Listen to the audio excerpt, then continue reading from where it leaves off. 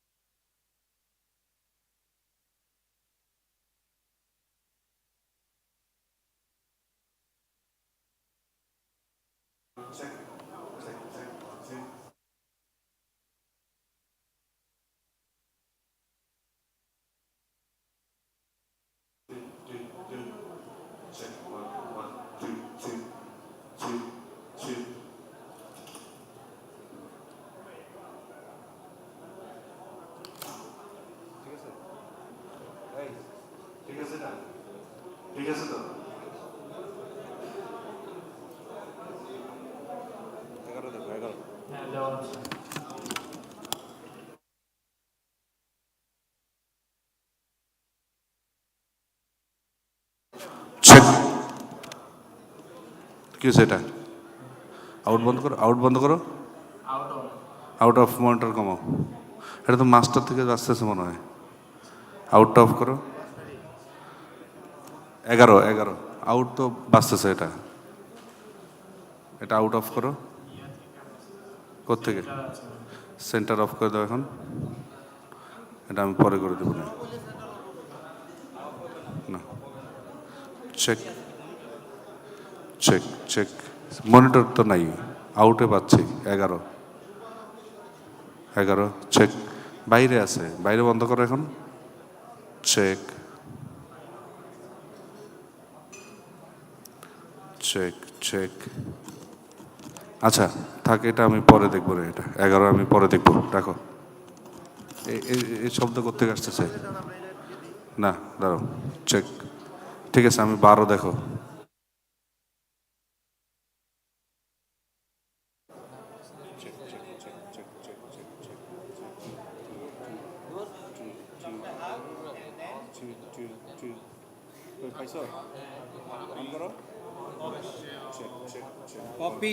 Copy beside yeah, Michelle. So you and Michelle.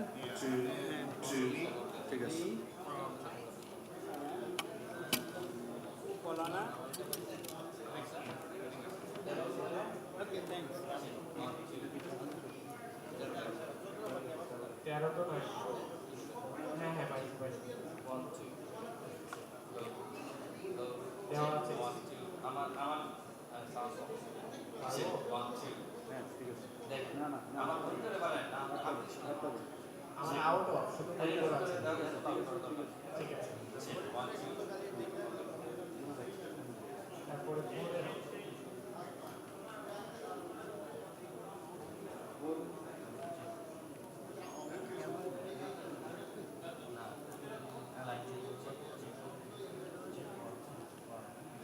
ঠিক আছে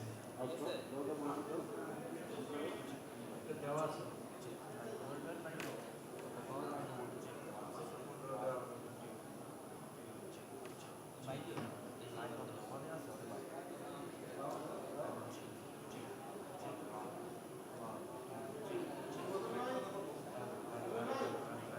দেওয়া আছে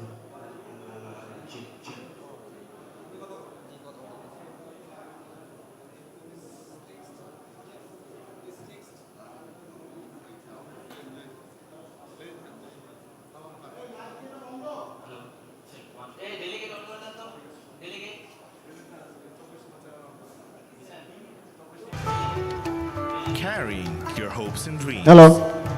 Experience Rubel the bhai, world all like water to never be refilled. before. Please check. Head off to new destinations on our brand new state-of-the-art Boeing 787. Explore new horizons on every journey you make on Biman Bangladesh Airlines. Your home in the sky.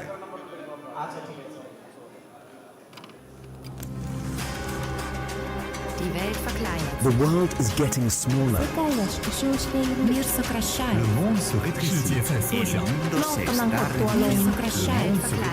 ঠিক আছে check 1 2 এটা মনে হয় একটু বেশি আছে নাকি check Ladies and gentlemen, please do not miss the combined group photography at 10:45 check check beside swimming pool.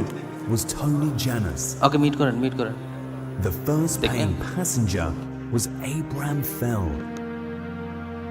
Since January the 1st, 1914, the St. Petersburg-Tampa Airport line became the first scheduled passenger airline service operating between St. Petersburg and Tampa, Florida. They flew 34 kilometers. Hey, Rubel bhai, amar kache ashun ekটু. Desde San Petersburgo, sobre la bahía hasta Tampa. ساعتين بالباخرة أو 4 إلى 12 ساعة بالقطار. The flight took only 20 minutes.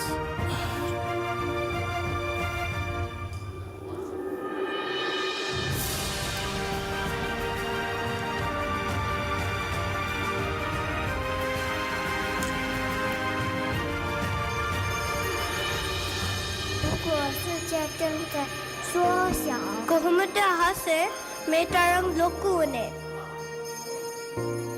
Because we know how to share the sky better.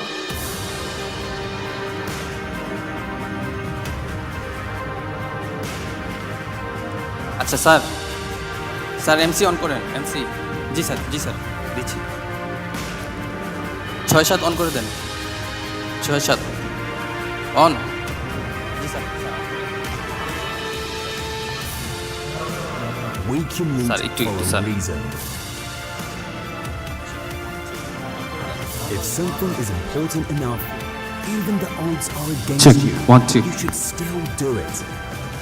Distinguished guests, ladies and gentlemen, SpaceX let's move to the poolside for a combined group photography with all of the participants.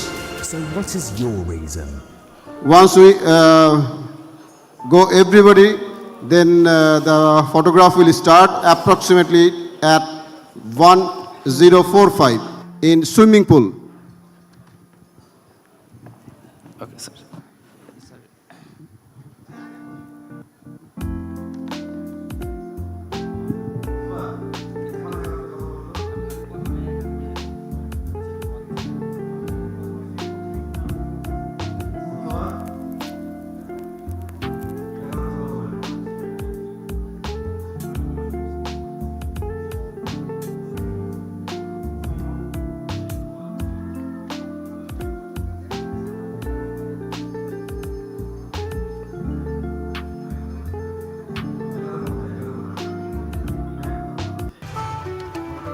Carrying your hopes and dreams. Experience the world like never before. Head off to new destinations on our brand new state-of-the-art Boeing 787. Check. Explore new horizons on every journey you make. On Biman Bangladesh Airlines. Your home in the sky.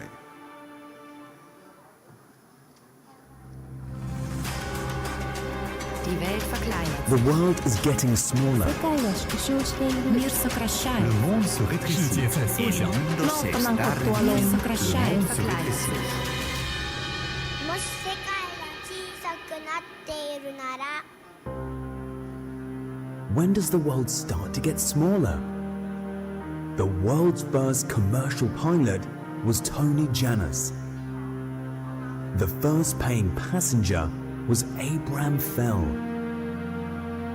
Since January the 1st, 1914, the St. Petersburg-Tampa Airport line became the first scheduled passenger airline service operating between St. Petersburg and Tampa, Florida. 34 kilometers. Desde San Petersburgo, sobre la bahía, hasta Tampa. ساعتين بالباخرة أو 4 إلى 12 ساعة بالقطار.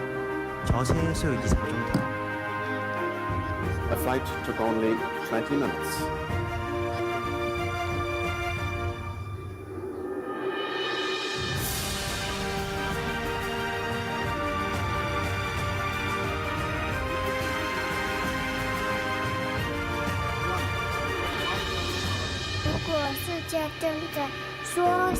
කොහොමද අහසේ මේ තරම් ලොකු වුණේ?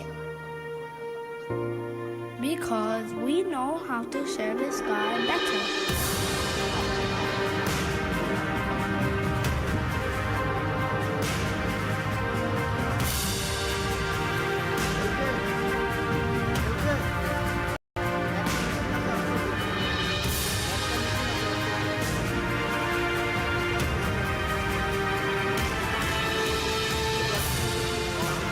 We commute for a reason.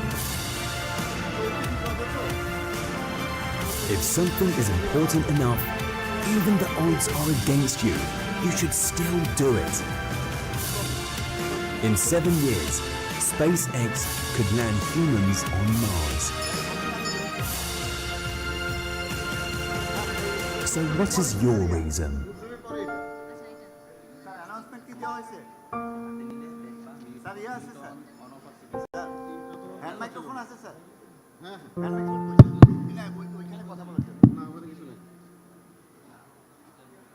ওই যে একটা hand microphone থাকলে ভালো হতো স্যার একটা হ্যান্ড মাইক ভালো হতো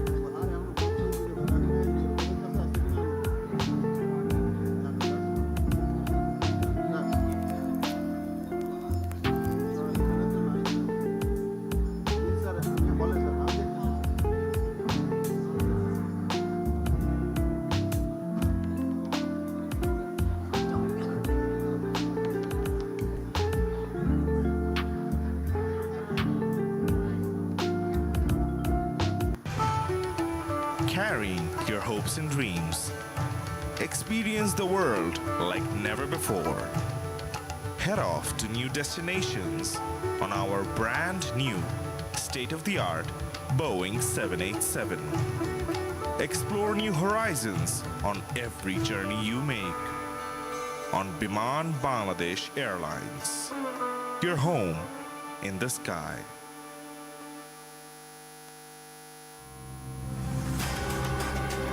Die Welt verkleinert The world is getting smaller. Мир сокращает. monde se rétrécit. Мир сокращает, verkleinert. もし世界が小さくなっているなら When does the world start to get smaller? The world's first commercial pilot was Tony Janus. The first paying passenger was Abraham Fell. Since January the 1st, 1914, the St. Petersburg-Tampa Airport line became the first scheduled passenger airline service operating between St. Petersburg and Tampa, Florida. They flew 34 kilometers.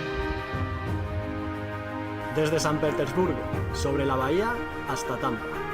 ساعتين بالباخرة أو 4 إلى 12 ساعة بالقطار. A flight took only 20 minutes.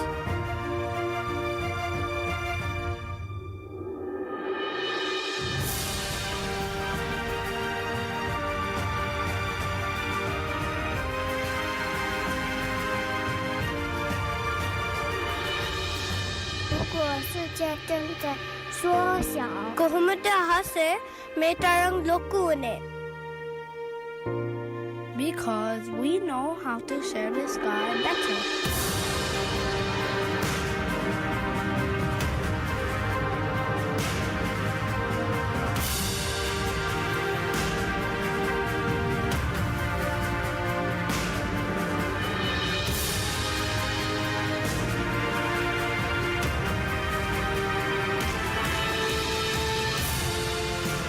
We commute for a reason. If something is important enough, even the odds are against you, you should still do it. In 7 years, SpaceX could land humans on Mars. So what is your reason?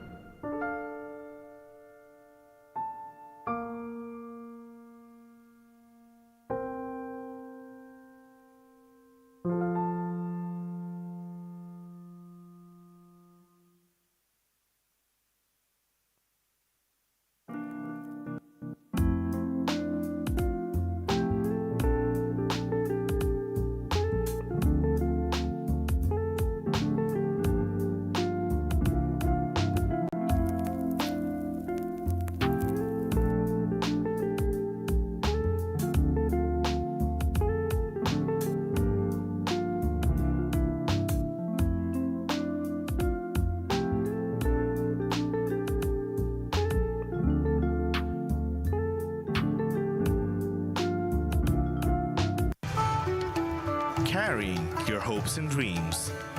Experience the world like never before. Head off to new destinations on our brand new state-of-the-art Boeing 787. Explore new horizons on every journey you make. On Biman Bangladesh Airlines. Your home in the sky.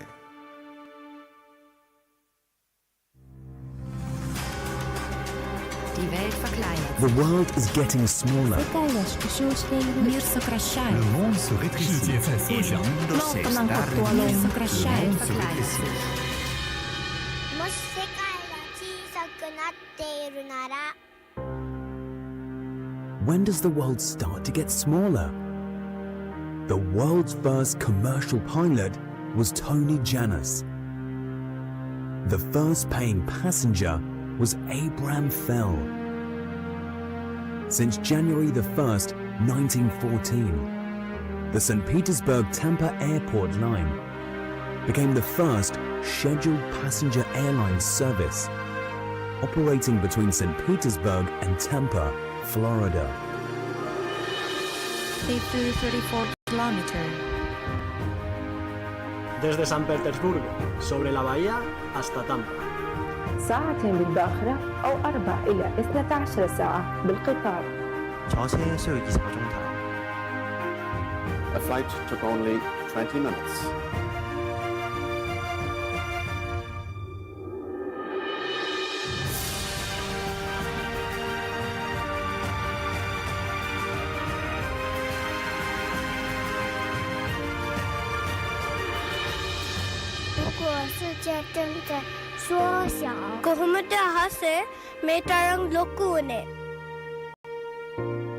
Because we know how to share the sky better.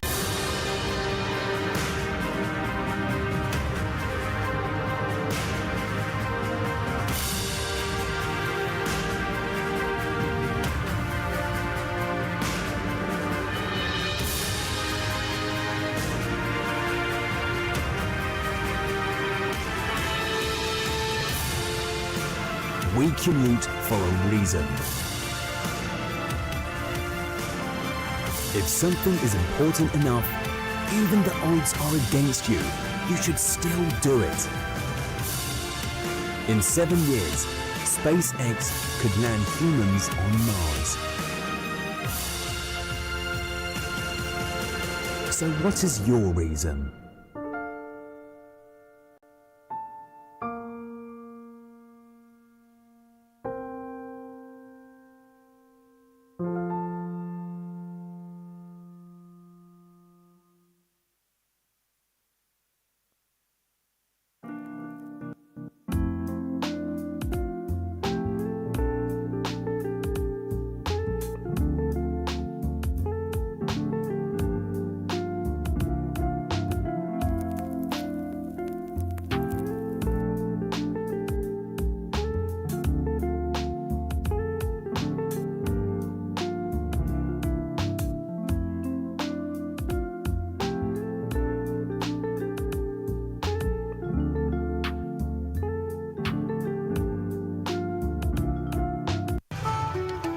Carrying your hopes and dreams. Experience the world like never before. Head off to new destinations on our brand new state-of-the-art Boeing 787. Explore new horizons on every journey you make. On Biman Bangladesh Airlines. Your home in the sky.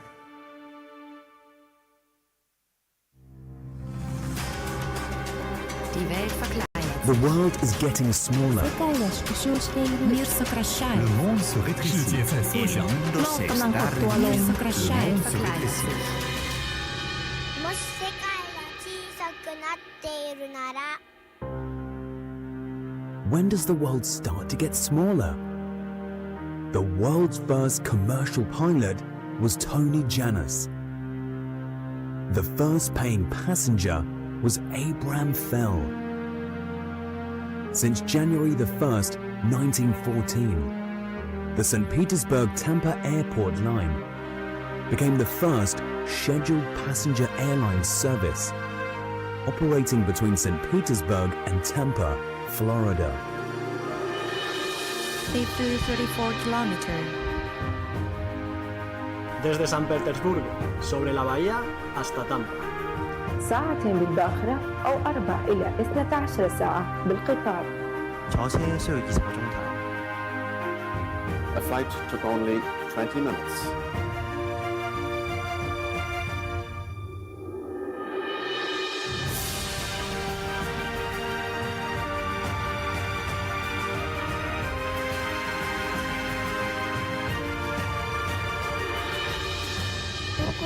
界正在缩小。كهمة هسه ميتارن لوكونة. Because we know how to share the sky better.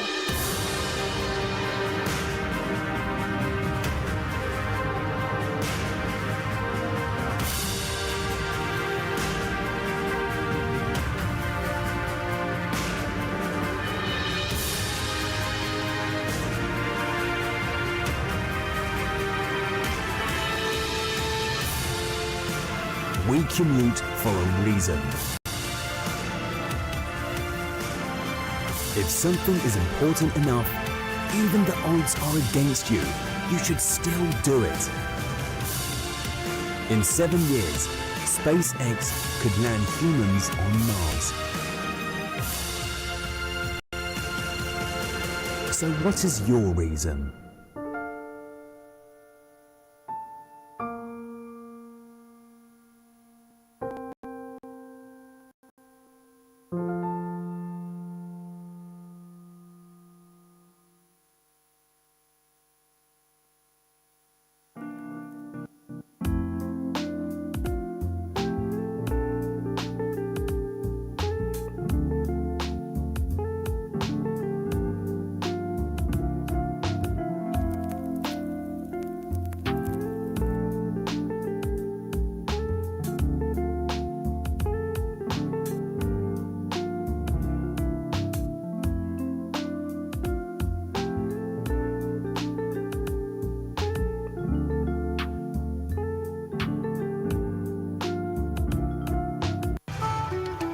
Carrying your hopes and dreams.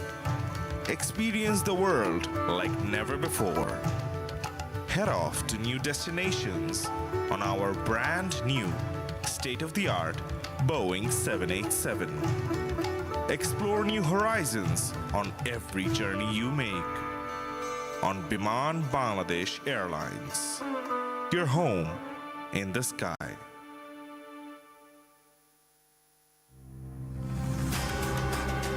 Die Welt verkleinert. The world is getting smaller. Мир сокращает. Le monde se rétrécit. 世界在缩小。 Мир сокращает, verkleinert. もし世界が小さくなっているなら When does the world start to get smaller? The world's first commercial pilot was Tony Janus. The first paying passenger was Abraham Fell. Since January the 1st, 1914, the St. Petersburg-Tampa Airport line became the first scheduled passenger airline service operating between St. Petersburg and Tampa, Florida. 34 kilometers. Desde San Petersburgo, sobre la bahía, hasta Tampa. ساعتين بالباخرة أو 4 إلى 12 ساعة بالقطار. The flight took only 20 minutes.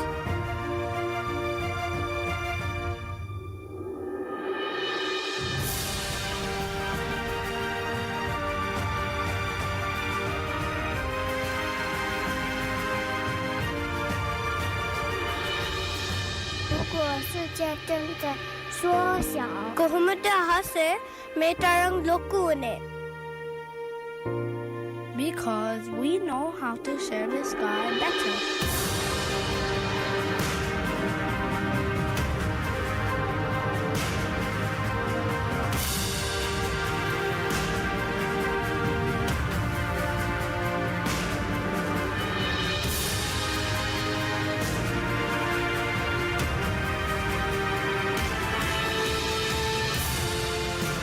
We commute for a reason. If something is important enough, even the odds are against you, you should still do it. In 7 years, SpaceX could land humans on Mars. So what is your reason?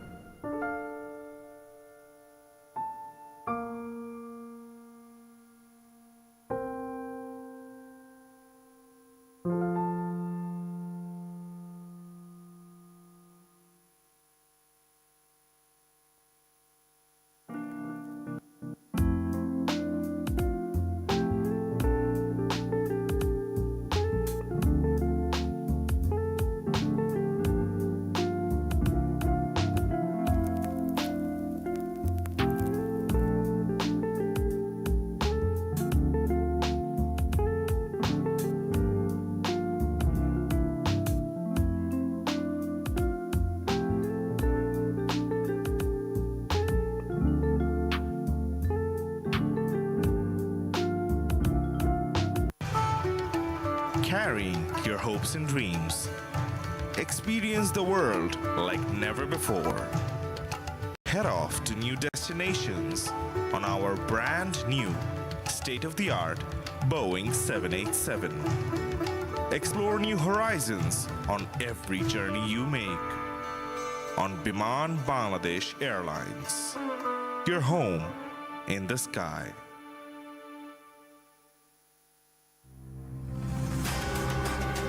Die Welt verkleinert. The world is getting smaller. Мир сокращает. Le monde se rétrécit. 世界在缩小。 Мир сокращает, verkleinert. もし世界が小さくなっているなら When does the world start to get smaller? The world's first commercial pilot was Tony Janus. The first paying passenger was Abraham Fell. Since January the 1st, 1914, the St. Petersburg-Tampa Airport line became the first scheduled passenger airline service operating between St. Petersburg and Tampa, Florida. 34 kilometers. Desde San Petersburgo, sobre la bahía, hasta Tampa. ساعتين بالباخرة أو 4 إلى 12 ساعة بالقطار. The flight took only 20 minutes.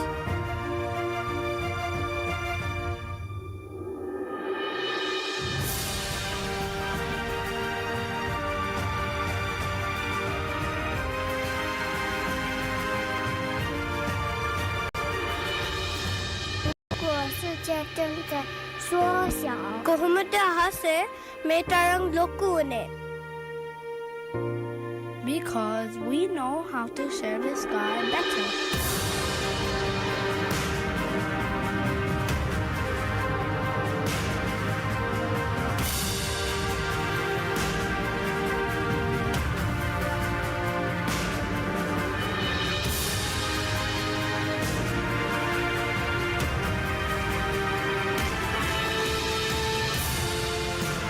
We commute for a reason. If something is important enough, even the odds are against you, you should still do it. In 7 years, SpaceX could land humans on Mars.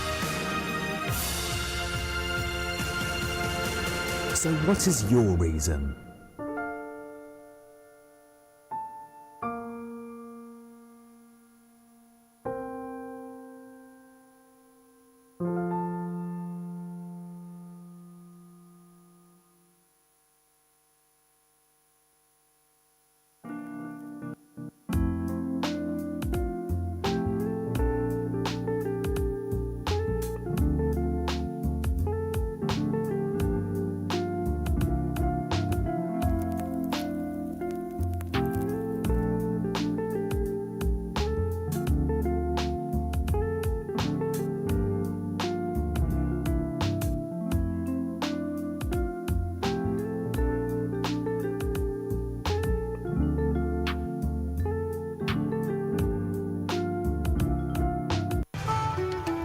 Carrying your hopes and dreams. Experience the world like never before. Head off to new destinations on our brand new state-of-the-art Boeing 787. Explore new horizons on every journey you make. On Biman Bangladesh Airlines. Your home in the sky.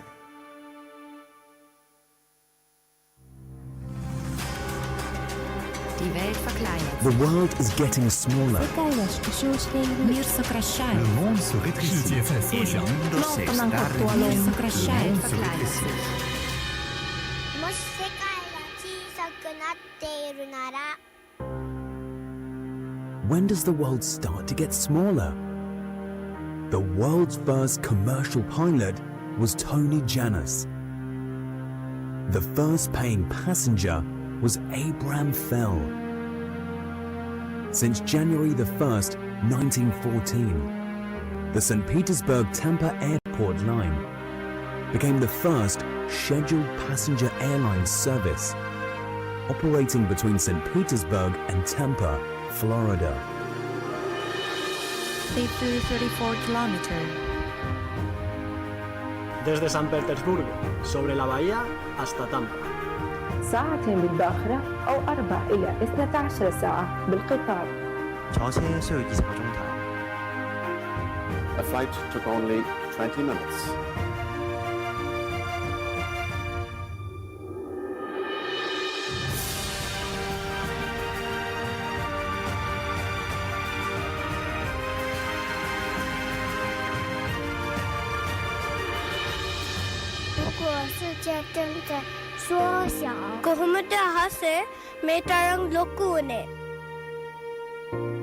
Because we know how to share the sky better.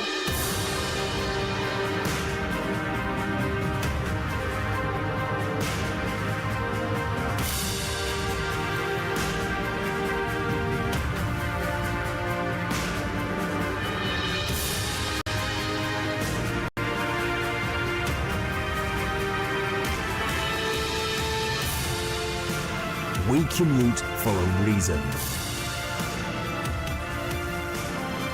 If something is important enough, even the odds are against you, you should still do it. In 7 years, SpaceX could land humans on Mars. So what is your reason?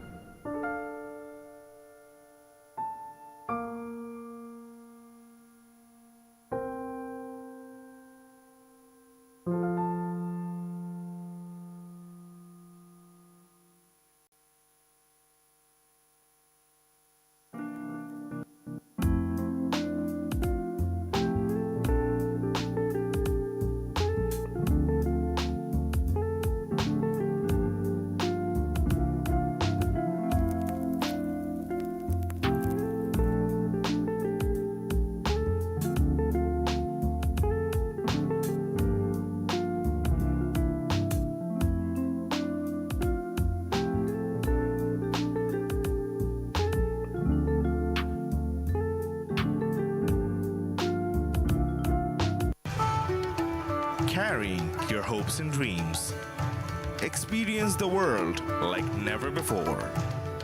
Head off to new destinations on our brand new state-of-the-art Boeing 787. Explore new horizons on every journey you make.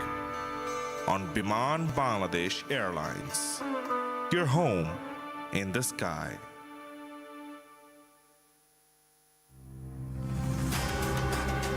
Die Welt verkleinert. The world is getting smaller. Мир сокращает. Le monde se rétrécit. 世界在缩小。 Мир сокращает, verkleinert. もし世界が小さくなっているなら When does the world start to get smaller? The world's first commercial pilot was Tony Janus. The first paying passenger was Abraham Fell. Since January the 1st, 1914, the St. Petersburg-Tampa airport line became the first scheduled passenger airline service, operating between St. Petersburg and Tampa, Florida. They flew 34 kilometers. Desde San Petersburgo sobre la bahía hasta Tampa. ساعتين بالباخرة أو 4 إلى 12 ساعة بالقطار. 전체 소요 24정도. The flight took only 20 minutes.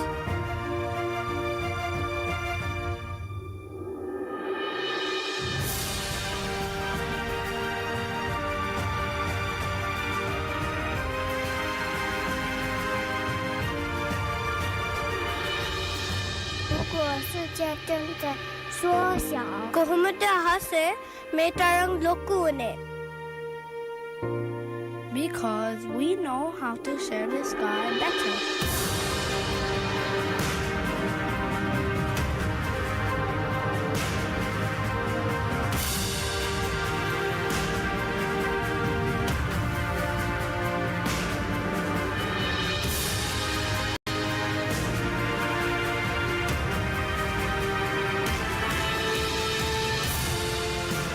we commute for a reason. If something is important enough, even the odds are against you, you should still do it. In 7 years, SpaceX could land humans on Mars. So what is your reason?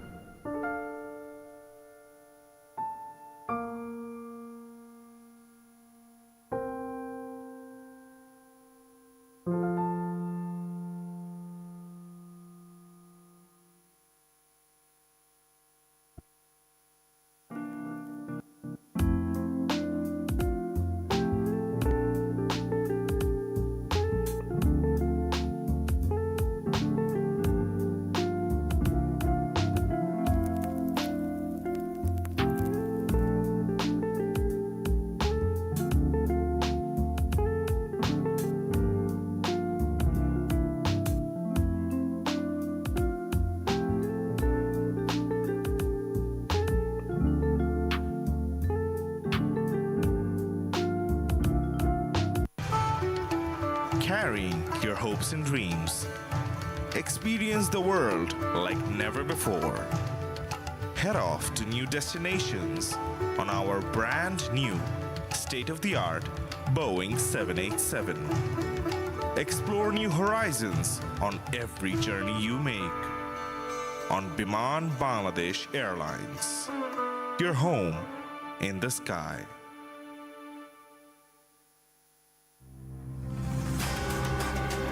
Die Welt verkleinert. The world is getting smaller. Мир сокращает. Le monde se rétrécit. 世界在缩小。 Мир сокращает, verkleinert. もし世界が小さくなっているなら When does the world start to get smaller? The world's first commercial pilot was Tony Janus. The first paying passenger was Abraham Fell. Since January the 1st, 1914, the St. Petersburg-Tampa Airport line became the first scheduled passenger airline service operating between St. Petersburg and Tampa, Florida. They flew 34 kilometers. Desde San Petersburgo, sobre la bahía, hasta Tampa. ساعتين بالباخرة أو 4 إلى 12 ساعة بالقطار. 저체소요 24종타. A flight took only 20 minutes. Ladies and gentlemen, welcome back. Today's coffee break was sponsored by Galaxy Bangladesh Aviation Group. Dear guests, we are about to start our today's session within short time. Requesting everyone, please be seated.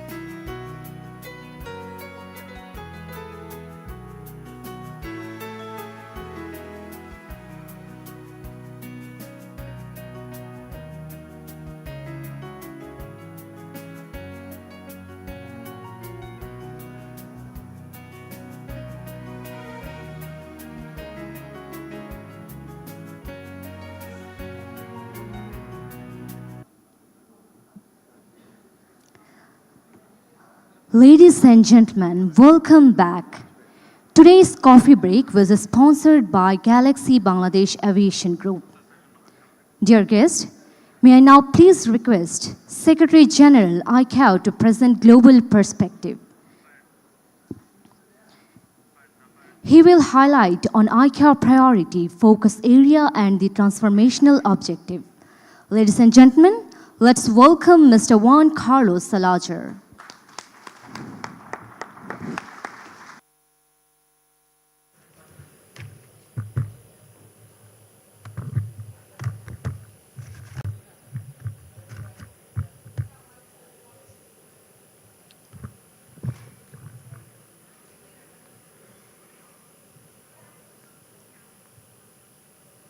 Distinguished Chairman of the Bangladesh Civil Aviation Authority, Mr. President of the Council,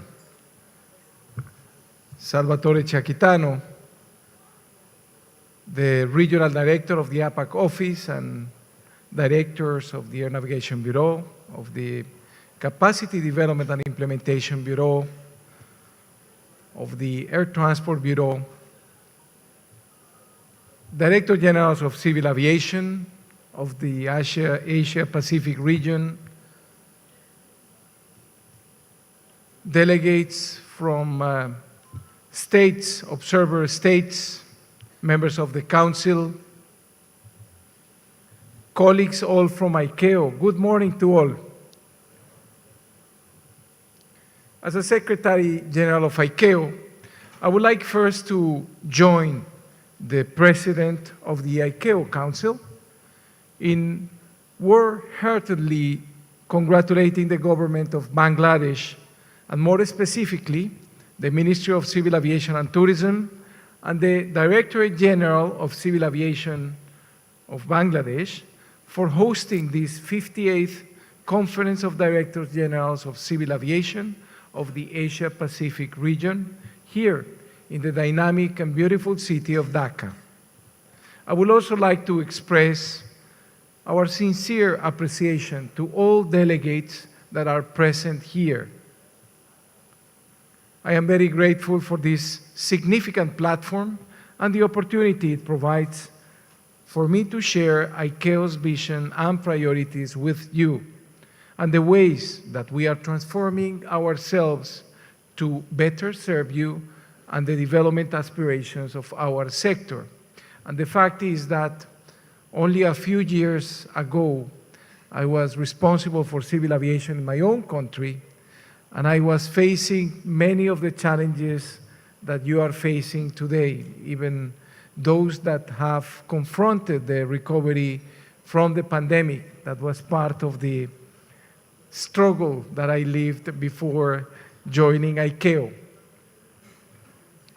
And that's why I would like to start today with ICAO's business plan, which reflects the strategic direction.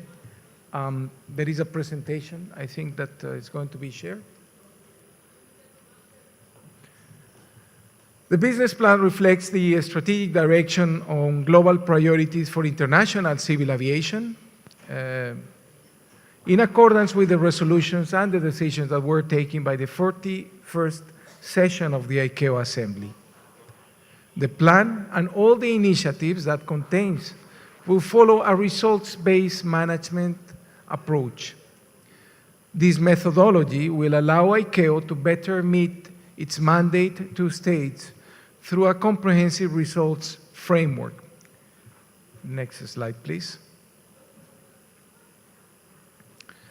At the 41st Assembly, clear messages were received from states and aviation stakeholders emphasizing what ICAO needs to focus on. The ICAO Council, next slide please, consequently agreed that the Secretariat will conduct an organization-wide prioritization exercise.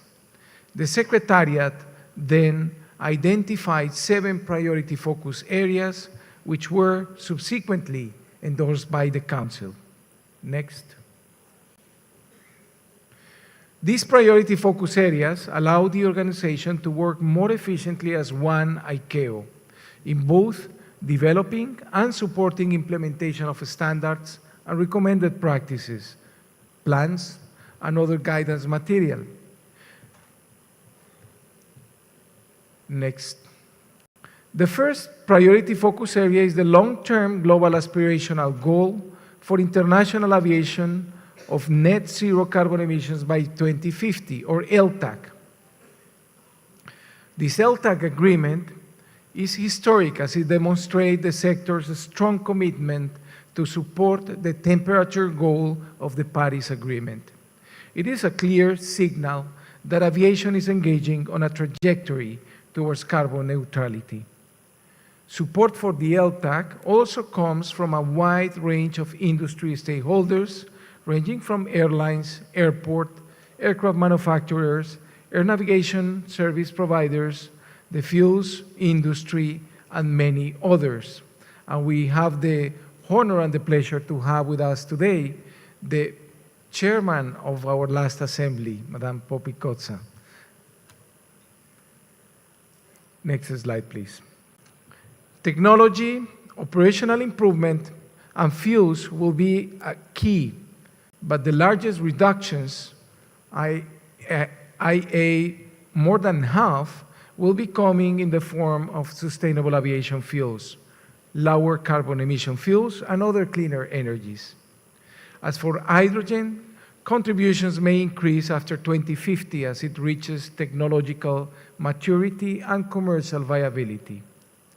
In order to drive these developments, significant capacity building and implementation support will be needed, including in financing. We must also ensure that no country is left behind. Next slide. Next month, ICAO will hold the third conference on aviation and alternative fuels, or CAF3, in Dubai, United Arab Emirates. The President of the Council has referred to it in his opening speech. CAF3 will support the reliability and predictability of investments and of certainty and market opportunities, supporting the development and deployment of aviation cleaner energies. The anticipated adoption of a robust global framework at CAF3 will send a crucially important signal to the world. I wish, together with the President of the Council, to extend our sincere invitation to all of you to join us in this momentous event. Next slide. The second priority focus area is cybersecurity and information systems resilience, which encompasses the trust framework and the implementation strategy for large systems deployment. Next slide. As you are well aware, cyber attacks and cybercrime have been on the rise globally. ICAO is taking this risk very seriously. Next slide. More recently, the ICAO Council approved a new governance structure for cybersecurity in ICAO. It comprises a technical coordinating committee of the Council on cybersecurity, a cybersecurity panel reporting to the Aviation Security Committee, and the integration of the Trust Framework Study Group into the ANC panel structure. All regions, including Asia Pacific, should be heavily involved in ICAO's cybersecurity work. Next slide, please. The third focus area is the ICAO crisis response mechanism and framework. Preparedness for serious, irregular, but reasonably predictable disasters is crucial to ensuring that the organization is not exposed to failure at the greatest moment of need. The 2021 high-level conference on COVID emphasized the need to strengthen crisis management capacity at the organizational level, leading to a better coordinated and integrated response, regardless of the nature of the crisis. Next slide. The Air Traffic Service Contingency Coordination Teams system and our response to the COVID-19 pandemic demonstrate that ICAO has the start of a framework. However, Lessons have been learned and improvements can be made. It is important to acknowledge that in the development of the crisis management framework, versatility, scalability, responsiveness, and effectiveness concepts are crucial and play a crucial role. It is also important to understand that while ICAO is developing a comprehensive crisis management framework, it is of utmost importance that states should be encouraged to develop national contingency plans to anticipate crises. This morning we were discussing with the Air Vice Marshal the experience and the expertise that Bangladesh itself has in this area, and I hope that this experience is shared with ICAO and other member states. Next slide, please. Advanced air mobility and new entrants are the fourth priority focus area. One of the key challenges that the aviation world will collectively face in the coming decade is the successful integration of advanced air mobility and new entrants. Next slide. Unmanned aircraft systems hold the potential of bringing considerable socioeconomic benefits. However, in order to fully reap the benefits of these applications, a robust and harmonized regulatory framework is necessary. ICAO is developing the SARPs, procedures for air navigation services, and guidance material for remotely pilot aircraft systems. ICAO is also developing provisions and implementation tools for unmanned aircraft systems. In this context, a significant and growing number of entities are already using advanced air mobility and also unmanned aircraft systems to support their operations. Examples include the World Food Programme and UNICEF. ICAO welcomes all stakeholders, in particular states in the region, as well as UN sister entities, to share their best practices towards increased harmonization for the benefit of operators, states, and populations. Additionally, ICAO is now addressing the larger advanced air mobility ecosystem, including by developing a holistic and detailed description of advanced air mobility, as well as early implementation guidance on eVTOL operations. Next slide.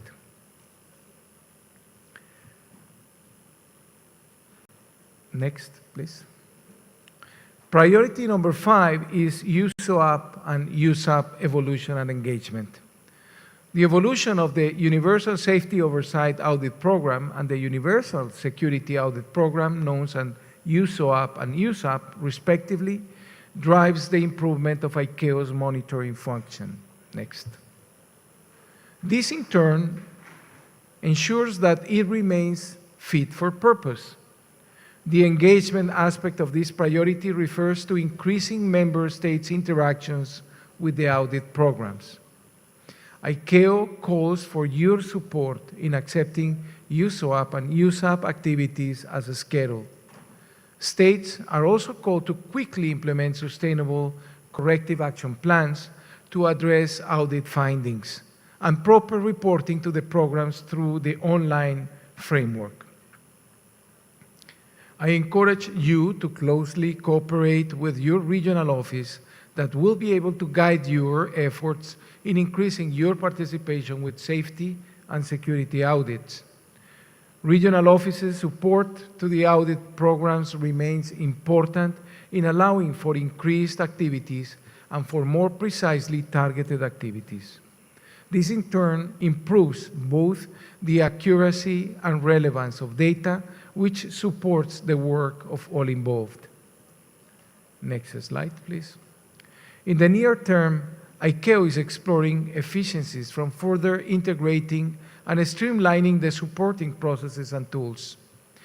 In the mid to long term, a study may be needed to consider a possible joint management of USOAP and USAP and the potential expansion to other strategic objectives such as environment and facilitation, consistent with the One ICAO approach.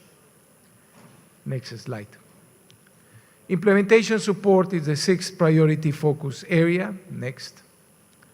For ICAO to fulfill its mission, the organization has structured its work around three key interconnected pillars.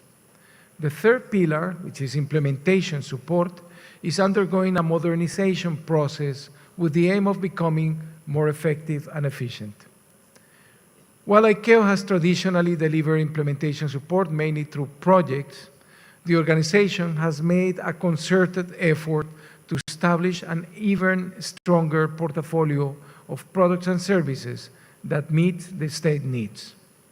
Furthermore, by enhancing our resource mobilization functions, we are now able to better link states' priority needs to funding and then to implementation activities. Next, please. ICAO is continuously aligning with the evolving needs of APAC member states, and resource mobilization efforts in the Asia-Pacific region will continue to be prioritized. Today, I am pleased to see that several donor countries are supporting APAC activities, such as in the fields of civil aviation master planning, training for government inspectors, and in the small Pacific Island development states areas. Next slide, please. While ICAO has done a great amount of work in the Asia-Pacific region, we recognize that even more needs to be done. We will continue to expand our portfolio of products and services to better address the needs of this region. In addition, the Implementation Support Group will further align its work and enhance coordination with the APAC region's needs. Next slide, please. Helping to underpin all of this is the new ICAO transformational objective. While the Secretariat is steadily and resolutely progressing on the work program of the organization, it is also engaged in achieving the transformational objective to make ICAO fit for future. Next slide. The transformational objective has developed into three transformational pillars of work to achieve the vision and outcomes as it is laid out in the strategy. The three transformational objective pillars are people and culture transformation, digital transformation, and operational transformation. Next slide, please. 4 transformational objective outcomes are to be achieved by the end of the triennium in 2025. Next. And this will result in benefits for the member states, including a more motivated ICAO team committed to our service-oriented mission, an organization that is more responsive to your needs and expectations, a more participative and streamlined involvement in the ICAO processes, and an organization with exemplary governance that efficiently and effectively applies your contributions to the benefit of the aviation sector. Next. In 2026 and 2027, the ICAO business plan is likely to include some remaining transformational work in order to fully realize our vision. Next slide. The work is ongoing on key transformational projects like the ICAO People First strategy, the planning and preparation of a new enterprise resource planning and a project portfolio management software tools, the scoping of a document management system project, implementation of the information security roadmap, and the implementation of the results-based management, results-based budgeting approach with a long-term strategic planning. While we are still at the beginning stages, we see strong early results and signs of the overall process. Next. The Assembly approved a regular budget to cover approximately half of the current estimated cost of the transformational objective. Additional voluntary contributions will assist the organization to implement the full scope to reach all planned outcomes. A new transformational fund has been established to manage these voluntary contributions, and I want to acknowledge and thank those states that have contributed so far, and encourage other states to contribute to the transformational fund or to share your expertise through secondment candidates.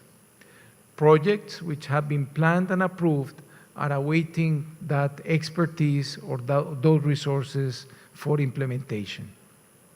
And I would like also to invite you to the ICAO Transformational Objective website and contact any member of the Secretariat for further information. Next slide.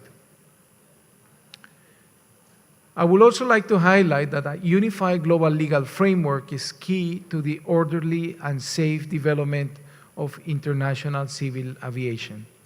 I therefore wish to take the opportunity to call upon member states in the Asia-Pacific region that have not done the ratification of international air law treaties to which they are party to do so. It is encouraging to see that the subject of ratification of international air law treaties will be addressed in a working paper to be considered in our agenda item 9. Next slide, please. In line with the overarching scheme of this DGCA conference and leading into the following discussions of the high-level panel, I also wish to reiterate the words of the ICAO Council President and to stress the importance of gender equality and the next generation of aviation professionals. Gender equality is an essential component of the UN Sustainable Development Goals, and the ICAO Assembly has sent a strong message with the adoption of Resolution A4126, which calls for going beyond the business as usual and demonstrating stronger commitment at all levels.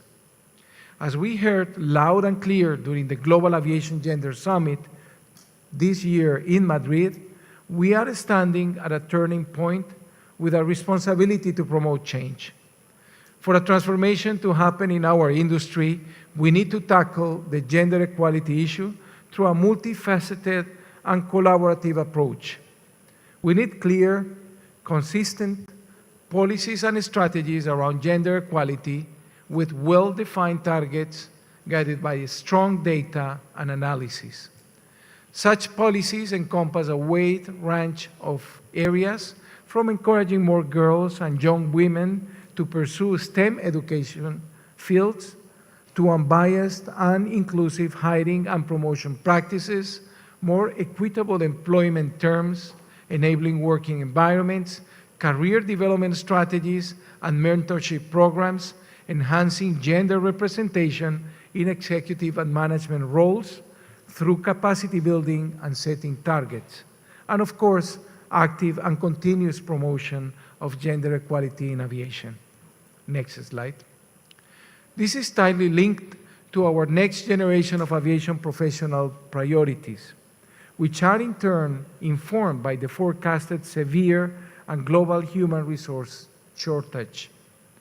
Young people will shape the aviation landscape of tomorrow, and we must invest in their development, empowering them with the skills and knowledge they need.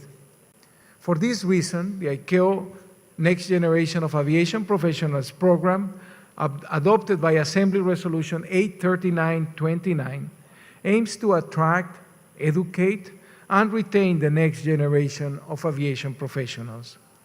By prioritizing NGAP objectives into our aviation strategy and policies and fostering international collaboration, we can shape a thriving aviation industry that offers equal opportunities, inspire the next generation, and continues to connect nations while fostering sustainable development.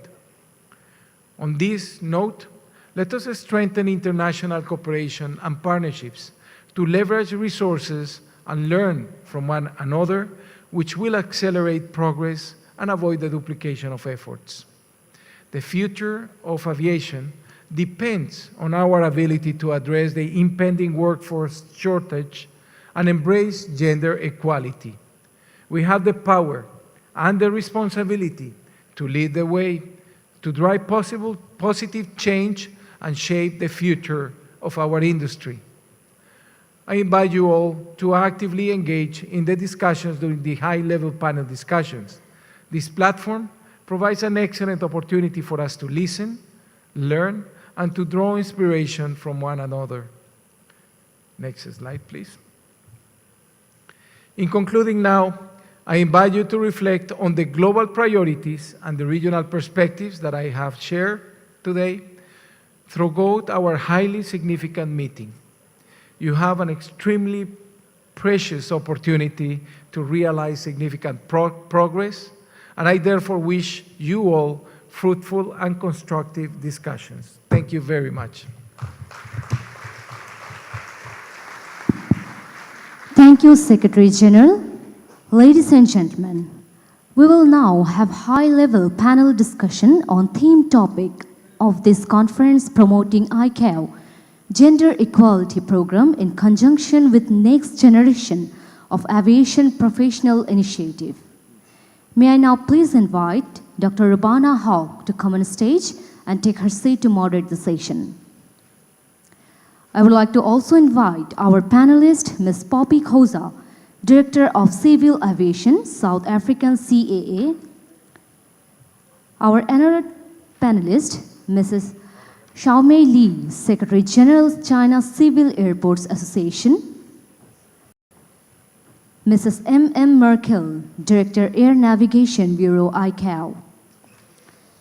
Mrs. Polana Pramisti, President Director of the Indonesian Air Navigation Service Organizing Agency. Dr. Harpreet Adi Singh, ED Headquarters and Quality Manager, Air India. Mr. Lawrence Vulgus, Assistant Administrator for Policy, International Affairs and Environment, FAA.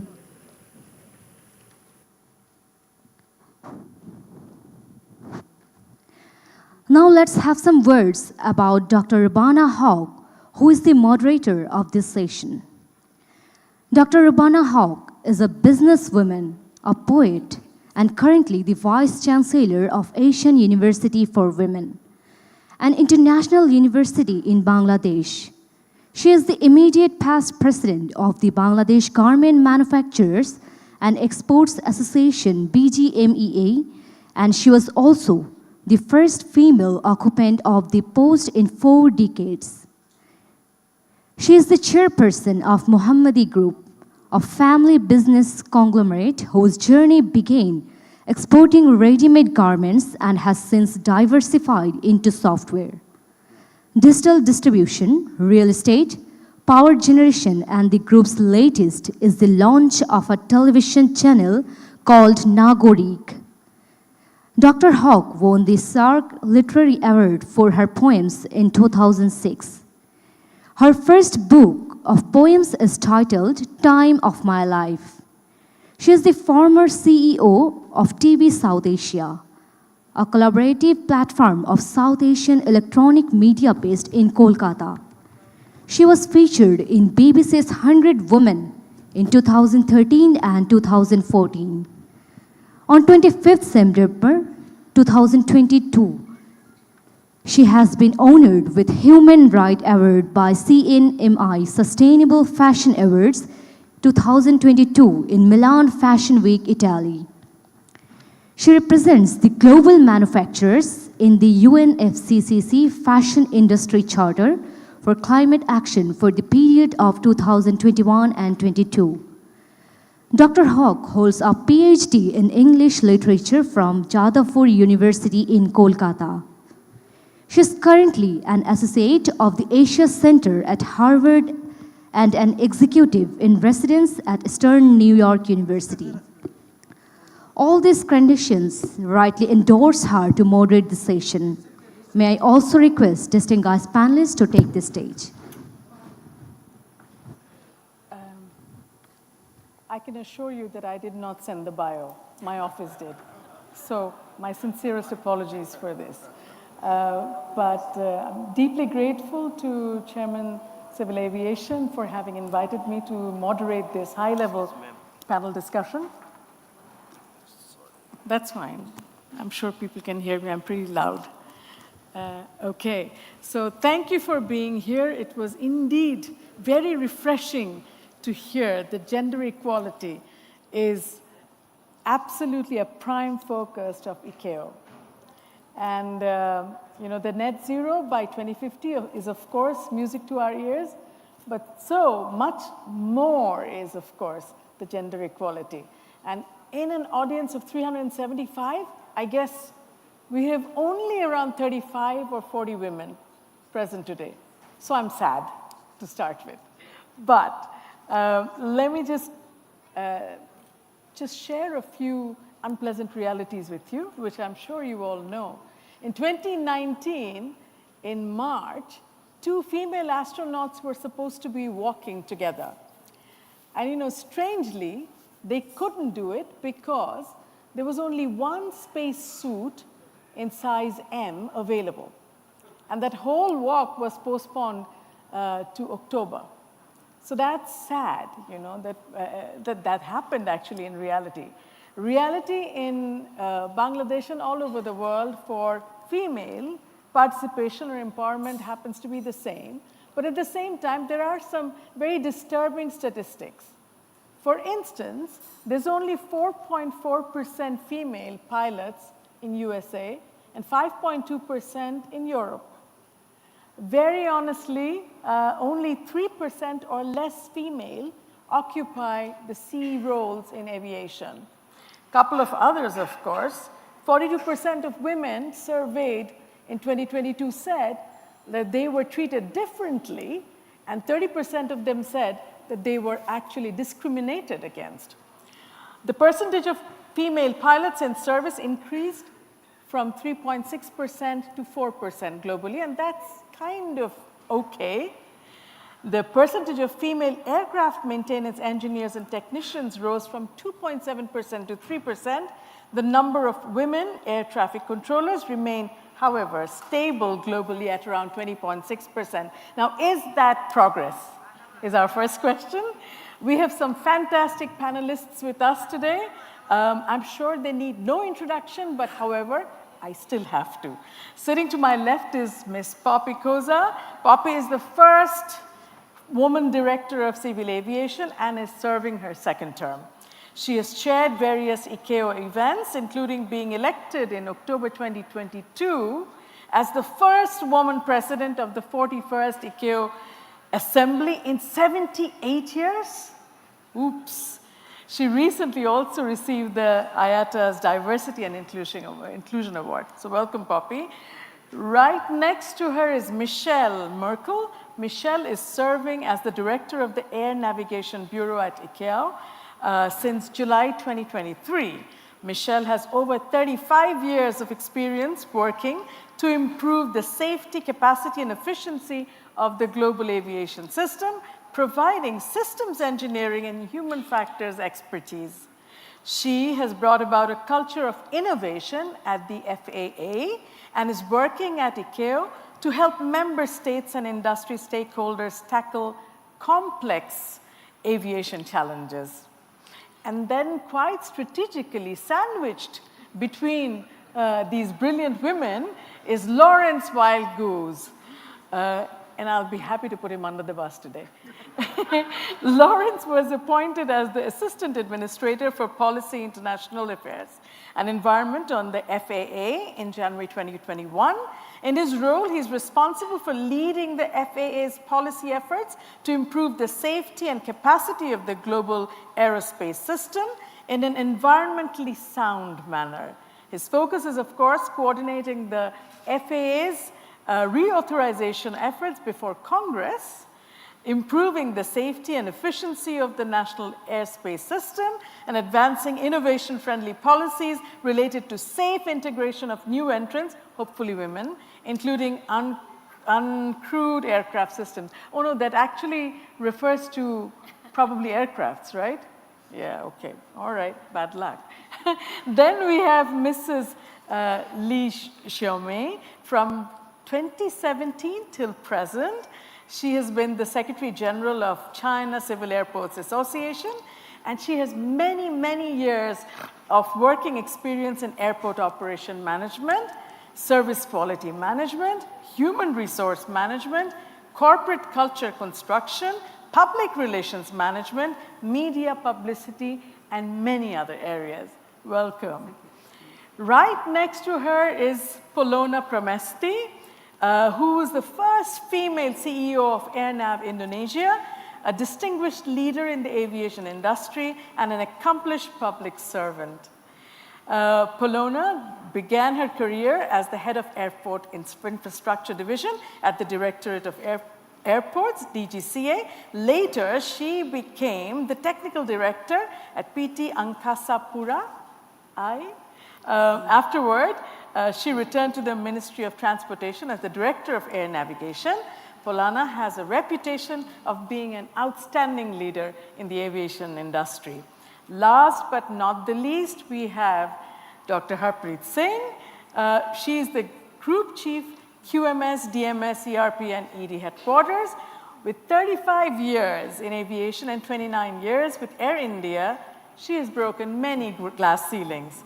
And of course, she was the first woman pilot of Air India. Long ago.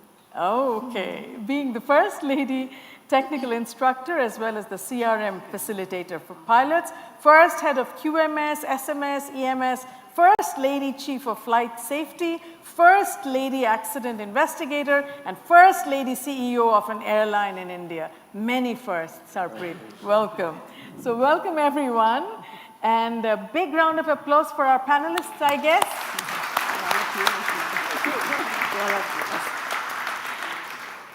One quick question to start this conversation. In a scale of 1 to 5, where do you think women are in the aviation industry? Harpreet? 1 to 5? 2. 2. 2. 2. Mrs. Lee? 2, yes. 3? 2. 2? 4 to 5. Huh? About 2.5. 2.5. Okay. Talk about precision. Lawrence?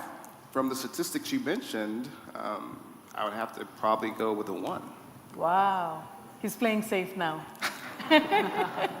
All right, Michelle? I'd give it a big goose egg, 0. I mean, we are not even on the scale yet.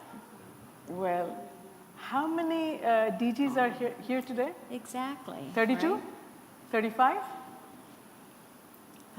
A big question. Let's hope you'll have the right answers when Michelle asks you. Okay. Poppy? What was the question again? 1 to 5. 1 to 5, in a scale of 1 to 5, where do you think women are in the aviation industry?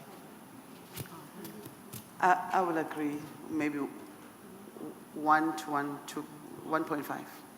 Wonderful. So we have 1.5, 0, 1, 2.5, and 2s. That's quite strange. How many of you would raise your hands in favor of 0? None? Okay.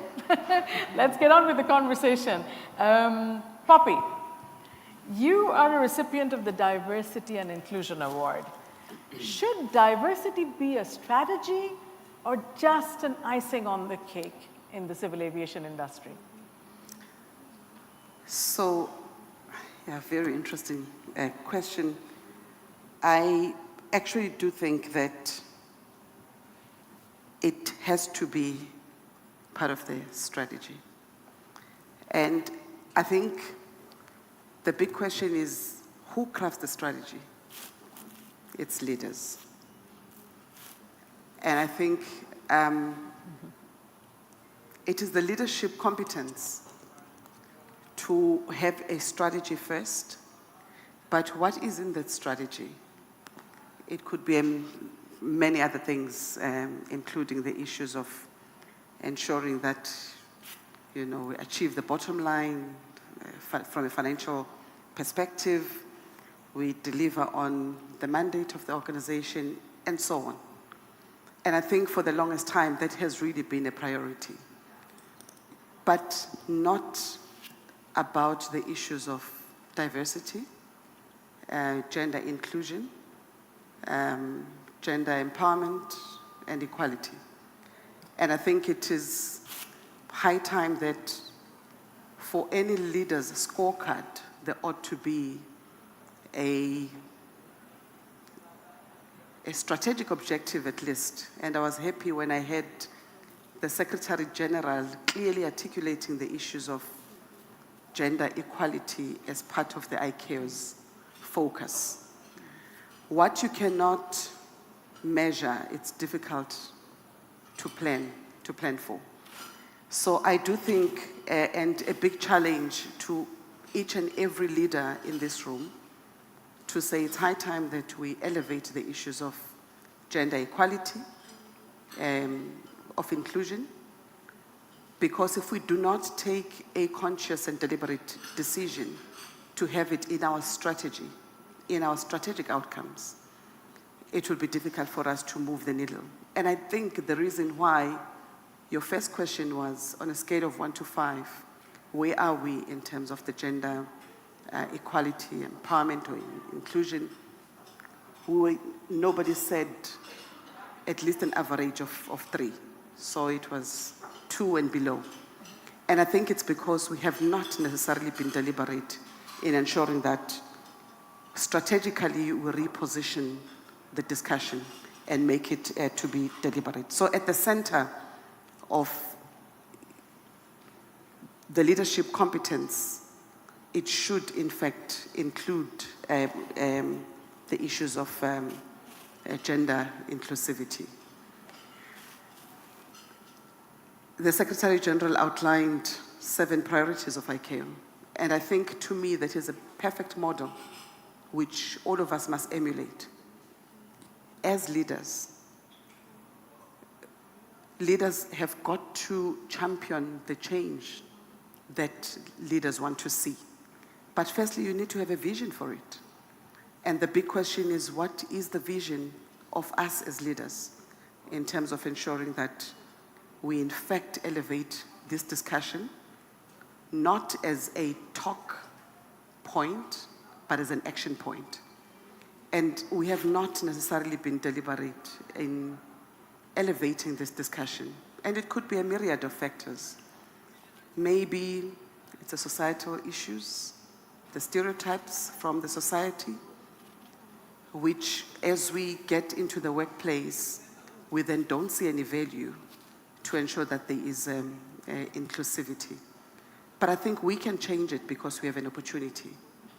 And I said we are in a scale of 1.5 because I think there has been some movement in terms of recognizing that there is a greater need for us to have women included and in fact actively participating in this sector. But the pace is too slow.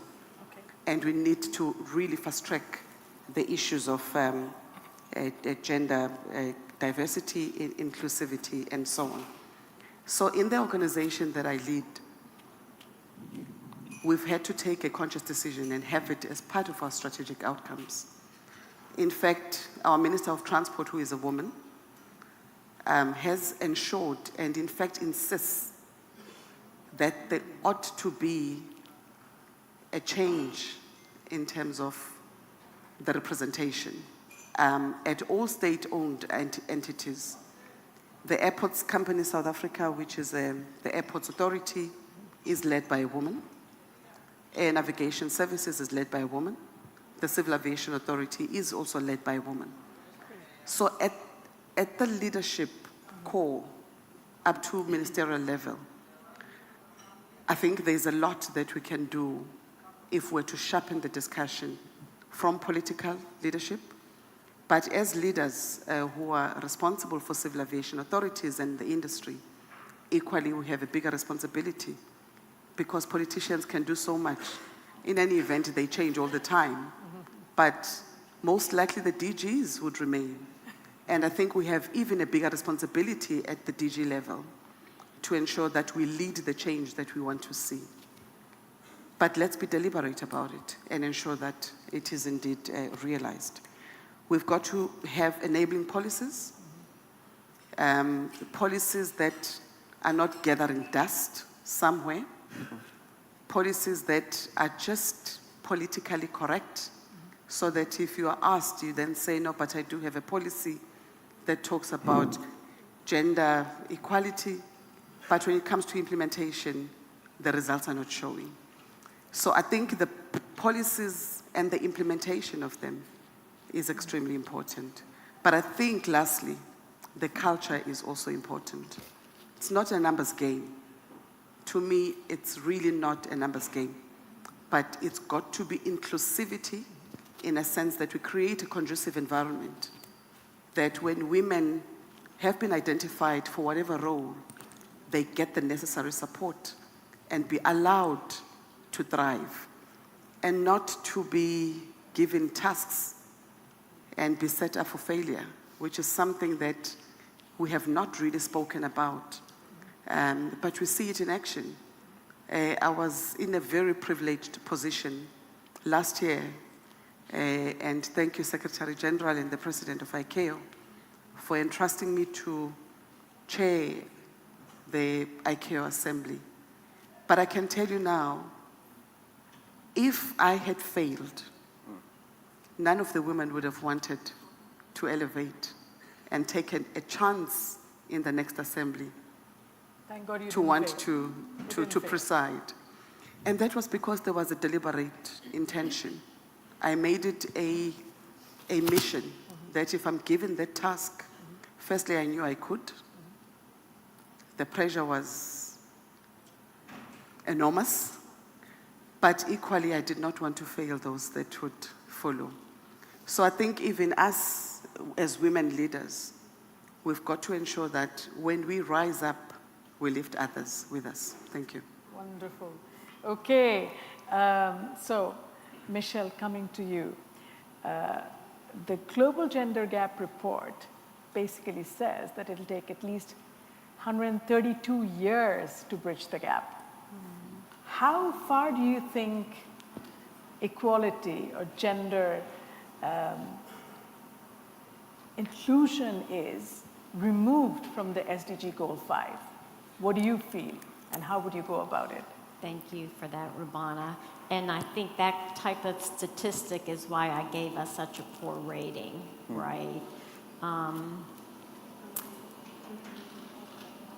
So we are far away from reaching that goal. First, let me say, and the Secretary General said it this morning, that, you know, as a UN agency, we certainly support the UN 2030 goal for sustainability and particularly Goal 5 for gender equality, and we are making progress, right? In 2017, ICAO established the Gender Equality Program.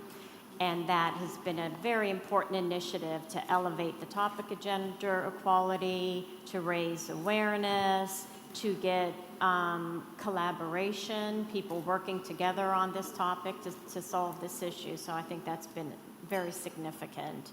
Likewise, last October at the Assembly, the Assembly approved a resolution reinforcing the importance of gender equality. So I think the hooks are in place. People are now talking about it. People now realize what an issue it is, right? And why is this such an issue? It's not only the right thing to do, it's the necessary thing to do. We talk about the staffing shortages that we have. We're leaving 50% of the population out of the equation, right? By not looking more broadly at women, we're never going to be able to staff for the future. This afternoon, I'll be showing a slide that shows the traffic forecasts for the out years. We have staffing challenges today. We'll never be able to accommodate the traffic demand in the future if we don't think more broadly about how we hire, staff, and retain employees to include all people of all genders, right? And so we need to be doing more outreach to young people in particular. You know, it's interesting. We don't think anything of the fact that it takes 15 to 20 years from the time you do research and development and SARP's development to implementation on new aviation technologies. But we don't invest in people by going to primary schools and trying to get young girls interested in the field of aviation. College is too late, right? We need to recruit girls when they're of a young age and show them the opportunities that are in aviation. And because this shortage we have, it's pilots, it's air traffic controllers, it's flight inspectors, it's manufacturers, it's airlines, airports. I mean, it's across the board, training personnel. So there are a lot of opportunities out there, but we're not promoting them. People don't know they're out there. Girls aren't hearing about these opportunities. We chatted yesterday. You're a chancellor at an all-girls university. It's like, wow, what an opportunity to go there and talk about the field of aviation, right, and all the opportunities that exist.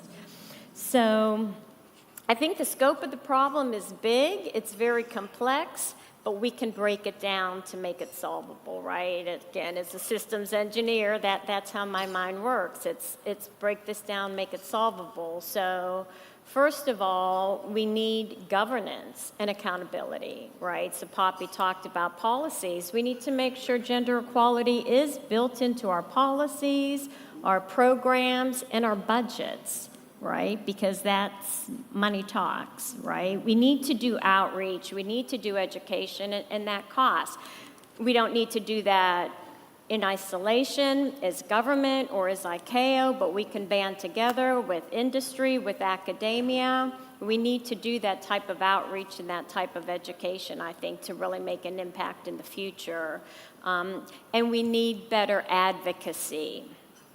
So when I look around at a room full of men, I say, well, my goodness, who's going to be the advocates for all the young women? It's got to be the men in the room, right? Because there aren't enough women here to make a difference. Lawrence to start with.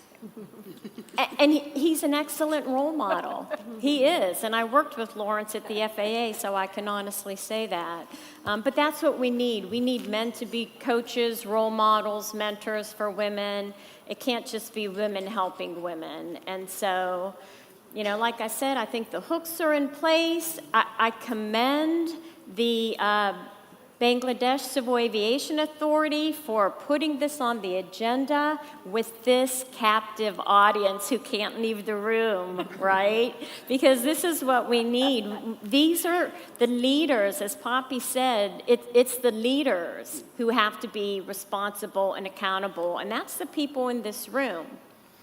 So, if in 25 years from now, I know it's hard to think that aviation won't survive given the demand for air travel, right? But if we don't have the staff to meet that demand, we're at risk. And it's going to be the people in this room who are remembered for that, right? For not taking action. So the Secretary General talked about the gender summit that was held in Madrid, right? And out of that came some concrete actions that I encourage all the states to look at that and see what resonates. What can you be doing to improve gender equality in your institutions? Because we need to walk the talk, right? Not just talk the talk. Thanks, Michelle. Now, my favorite part about, I really want to ask Lawrence a straight question. Would you agree if I said that aviation is an all-boys club?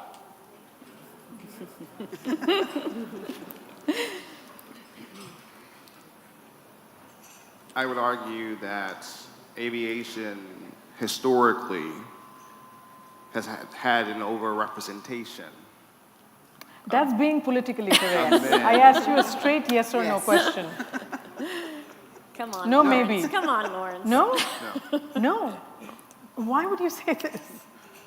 Because you asked me on a scale of 1 to 5, where I thought my measure of success in terms of gender equality with respect to women. I said a 1. We have a lot of work that we need to do. We've had some success. There's still a lot more to do. And before you ask another question, I spent some time over the last few days thinking about this morning's panel. And I have some thoughts I want to share because I think it'll help provide a good foundation for my fellow panelists and for the audience members to know my perspective and what we've been doing in the U.S. So first, I want to say thank you, Dr. Huck, for moderating today's panel conversation. I also want to thank Civil Aviation Authority of Bangladesh, especially Vice Marshal Rahman, for promoting gender equality for this year's theme. The next time someone says that we don't have enough women leaders in aviation, I would remind them about today's conversation. I'm also very excited to talk about the topic of gender equality, something that I'm deeply passionate about.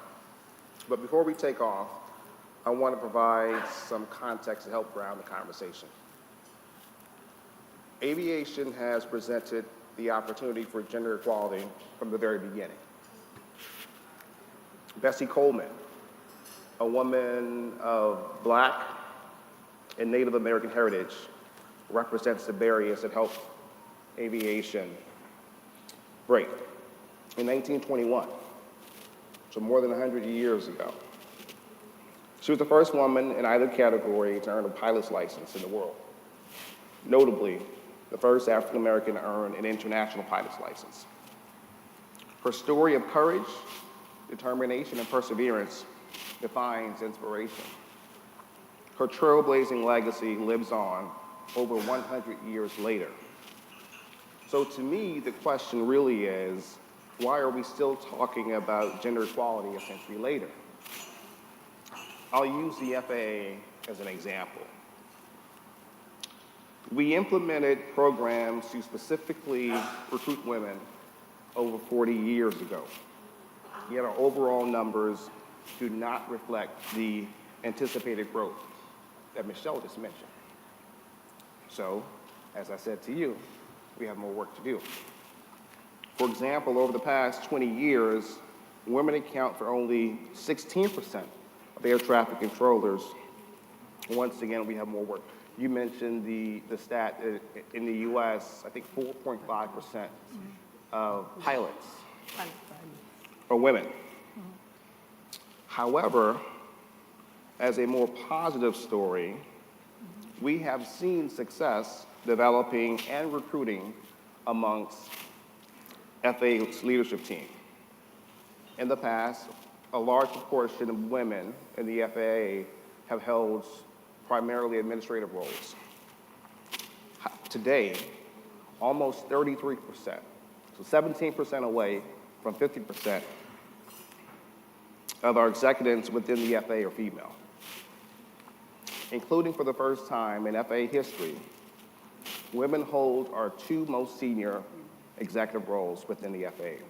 Our acting administrator, Polly Trottenberg, as well as our deputy administrator, Katie Thompson. In fact, within the larger U.S. Department of Transportation, our sister agency, the Federal Transit Administration, is the first modal administration in the U.S. government to have women, women of color, and an Hispanic woman as both the administrator and deputy administrator. At last year's DGCA conference in Incheon, I mentioned that actively recruiting more women into aviation not only helps bring in talented leaders with fresh perspectives, but also helps us to increase the sustainability of this sector that we all care about. Because we're here today engaging in conversation. And lastly, I'll wrap up here. You already put a tremendous amount of responsibility on my shoulders by saying, as a leader in this space,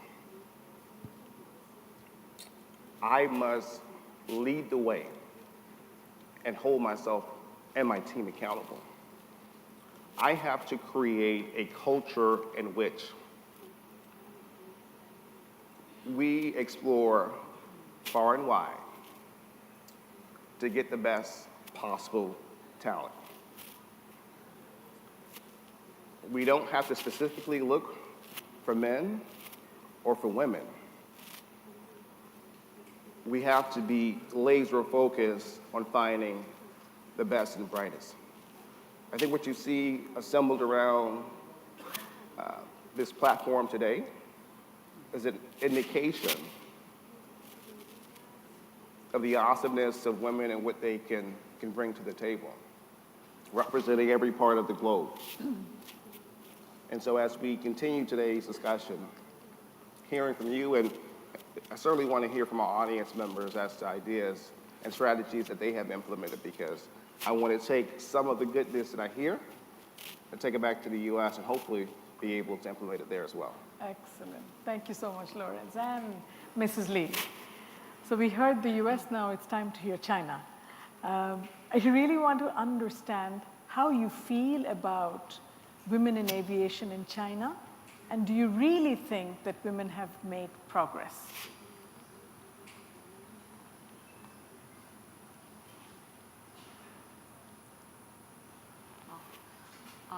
谢谢您的提问哈，就是我本人在这个民航的这个领域呢工作了40年，应该是亲身见证了这个行业的发展和进步。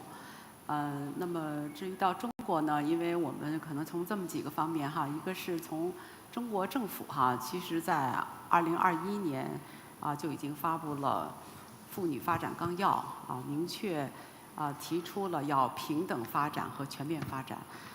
同时呢，也确定了男女平等。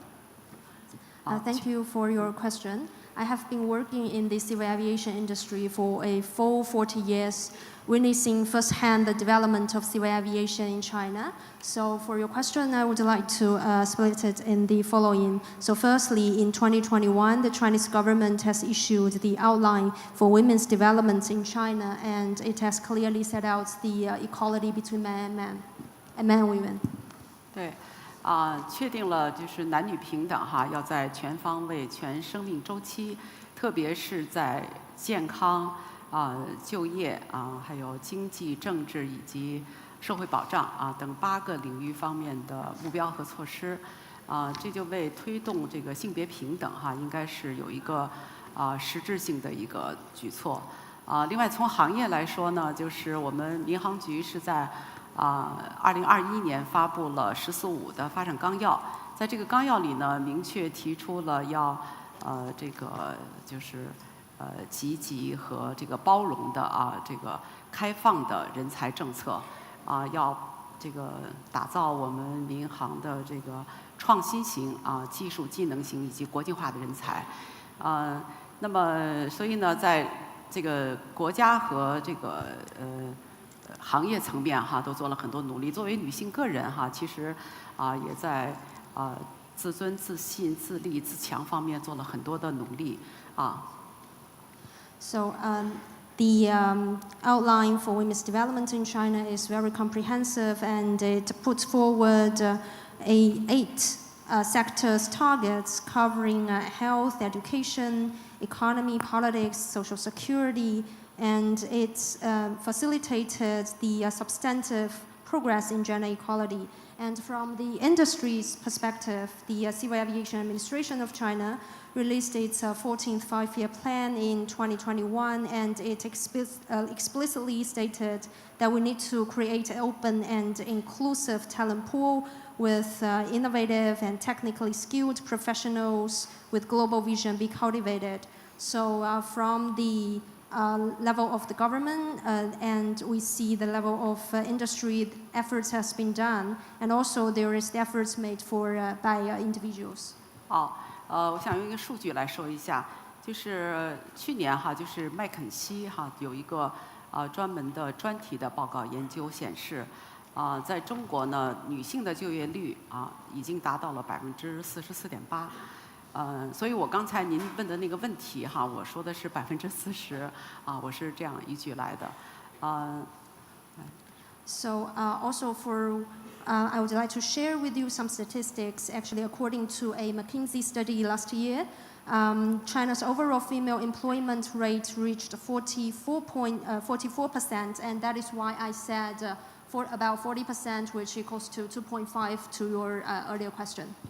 我们正在向这个国际民航组织提出的50%的这个目标努力。那么中国机场啊，目前有255个机场，其中我们有千万级机场是41个。在这个41个机场当中呢，这个我们有29个千万级机场是有女性高管的，也就是说有70%的女性高管在这个千万级机场当中任职。So we are working towards the 50-50 gender equality goal. And in China, we have 255 airports, of which 41 airports has throughput of over 10 million. And 29 of the 41 airports, we see female senior managers in these airports. So we have about 70% of female senior executives in these airports. Thank you.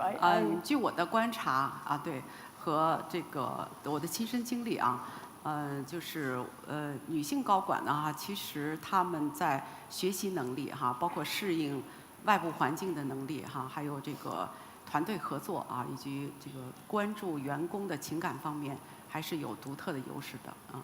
谢谢。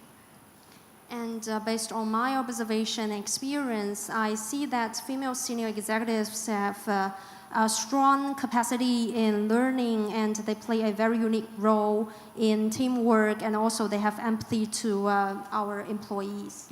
Thank you. We have less than 15 minutes left for our panel discussion because we want to involve the audience.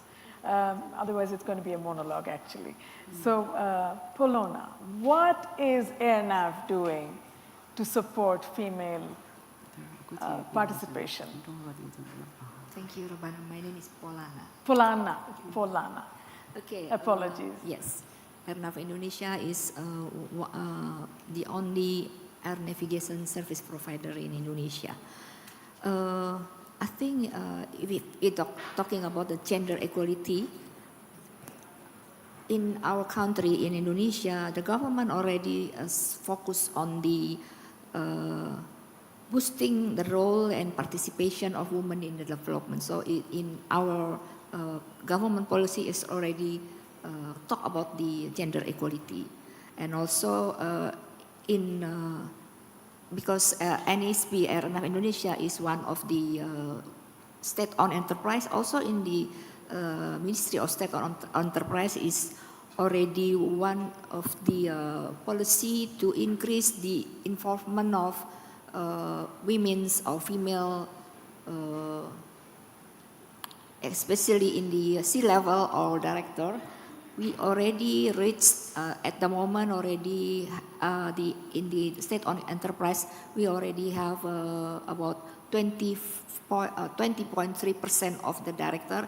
It consists of 55 directors in the state-owned enterprise, where maybe also in AirNav Indonesia, as we also enforce female employee to have to reach to increase the capability. So we also have the policy to increase the position in the senior level.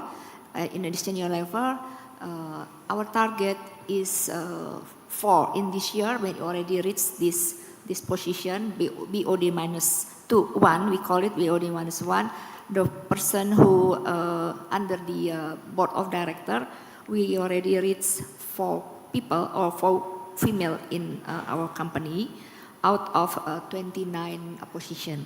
And also not only BOD -1, but also the manager level, we also have the policy to increase the position of female in our company.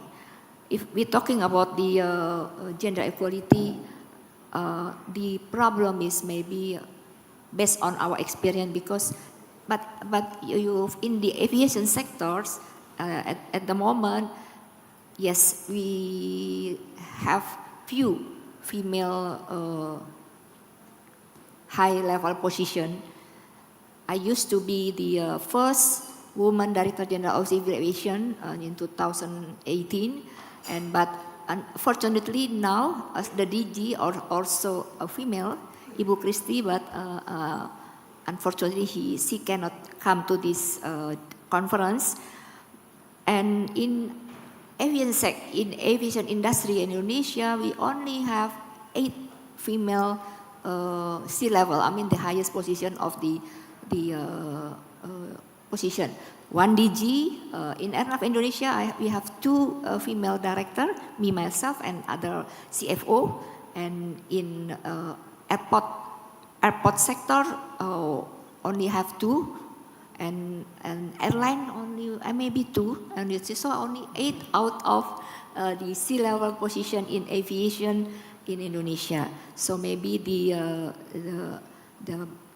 point is, or the main, as mentioned by Michelle, that we, as already in Indonesia, that the most important thing, that commitment for the government, commitment for the leaders, that the increasing of women in aviation sector need to be increased.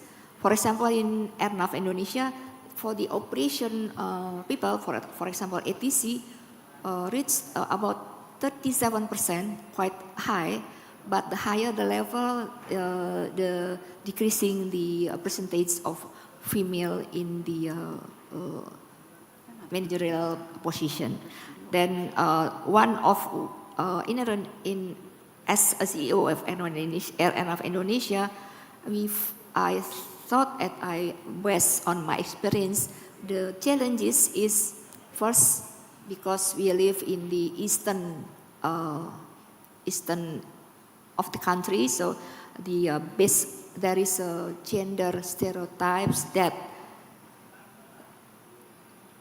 sometimes there is leading to misconception about women abilities, including doubt that mentioned by Poppy yesterday about their technical skill, about the emotional stability, physical capability, leadership skill, etc. And the other challenge is work-life balance, because female women is not only have to face in their career, but also they have to be, we have to be a wife, a mother, or that's the most, what should I say, the constraint or challenge that we face in this industry, I think. And one more, I think, we have lack of representation of women leaders in aviation. Maybe Michelle, very extreme, 0. But, if we look at it in the room, I just want to inform you that Indonesian delegation now we consist of 6 people, and 14 of them is women. Great. Okay. Thank you. Thank you. And only the head of delegation, Captain Boy, the director of aeronautics, is a man. But this is one of the commitment that Indonesia is supporting, that the gender equality is not only the set in the resolution, but also we need to do the action how to increase the woman participation in this industry. Thank you. Thank you, Polana. So Harpreet, everybody has been speaking about their organization, their vision. You being a woman of many firsts, I want to hear from you first, and then I'll turn to everyone else. Apart from talking about what Air India is doing, who did you look up to when you were growing up? Was it your dad? Was it your mom? Was it another role model somewhere? Yeah, I think I definitely looked up at my dad and my entire family, who actually always fought it out and survived. We are survivors. We are not going to give up. We are always going to do the right thing, honestly, truthfully, and we are going to survive, and we're going to make it. And I think that's the spirit with which I was brought up, and that was the spirit with which I worked all my way through, and I had my ups and downs, but I never gave up. And I think life, if it's a straight line, it's not a life, right? The ECG takes you up and down. You have to go with the tide, enjoy it fully, and live in the moment. And there's nothing that a woman cannot do, which a man can. Like the aircraft doesn't know it's a man or woman flying it. The aircraft doesn't know who's maintaining it. And as long as you're properly trained, you have the passion, you have the determination, and you know that you can do it, you will do it. It's simple. It's just in the mind. You just have to take that decision that I'll do it. And that's it. It's that decision that makes it happen. It's the weakness of the spirit that brings you down. As long as you know you can do it, you will do it. It's as simple as that. That's a great response. But tell us now about the great things that Air India possibly is doing. Firstly, I'm very fortunate to be called here. Thank you to ICAO and to IATA, who also were involved in this process, I think. And thank you to ICAO for this wonderful initiative. And also to IATA, because they are driving that 25 by 2025, and Air India was one of the first airlines to be participating in that. And thanks to the government of India, which has always actually believed in equality. I come from the land. Today is actually auspicious day. We have this 9-day puja called Navratri. And it is the first day today is of Goddess Durga in her 9 forms. So on one hand, there is love and peace and tenderness and compassion, which is my emotional quotient, which is typically symbolic of the feminine or the woman. But then you also have the woman that is victorious, the woman that conquers, that woman that destroys evil. And that is the Durga we are talking about. And today, India is symbolic of that. And all the government activities have led us to have the highest percentage of women pilots in the entire planet as of today. I know you spoke about 4.4. We are at 15% already. And there's a reason. Nothing happens just like that. There were reasons. There was a social environment. There were a lot of our bodies of the regulation, of the social structure that together made it move forward. I'm also the president of the International Women Professionals in Aviation and Aerospace and the Indian Women Pilots Association. And we have gone door to door, talking to families, encouraging people that why don't you come forward? You have to start when the girls are young. You have to have these dynamics that, okay, I got where I had to reach, but success is when you can make others go even better than you. That's the true success. That you can actually make more women. If every woman and every man can bring 50 more to be better than them, then I would say your life has been a success. Not that you just be, oh, I got it where I got it, and that's where it ends. It doesn't end there. It ends only when you see more and more. And that's what is the spirit that is required. As far as Air India goes, I'm so happy and proud about Air India because of their culture, of their inclusivity. You need not be equal in the physically, right? Equality doesn't mean physical equality because man and woman is different. But in terms of inclusiveness, in terms of diversity and inclusion, in terms of ensuring that you also send the message across. We did the first all-women flights years ago in the 80s. We started then, and then later on in 2004, we had our first international all-women flight. And I was on board on 95% of those flights. So I have a real journey with these all-women flights to plan it. That means, like what Poppy said, the coordination, the strategy, make it happen, make it a showcase.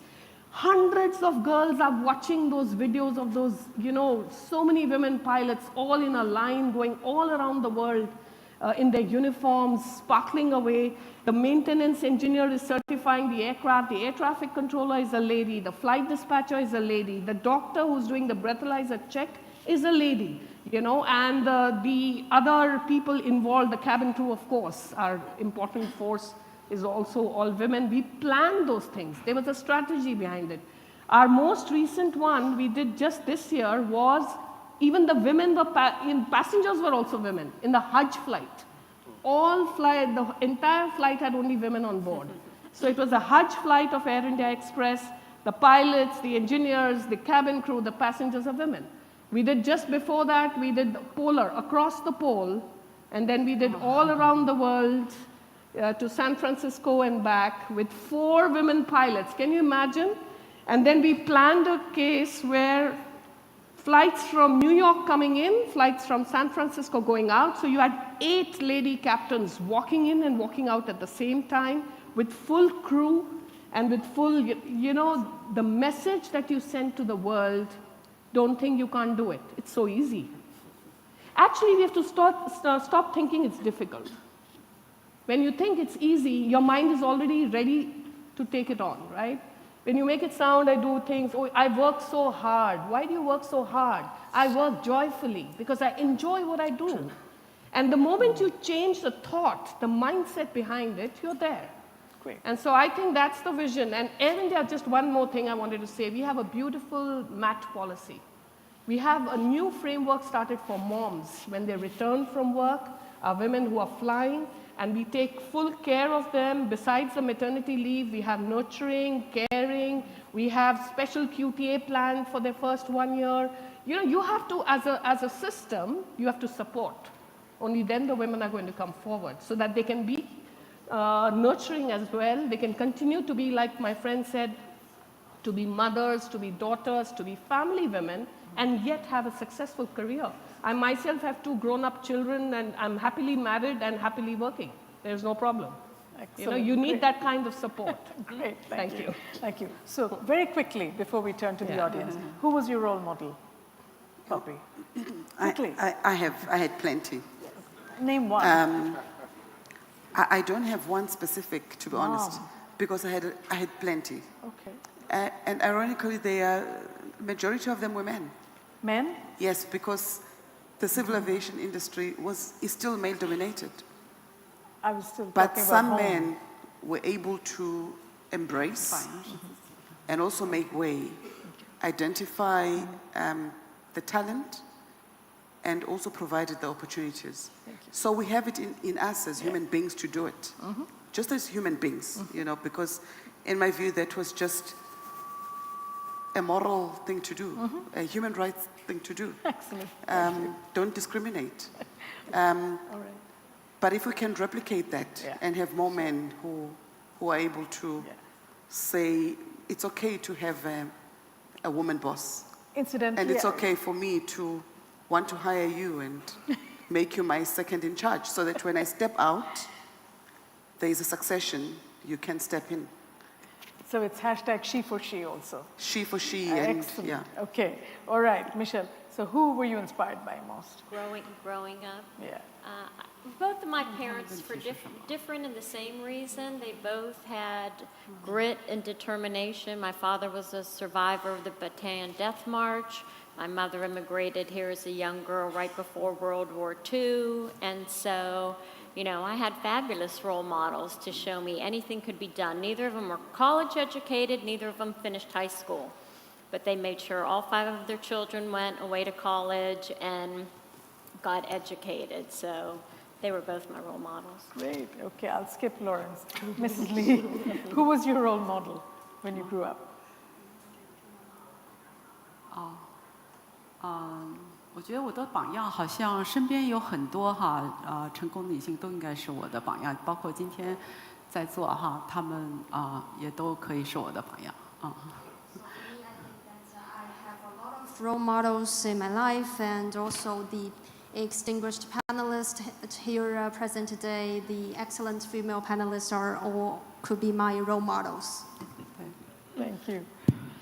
Polana. Okay, my role model was actually my father, my late father, because he is the one who encouraged me, who pursued me to be independent. Even though I am a girl, that you have to be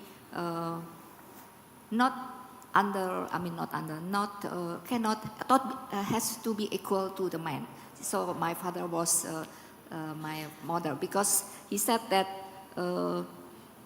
there is no female value or man value. There is only human value. So that's why my role model, one of my role models is my father. Also, the girls, also Lawrence, also my role model, because you are the one that encouraged us to be exist in the aviation sector. Thank you. Great. I think we finished right on time, probably 1 minute late. But We now turn to the audience. Is there anything that any of you want to ask the audience, or are there questions or observations from the audience that anyone would like to share? It's pretty much an open panel, please. Please don't say that women empowerment is not at a zero. I actually very agree with Michelle. Well, 0.5 perhaps, but it's still close to zero. Any questions? There is a question. Please identify yourself. FAA, Kimberly Pyle. My question is, if you want to get a different output in the system, you have to change the system. So what are you going to do to change the system that has produced an output that's 95% male pilots, for example? Lawrence, do you want to take that question? Sure. So within the past 2 years, I've had to hire 4 new executives on my team. 2 have been men, and 2 have been women. I didn't have to search hard or far to find them. They're readily available, years of experience within the industry, strong record of leadership and developing staff. So that's one example. Also, since I've been at the FAA, all of my senior advisors that I've hired have been women. And I actually rotate my senior advisors on an annual basis. Was it a deliberate bias or? Okay. Absolutely. I realized that everyone has potential, but until you can create opportunities for leaders to step into what they can offer, and you create a culture around them in order to be successful. And also, so what will you do to make it better is the question. What can you do, not what you have done? Maybe they don't like what we are saying. That's definitely a protest. For your people when they're not in the room, and creating opportunities for them to grow and develop. 2 things that I have done and continue to do. Thank you, Lawrence. Anyone else, please? Otherwise, I'll ask a very mean question to the chairman of Civil Aviation. How many female pilots do we have in Bangladesh?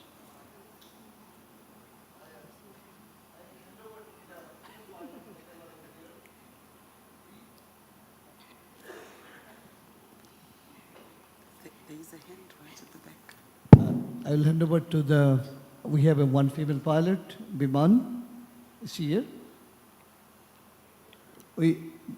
The numbers is very meager at this moment, but it's not so low. It's encouraging that I would like to add here, as I was hearing that, as you know, the awareness was not there before, but what we see in the coming, the recent past, there is a big changes in the field of they are coming more, because it is not that there's somebody refrained them to come here.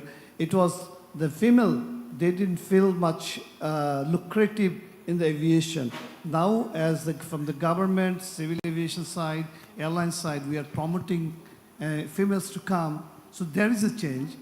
And as you heard that today morning, we in Bangladesh, we have also introduced a scholarship so that the females are more attracted. We have some financial support that we want to give. And more, I'd like to share, my personal feeling. I wanted my daughters to be pilot, but she declined. But she declined to be pilot, but she wanted to marry a pilot. So there is a psychological barrier is also there, but we need to break that one somehow or other. So that's my proposition. Thank you. Thank you. Thank you. If I can just add one thing here, in my own experience, I've also seen the women, even after joining, like he said, psychological barrier, within some time, the women are quite satisfied by just being where they are. You know, they say, oh, I've got a decent salary and, you know, it's okay, I reached where I had to reach. And where's the drive? I mean, where's the drive to go forward? So let's not only blame the men, it's also the women have to wake up and realize that the world is out there. Climb the ladder, you know, don't just sit there. You have to make that change yourself as well. So while we need to push, we need to also look at the psychological thing and make them wake up, you know. Anyone else from the audience? I wanted to... Thank you, moderator. This is Mukul Mishra, Director CNS, CA Nepal. We can't My hear question might not be politically correct to many, I'm afraid. The question to the panelists is that, the ladies, how would you rate the level of job satisfaction in women in aviation, especially when it entails a 24/7 duty, and in the initial days, when you have to balance work and family commitments? Thank you. I didn't hear the question. How would you, it's about job satisfaction, right? Yes, so about job satisfaction. How satisfied are you as a female? You want to take that? That's a very difficult question. But I think we've seen the polls. There is a research which indicates that women particularly are not 100% satisfied in their jobs, particularly in civil aviation. It's because of a myriad of factors. The environment is not conducive. The issues of culture, which is not so welcoming. And promotion, salary issues, opportunities are very limited, and so on. So it's generally, job satisfaction levels are pretty low. In fact, we did a poll in the Global Aviation Journal Summit in Spain, where women were responding, indicating the things that they were not happy about. I so wish that those results were here so that the leaders could see what needs to be changed in their own environments.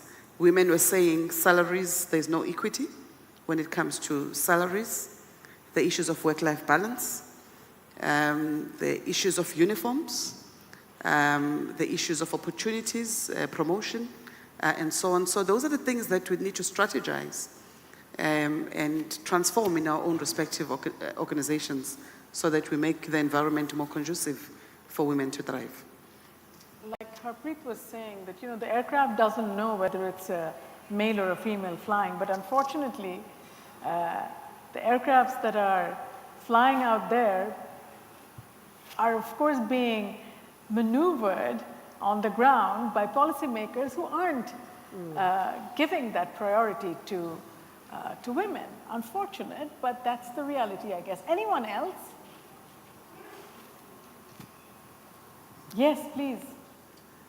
Hello. May I ask that the question that was asked by the FAA be looked at one more time? When I was working in the airlines and we were getting applicants to come in, girls are slowly increasing in numbers, but the interest level does not seem to be there. We need to do more in schools, young girls, to promote the industry, to make them interested. And you ladies on the stage are great examples. I wish we could take you around to schools to show the young girls that it is possible. It is not a male-centric industry. It is not going to remain a male-centric industry. And that women too can play a part in this industry. But we need to go to the schools. We need to catch the girls when they are young, plant the seeds of interest, and hopefully that develops into careers. Thank you.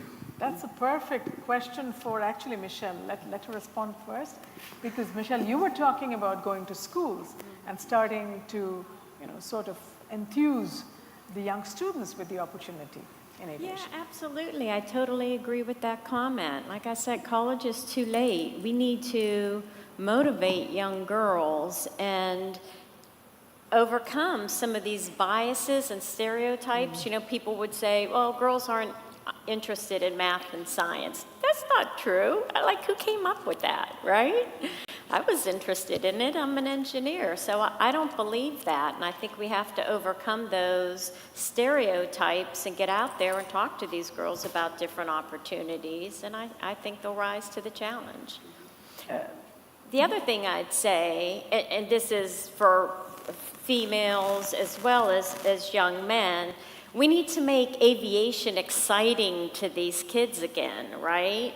So when I got into aviation 40 years ago, it's because I thought the auto industry was really boring. Now kids feel that way about the aviation industry because flying is so commonplace for many people. So we need to make it exciting again and appeal to their passions.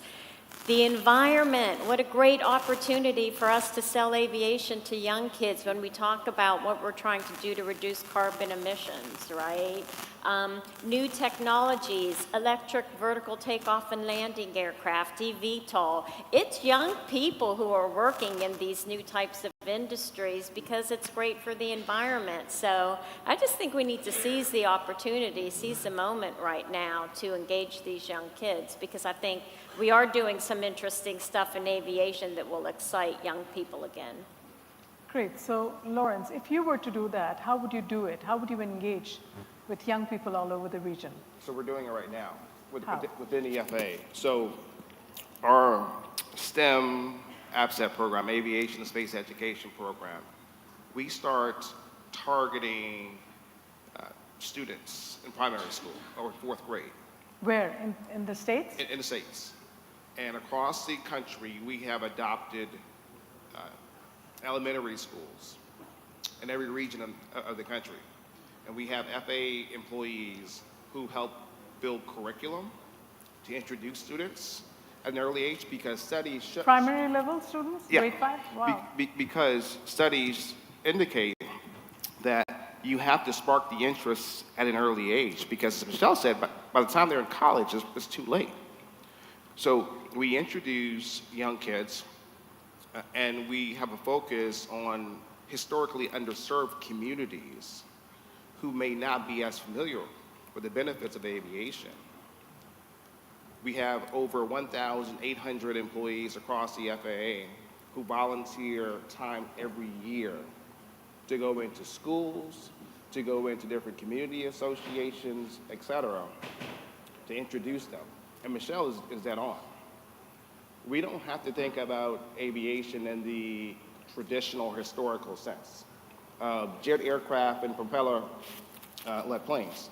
When you think about decarbonizing the aviation system and wanting the world to be better today, well, in the future than what it is today, that's exciting. When you think about air taxis, it is better for the environment, a lot cleaner, much quieter, and creates economic opportunities for communities all across the world. When you think about commercial space, this is arguably the most exciting time in aviation ever. But we have a duty to share the message far and wide so folks can understand the value and the impact that they can have and what aviation can do for them. Would you stretch your responsibility from US down to Asia so that you can replicate what you're doing in the US, and also, enthuse our primary schools over here? I mean, we certainly need more female empowerment here. Well, so happy to share what we're doing in the US. No, Lawrence, replicate. Will you replicate?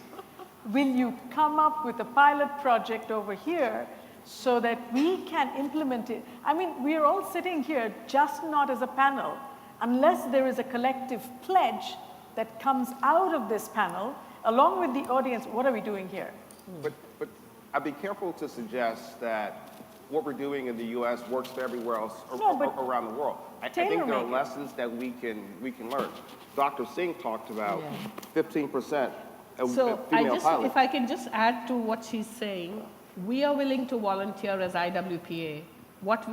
The model that we followed to get to that 15%. All that we did was, at least every 2-3 months, we would have these beautiful aviation events where we invite all the school children. We invite different people from different different aviation organizations. It's done through the Aeronautical Society of India as well as through the Indian Women Pilots Association. We invite them, we get them excited. The ones who really want more information, we guide them through this whole process onto how to professionally follow it up as a career, and we do it for free. Huh? It's a charitable trust. We are happy to do this in Bangladesh. Excellent. I'm committing for that. In fact, if I may add, yes, please. In South Africa, we have equally a bigger advocacy program where we visit schools across all 9 provinces, and we spark the interest, create awareness, particularly in the rural areas, where the kids in the rural areas cannot relate to anything that says aviation. You find that there's no airport around, they've never seen a pilot, they know nothing about flying. So to create that interest, even in the deep rural areas, has proved to be very successful, because out of that program, we've also managed to give bursaries to some of those students from previously disadvantaged communities. We've also launched just recently the Young Aviation Professionals Assembly, where we have the role models who are already in aviation, the young ones, who have become our advocates. And we take them along with us as the regulatory authority across schools on a weekly basis. So the advocacy program that we are running is quite huge. In fact, if you were to visit our social media, you will see how much we're doing in terms of trying to create that awareness and make it exciting, as Michelle was saying, make it fashionable. That's what we also say. And we see that there's a lot of interest. So the stereotype and this notion that there are no women when it comes to employment, I don't think it is true. Okay. There's a lot of Just, talent. Can I give another floor? Just to have, as you asked the data, how many pilots, I was not willing to mislead the forum. So I got the information. It is only around 20 female pilots at this moment out of 300 total. That is in the commercial side. And the important is that we can see there is a good change. The newly recruited flight cadets, those are operated doing the training now, around 25% are female now. So it is there is a growing, the figure is growing, improving. And then in the military, we have a good number of female pilots now. So there I find there is a kind of some kind of feeling that probably in the civil commercial side, we could not create an environment where they felt confidence or trust in the coming to the civil aviation. Whereas in the military, they are more trained to go to there, so that in the Air Force especially, so the Air Force could establish a good environment. So I think this is the forum that we have, what we take on from this year, especially Dr. Harvichi. She said that how to motivate and your offer to come to the school. Yeah, sure. Thank you very much. I really appreciate. In fact, last week I was attending a school program. I was asking the students, what do you want to be? Some tell, many of them, none told my civil aviation school. I have 5 schools, but none of the students told that he wants to come and join the civil aviation. So I was little frustrated, and I asked the school authority to take them, to give them 4 years, some kind of curriculum, or take them to the aviation industries, or to bring them to the airport, and the airliners, so that they are motivated. So these are the very good examples. I'd like to thank you, thank the forum. Thank you. Thank you. Thank you, the panelists. At the back, yes, please. Thank you. While the microphone goes to, okay, no, he has got it. Hi, ma'am. I'm from the Pilot Federation, so I'm a pilot. So I think it's true that early on when you said that there's an issue of culture and confidence, where there are some biases and all that. But I think, I don't know how it is in the States or in Europe, but in Asia at least, one of the most biggest obstacle in going into aviation as a career or even a hobby is cost. It is deadly expensive. If you want to send your child to go to a flying school to enjoy flying and become a pilot and whatever else, it's like $700 an hour. Not everybody can afford. When I started flying, I had a scholarship from the airline, and I don't have to pay a single cent. But right now, the Aviation program, you pay yourself. If mommy and daddy got to take a loan from the bank. So I don't know if together we can find a way where we can sponsor or give some low-interest loan. And I think cost is another factor you should consider. Yeah. Thank you. I can only say that when you do good things, money isn't a problem. I work with a university which focuses on the most underserved communities in Bangladesh and across 17 nations, and 87% are funded. And we've never run short of money.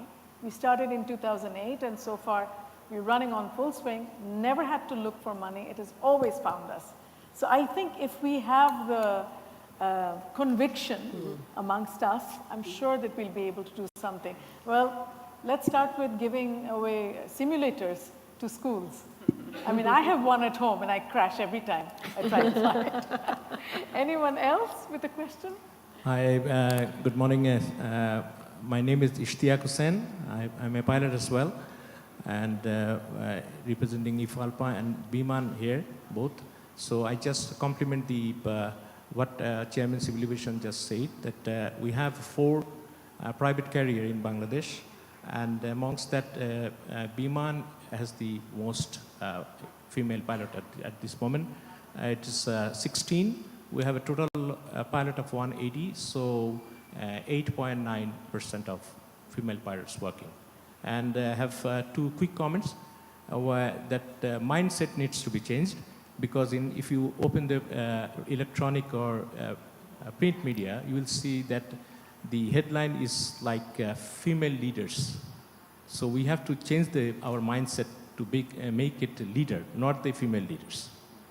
And secondly, that in every year we are organizing and celebrating Women's Day. So we are discriminating by ourselves that there should be a Women's Day separate from the men. Thank you. Thank you. I have a comment on that. I think until we normalize the gender parity, to me it is okay to have a Women's Day, because there is a particular deliberate decision or intent that we've got to elevate the issues of gender representation. Until we stop talking about first woman this, and I've enjoyed many firsts, but it's irrelevant because it's history. What do we do in terms of ensuring that we open the pipeline such that it becomes a flood of women, such that we even forget that there was a first woman this and first woman that. So until we get to a stage where things become normal and gender is neutral, it's no longer an issue, my sense is that we have to elevate the discussion and also celebrate Women's Day, because there is a particular agenda behind it, and that's to keep the discussion ongoing so that we don't neglect it. It may sound as if there is some discrimination, it is not. The agenda here is that we need to get to the certain level where we balance the scales. And until we get to that, we should have Women's Day. We should have it. So why don't we have a Men's Day? Nobody's stopping you. So let's have a Men's Day also to celebrate the men that really support good things in life. They support women. We have a he for she chapter, and we have a lot of... It should be she for she, Harpreet. Yeah, it's she for she as well as he for she. And actually, I do agree with the spirit with what he's saying, that eventually if we remove these colors and boundaries of nations and sex and who we are all beautiful, wonderful souls from inside with divine light. We are not yet there. Once we get there, we would not need to have these discussions.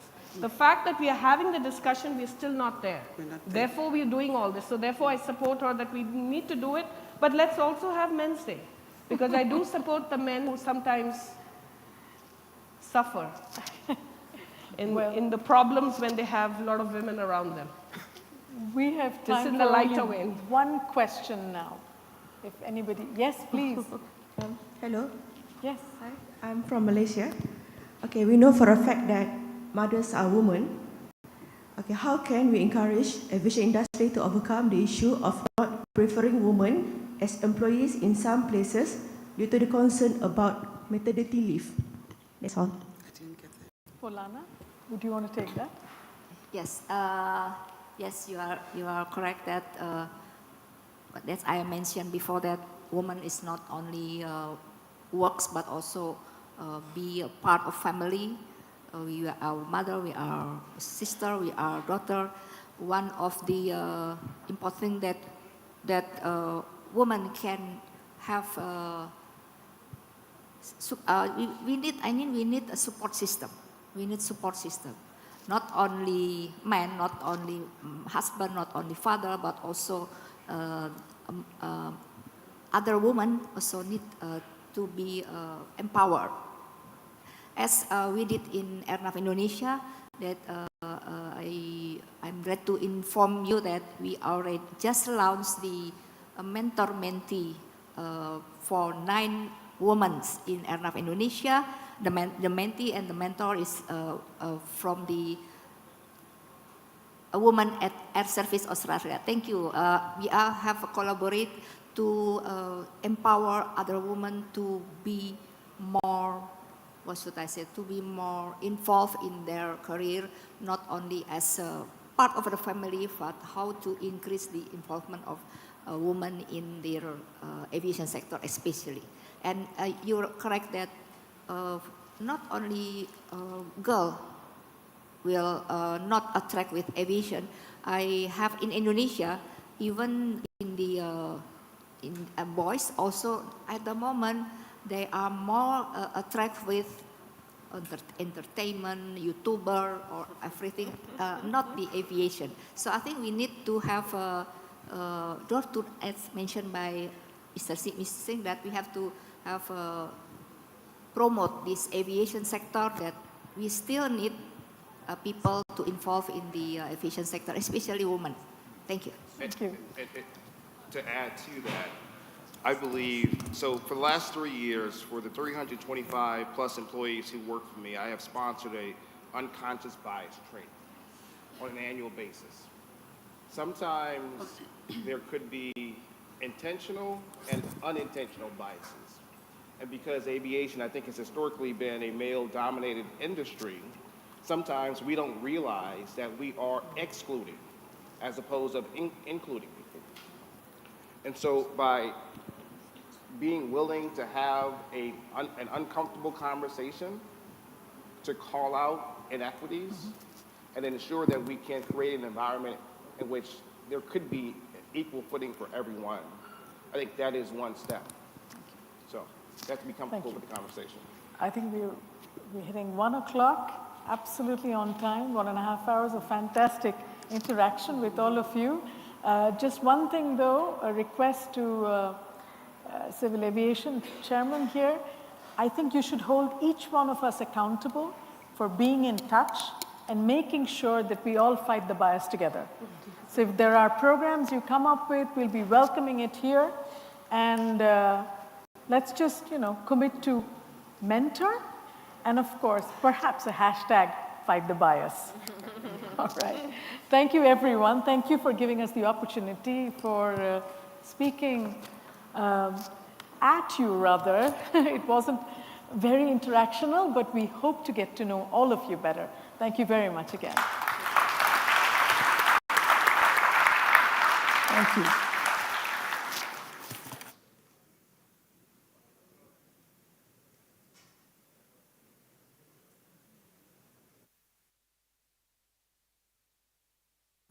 Hello. Ladies and gentlemen, I believe we have witnessed an insightful session. May I request the moderator and panelists to be on the stage. Now requesting our Honorable Chairman, Civil Aviation Authority of Bangladesh will hand over a token of appreciation to the moderator and the panelists.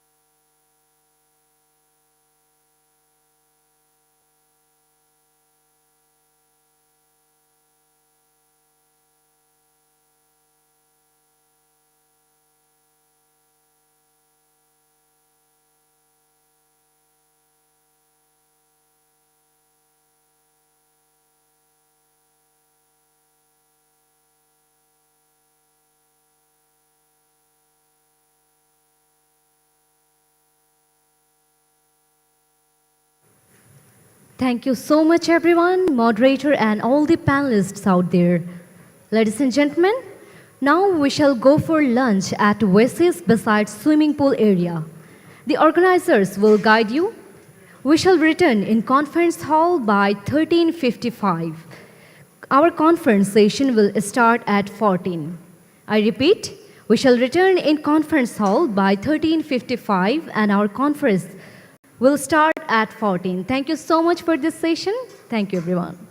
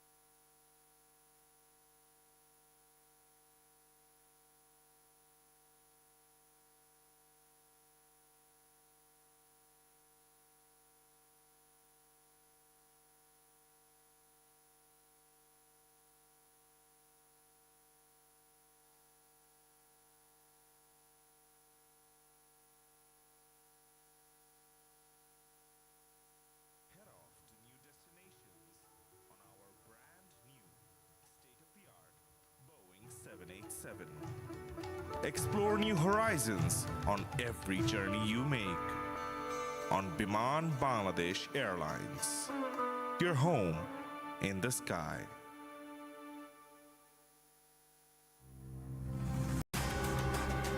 Die Welt verkleinert. The world is getting smaller.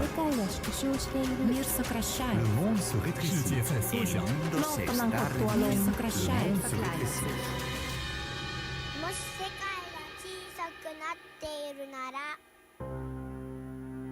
When does the world start to get smaller?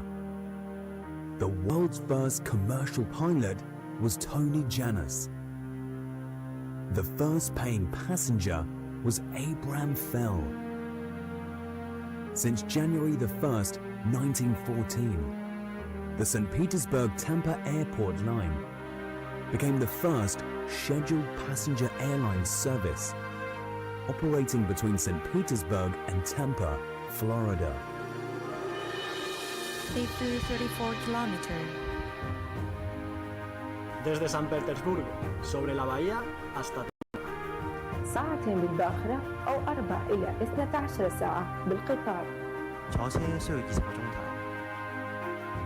A flight took only 20 minutes.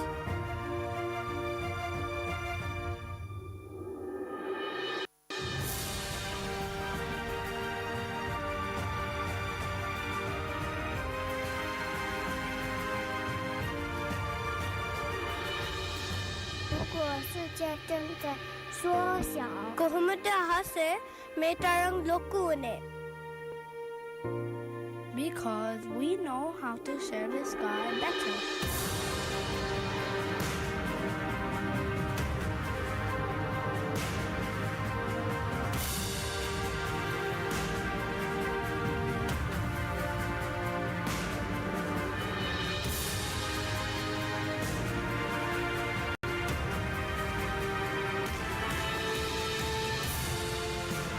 We commute for a reason. If something is important enough, even the odds are against you, you should still do it. In 7 years, SpaceX could land humans on Mars. So what is your reason?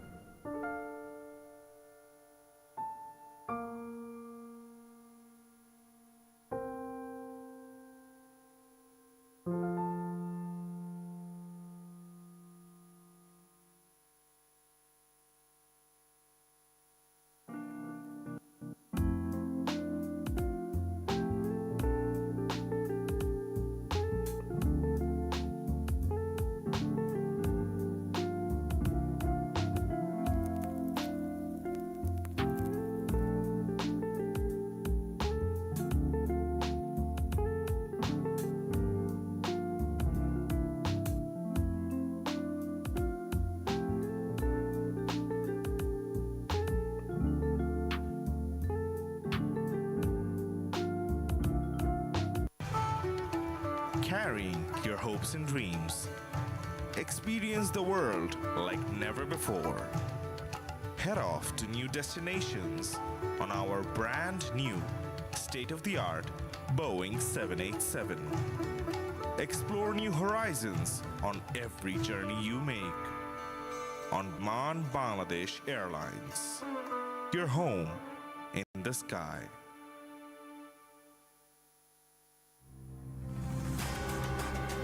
Die Welt verkleinert. The world is getting smaller. Мир сокращается. Le monde se rétrécit. El mundo se está reduciendo. Мир сокращается. Verkleinert.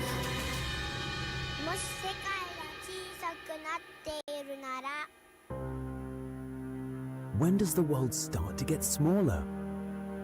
The world's first commercial pilot was Tony Janus. The first paying passenger was Abraham Fell. Since January the 1st, 1914, the St. Petersburg-Tampa Airport line became the first scheduled passenger airline service operating between St. Petersburg and Tampa, Florida. 34 kilometers. desde San Petersburgo, sobre la bahía hasta Tampa. ساعتين بالباخرة أو 4 إلى 12 ساعة بالقطار.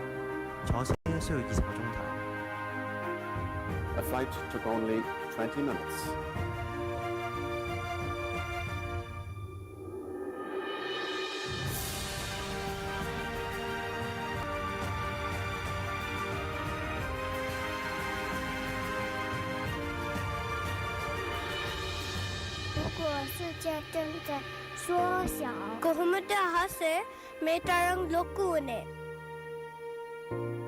Because we know how to share the sky better.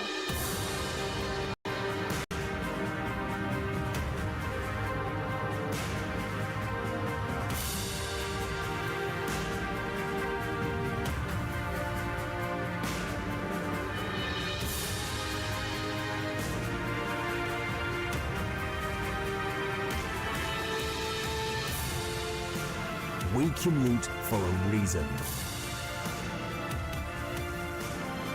If something is important enough, even the odds are against you, you should still do it. In 7 years, SpaceX could land humans on Mars. So what is your reason?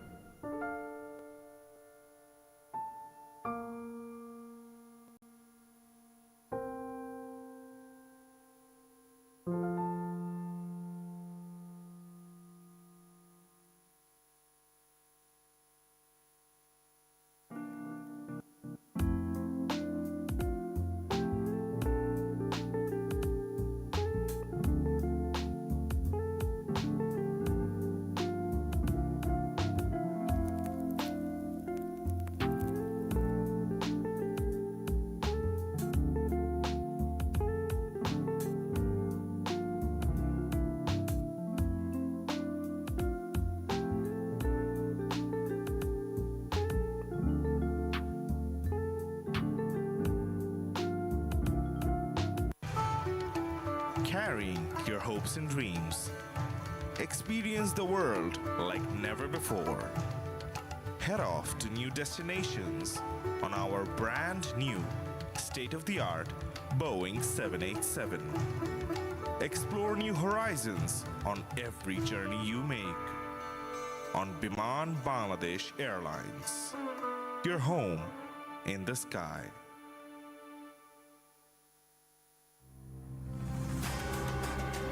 Die Welt verkleinert. The world is getting smaller. Мир сокращается. Le monde se rétrécit. El mundo se está reduciendo. Мир сокращается.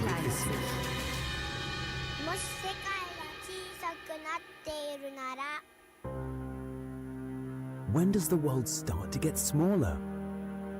The world's first commercial pilot was Tony Janus. The first paying passenger was Abraham Fell.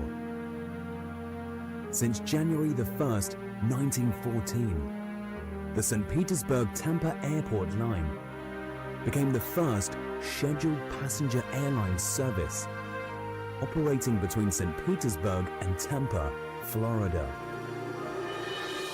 They flew 34 kilometers. Desde San Petersburgo, sobre la bahía hasta Tampa. ساعتين بالباخرة أو 4 إلى 12 ساعة بالقطار. A flight took only 20 minutes.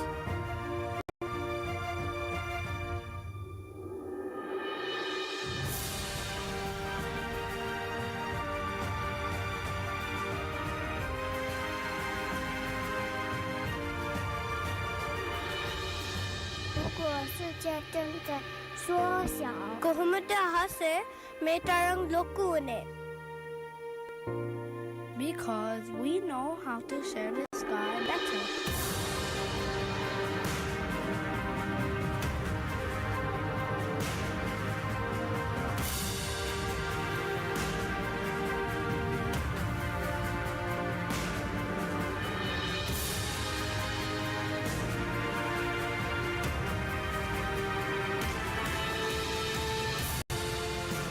We commute for a reason. If something is important enough, even the odds are against you, you should still do it. In 7 years, SpaceX could land humans on Mars. So what is your reason?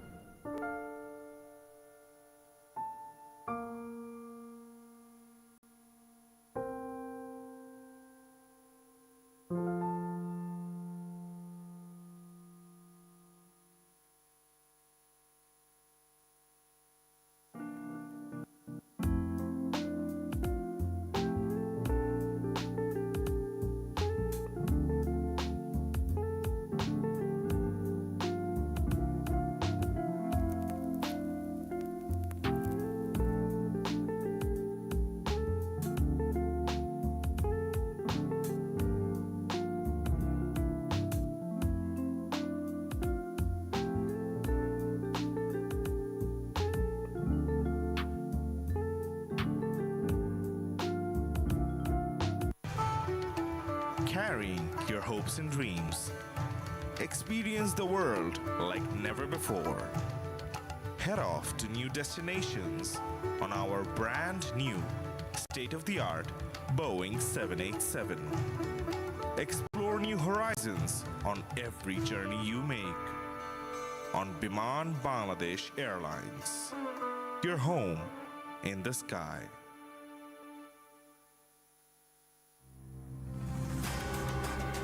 Die Welt verkleinert The world is getting smaller. Мир сокращается. Le monde se rétrécit. Loop ng pagtuwalong verkleinet.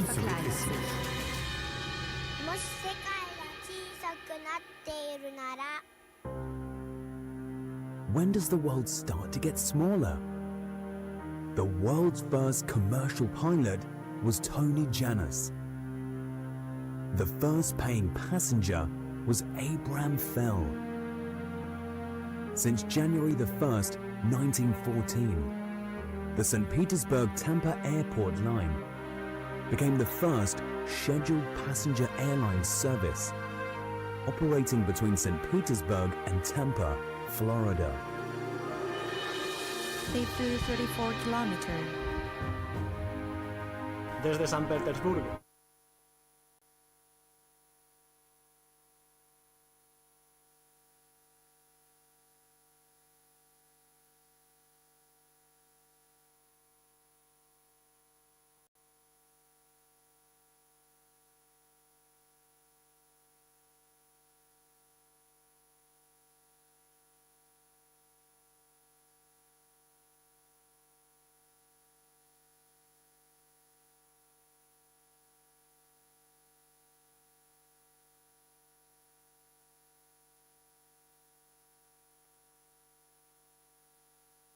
How to share the sky better.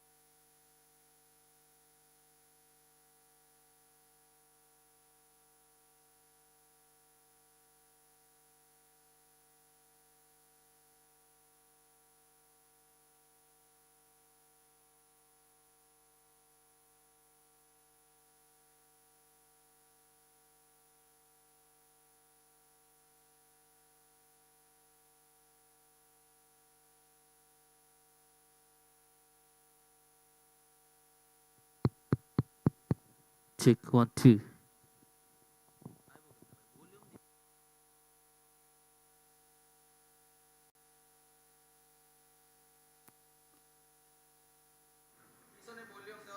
Hello hello check আপনি কিছু করবেন নাম কমু আমি ওরে বারবার কইতেছি আমি না পারলাম আর কো হ্যালো চেক 1 2 মনিটর একটু কমাই দেন স্টেজে 1 2 চেক 1 2 হ্যাঁ এটা ঠিক আছে এটা হচ্ছে চেয়ারম্যান মাইক 1 2 হ্যালো চেক ঠিক আছে হ্যালো চেয়ারম্যান মানিয়ে নিছি ওকে হ্যালো চেক 1 2 1 2 4 5 চেক 1 2 আমি একটু দূর থেকে বলেন দেখি ওকে কতটুকু নিতে পারেন নিয়ে নেন অনেকে দূর থেকে কথা বলবে তো চেক 1 2 চেক 1 2 হ্যালো ঠিক আছে ওকে স্টেজে বাড়বে এই ক্ষেত্রে অ্যাম্পের পিছনে ভলিউম দেওয়া ছিল না hello check 1 2 3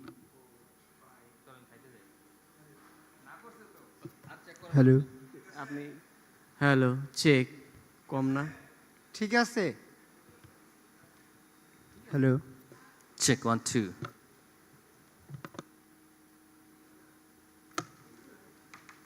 1 2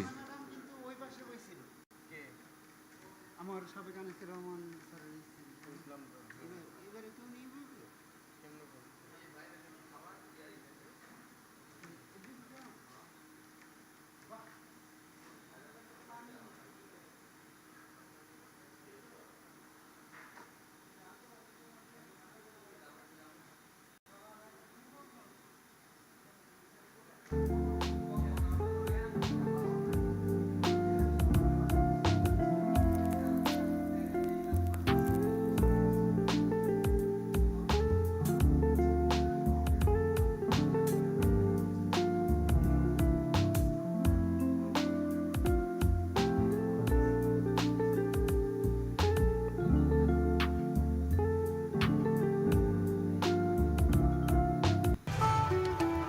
Carrying your hopes and dreams.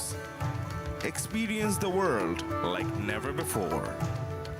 Head off to new destinations on our brand new state-of-the-art Boeing 787. Explore new horizons on every journey you make. On Biman Bangladesh Airlines. Your home in the sky.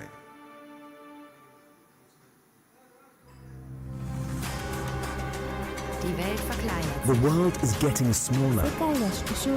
Мир сокращается. Le monde se rétrécit. Il mondo сокращается.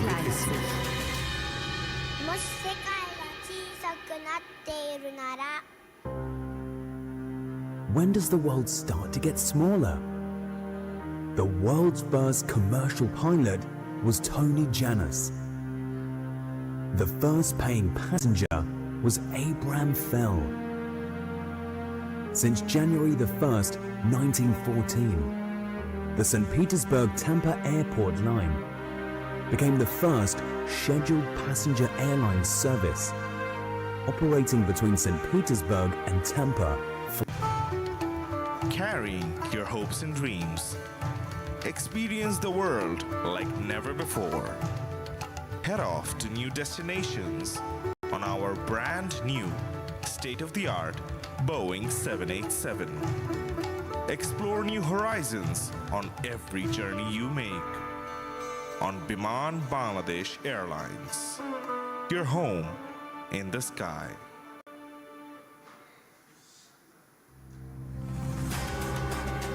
Die Welt verkleinert. The world is getting smaller.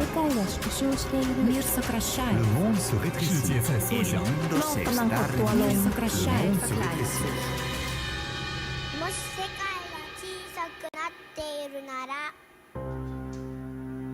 When does the world start to get smaller? The world's first commercial pilot was Tony Janus.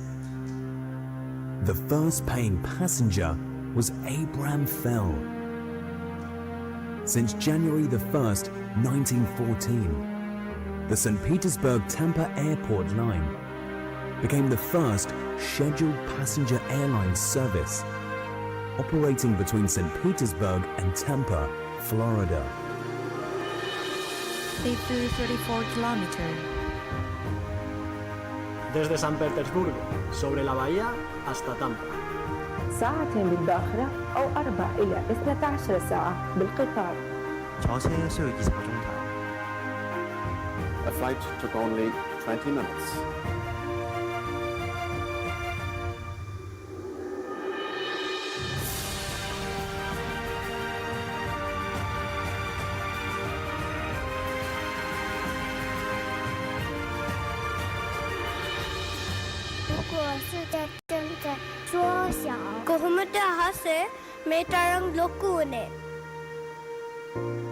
Because we know how to share the sky better.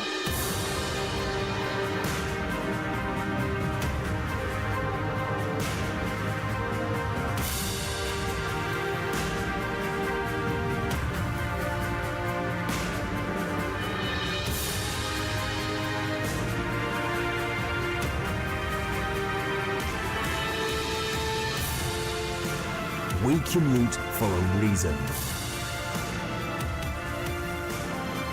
If something is important enough, even the odds are against you, you should still do it. In 7 years, SpaceX could land humans on Mars.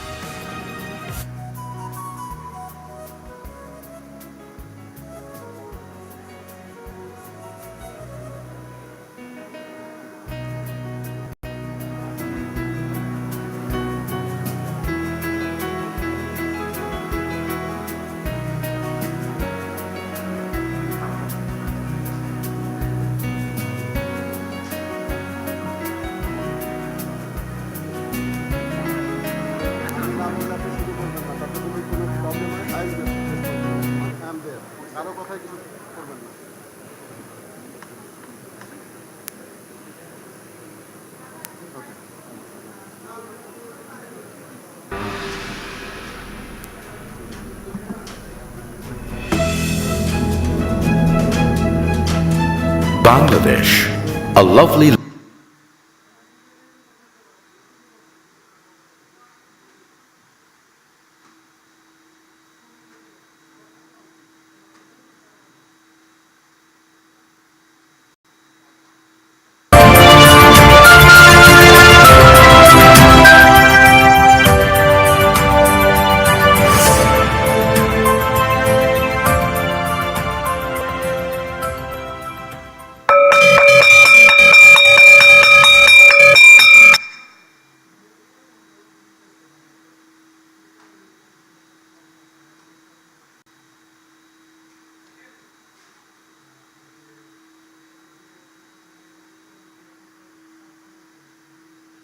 Administration of China, for which ICAO is particularly appreciative.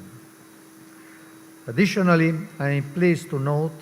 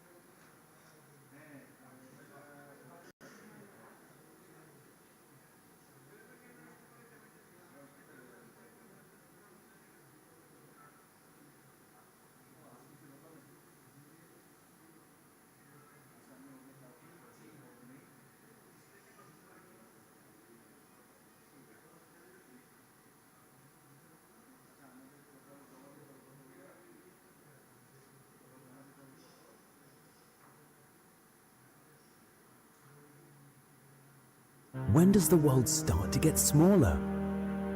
The world's first commercial pilot was Tony Janus.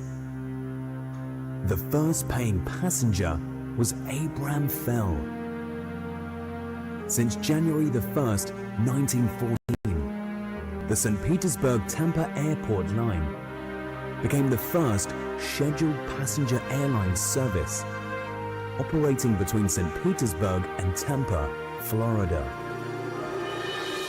34 kilometers.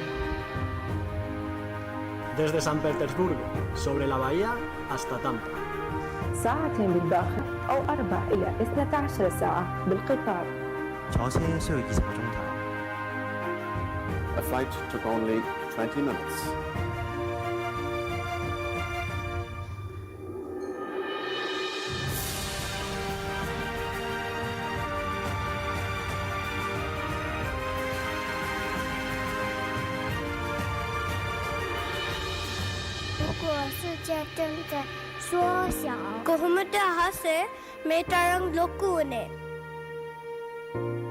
Because we know how to share the sky better.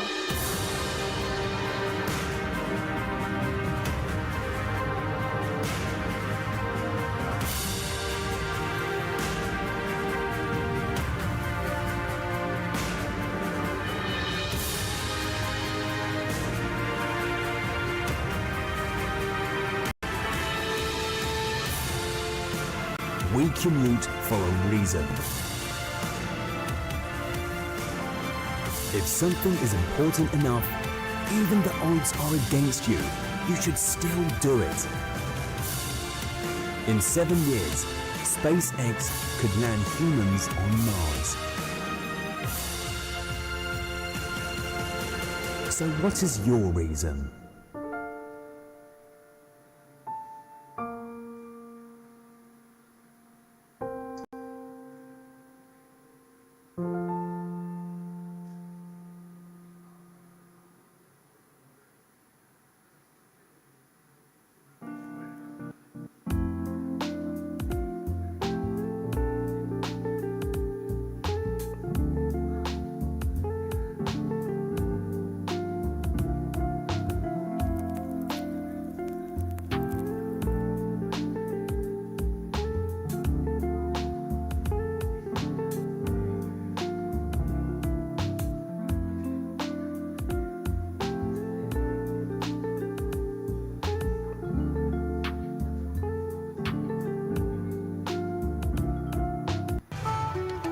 Carrying your hopes and dreams. Experience the world like never before. Head off to new destinations on our brand new state-of-the-art Boeing 787. Explore new horizons on every journey you make on Biman Bangladesh Airlines. Your home in the sky.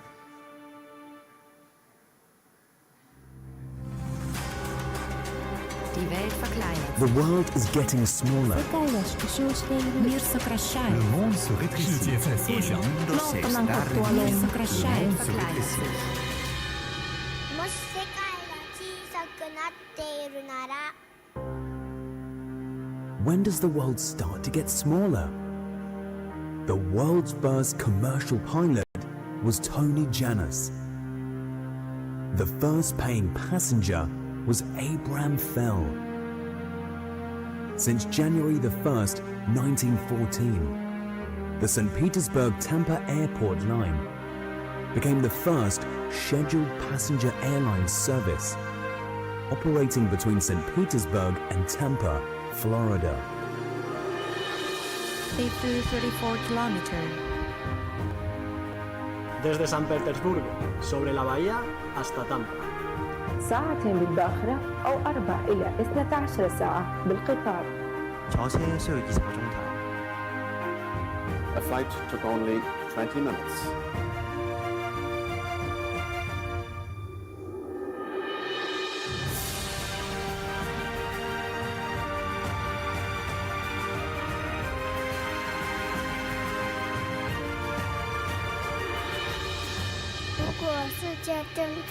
缩小කොහොමද අහසේ මේ තරම් ලොකු වුනේ?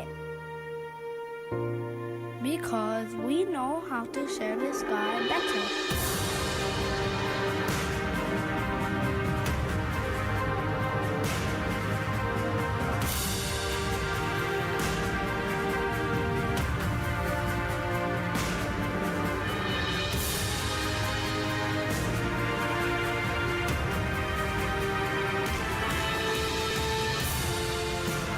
We commute for a reason. If something is important enough, even the odds are against you, you should still do it. In 7 years, SpaceX could land humans on Mars. So what is your reason?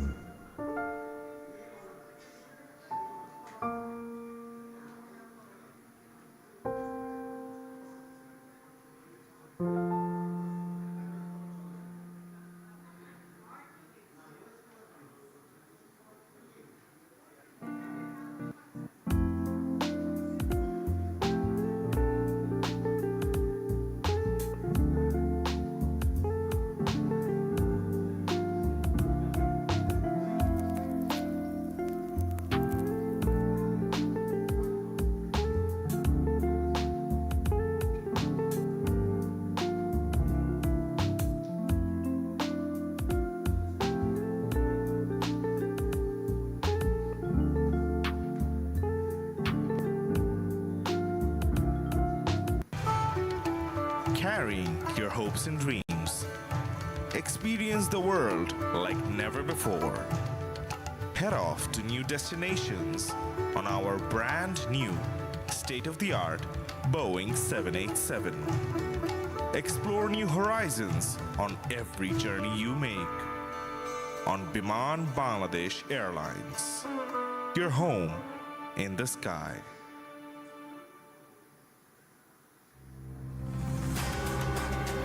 Die Welt verkleinert. The world is getting smaller. Мир сокращается. Le monde se rétrécit. El mundo se está reduciendo. Le monde se rétrécit. もし世界が小さくなっているなら When does the world start to get smaller? The world's first commercial pilot was Tony Janus. The first paying passenger was Abraham Fell. Since January the 1st, 1914, the St. Petersburg-Tampa Airport line became the first scheduled passenger airline service operating between St. Petersburg and Tampa, Florida. They flew 34 kilometers. Desde San Petersburgo, sobre la bahía, hasta Tampa. ساعتين بالباخرة أو 4 إلى 12 ساعة بالقطار. 坐車需要20個鐘頭。A flight took only 20 minutes.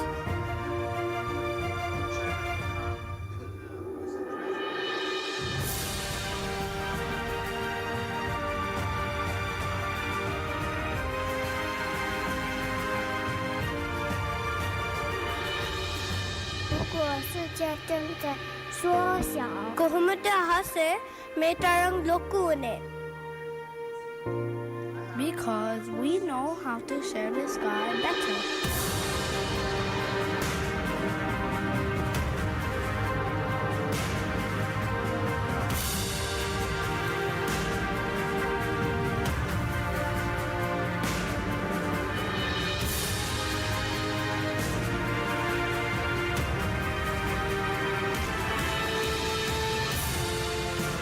We commute for a reason. If something is important enough, even the odds are against you, you should still do it. In 7 years, SpaceX could land humans on Mars. So what is your reason?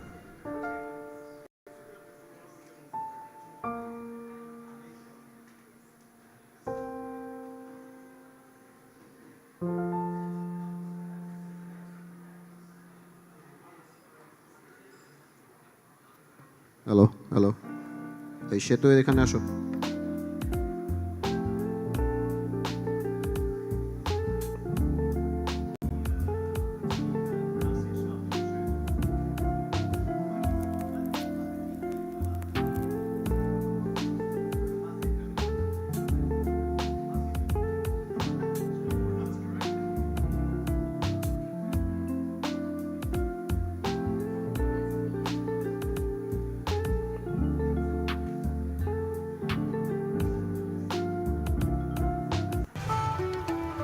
Carrying your hopes and dreams.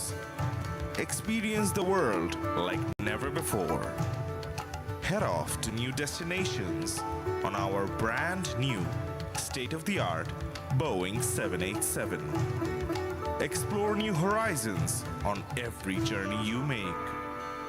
On Biman Bangladesh Airlines. Your home in the sky.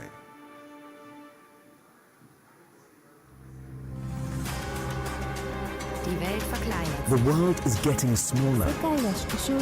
Мир сокращает. Le monde se rétrécit. 世界在缩小。 Мир сокращает, verkleinert. もし世界が小さくなっているなら When does the world start to get smaller? The world's first commercial pilot was Tony Janus. The first paying passenger was Abraham Fell. Since January the 1st, 1914, the St. Petersburg-Tampa Airport line became the first scheduled passenger airline service operating between St. Petersburg and Tampa, Florida. Safety 34 kilometers. Desde San Petersburgo, sobre la bahía, hasta Tampa. ساعتين بالباخرة أو 4 إلى 12 ساعة بالقطار. 坐車需要20個鐘頭。A flight took only 20 minutes.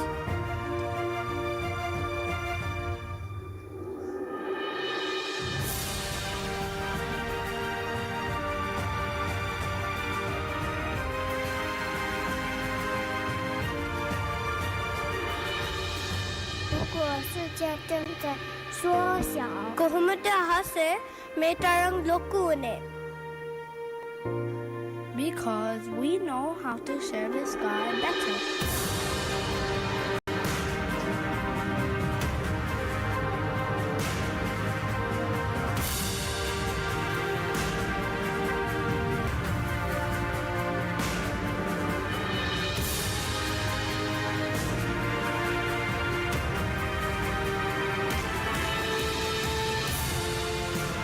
We commute for a reason. If something is important enough, even the odds are against you, you should still do it. In 7 years, SpaceX could land humans on Mars. So what is your reason?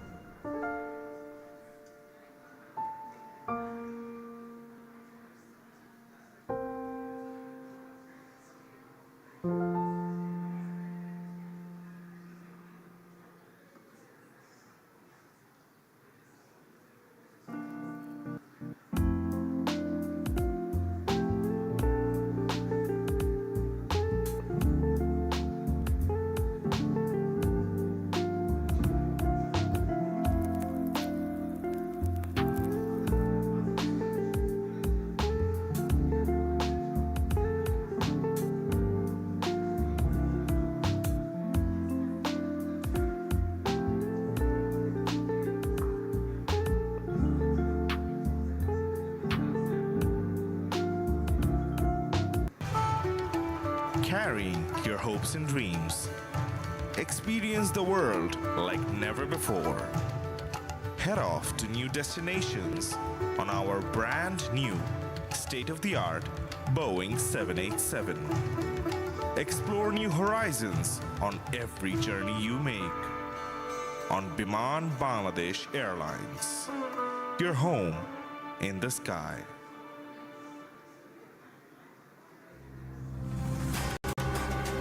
Die Welt verkleinert The world is getting smaller. Мир сокращается. Le monde se rétrécit. 世界在缩小。 Сокращает, verkleinert.もし世界が小さくなっているなら When does the world start to get smaller? The world's first commercial pilot was Tony Janus. The first paying passenger was Abraham Fell. Since January the 1st, 1914, the St. Petersburg-Tampa Airport line became the first scheduled passenger airline service operating between St. Petersburg and Tampa, Florida. 34 kilometers. Desde San Petersburgo, sobre la bahía, hasta Tampa. ساعتين بالباخرة أو 4 إلى 12 ساعة بالقطار. 坐車需要20個鐘頭。The flight took only 20 minutes.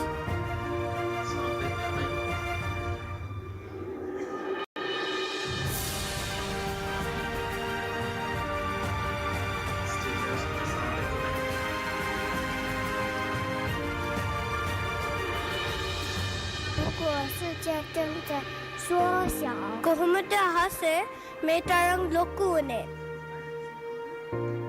Because we know how to share the sky better.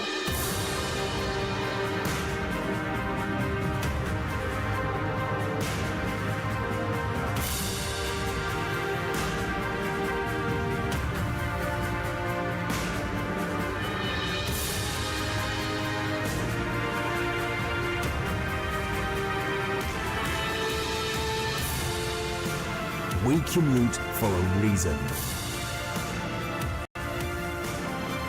If something is important enough, even the odds are against you, you should still do it. In 7 years, SpaceX could land humans on Mars. So what is your reason?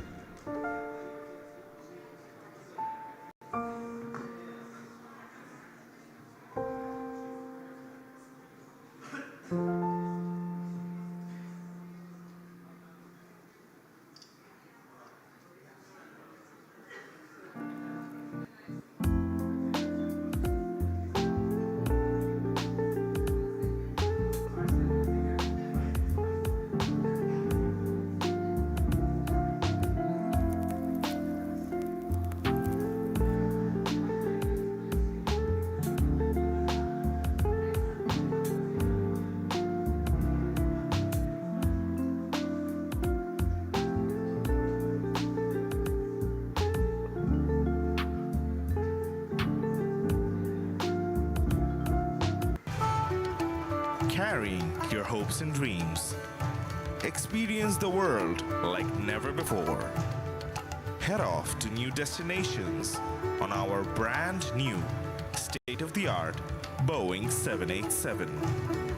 Explore new horizons on every journey you make. On Biman Bangladesh Airlines. Your home in the sky.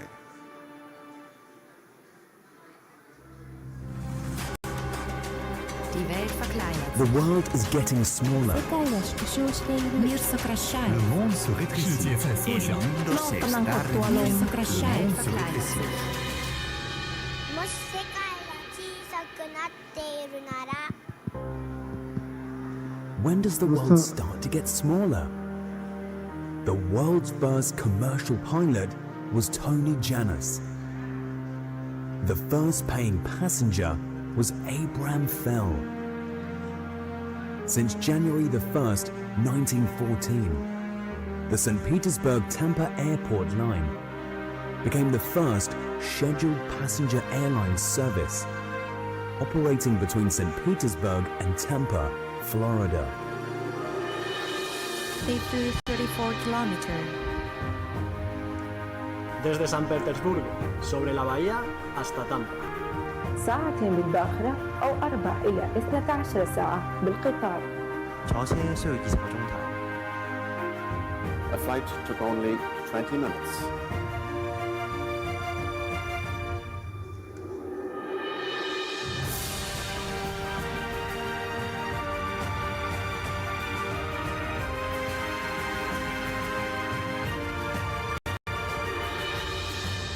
果世界正在缩小。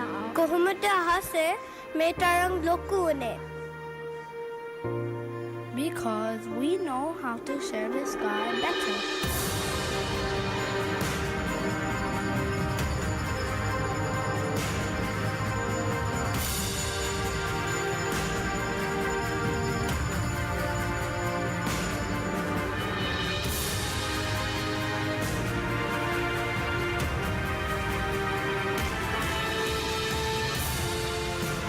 We commute for a reason.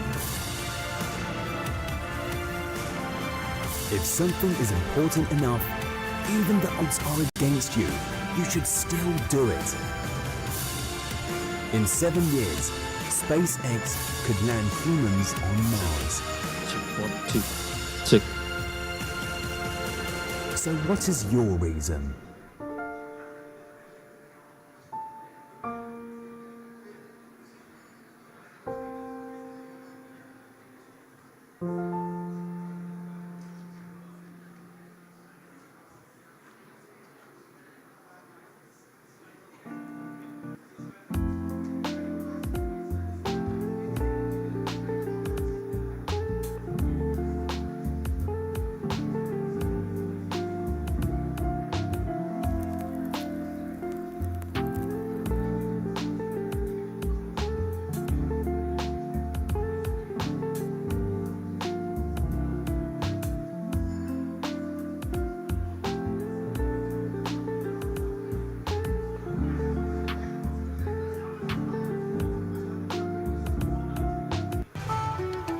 Carrying your hopes and dreams.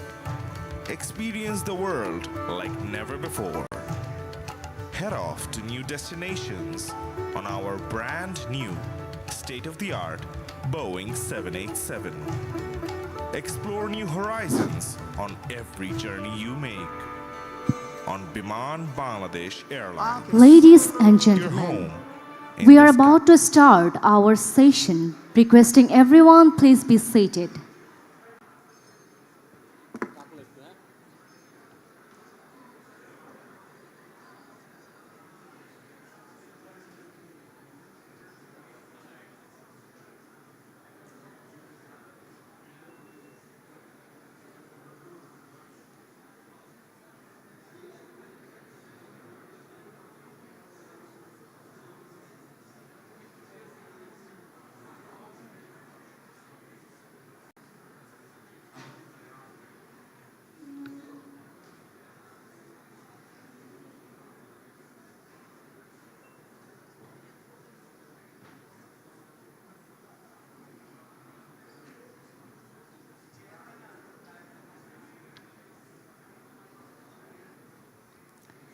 Ladies and gentlemen, our conference session will start now.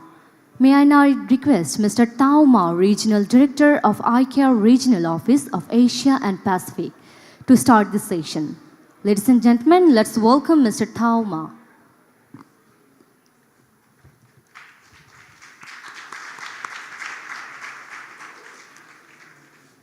Good afternoon, ladies and gentlemen. First of all, let me warmly welcome all of you to the first day afternoon session to start the proceedings of the 58th Asia-Pacific DGCA Conference agenda items. As a Regional Director of the ICAO Asia and Pacific Office, it's my pleasure and privilege to serve these most important annual regional gatherings of the Director Generals as a Secretary.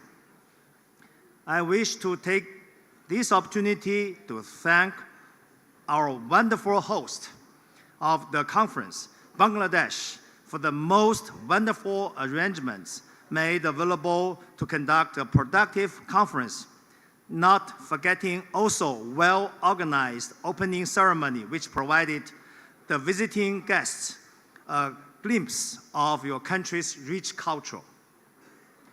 Let me also express my gratitude to Air Vice Marshal Mafidah Rahman, Chairman of the Civil Aviation Authority of Bangladesh, for your leadership and commitment to organize this conference at a very high standard. We also thank the President of ICAO, Secretary General, and also the directors. We have 3 directors: Air Navigation Bureau, Air Transport Bureau, Capacity Building and Development Implementation Bureau directors to coming from Montreal. Theme topics of the conference this year, as proposed in 2022 conference, is promoting ICAO Gender Equality Program in conjunction with the next generation of aviation professionals initiatives. The focus of the global aviation on gender equality, especially in view of the call of the next generation of aviation professionals to contribute to sustain the future transport infrastructure, need to be no iteration of this stage, as this was emphasized during the opening speeches as well as comprehensively during the high-level panel discussions early this afternoon. The total number of discussion papers and information papers received from the conference is 136, consisting 75 discussion papers and 61 information papers. This number is slightly higher than the papers received for the conference last year, which was 132. I believe these discussion papers would generate a good engagement from the participants, which will help formulating action items for the progression of the air transport in the region and help total recovery of the COVID-19 pandemic. So with this, I would like to go to agenda that is election of the chairperson of the conference. Keeping in line with the rich tradition of the annual conference of the Director Generals of Civil Aviation and importance of this conference, I now have the pleasure to initiating the election of the chairperson to oversee the proceedings of this conference. May I call the distinguished delegates to propose the name of the chairperson.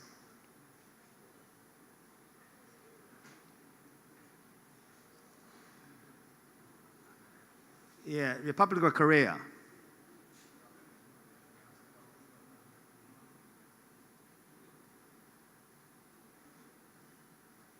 Republic of Korea? Yes.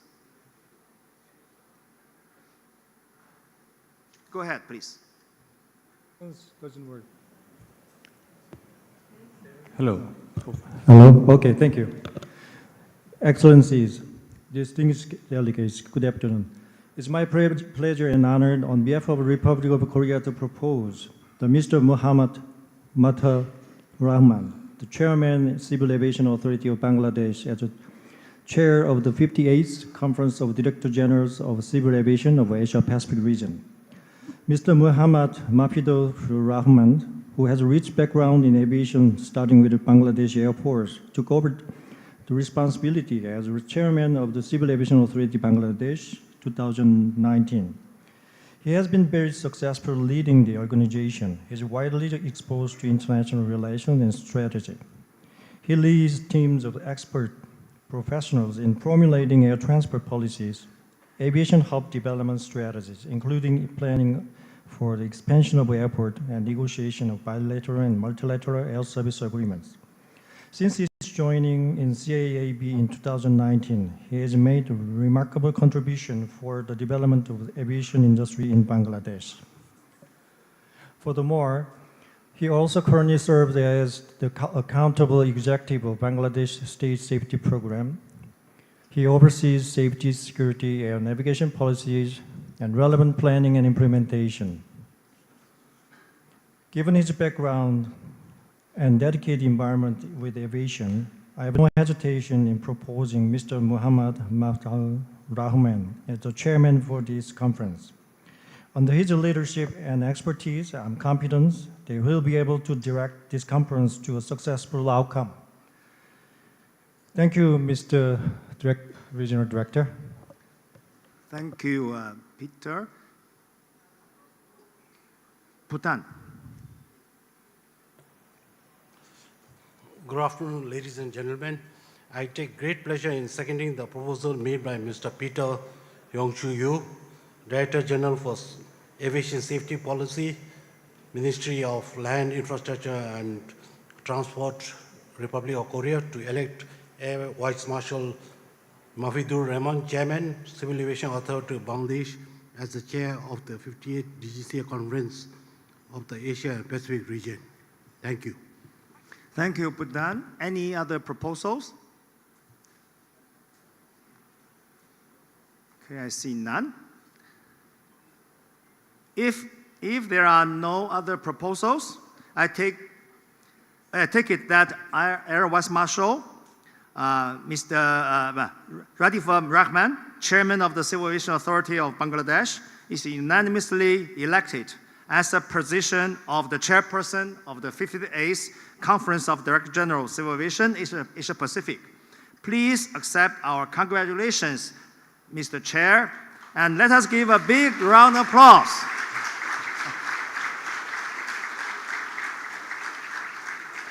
Thank you.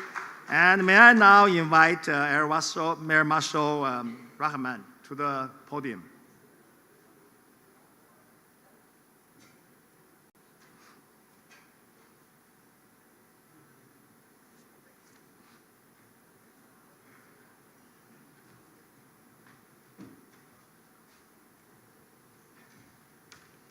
Thank you.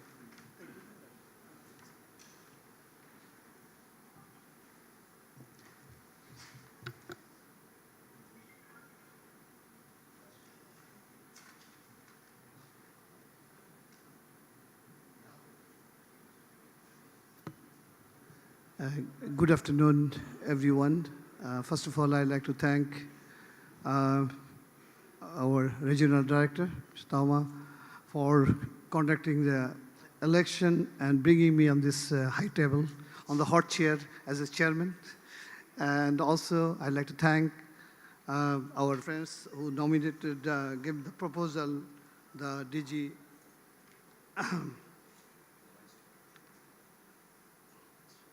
No, I'd like to thank, just a moment.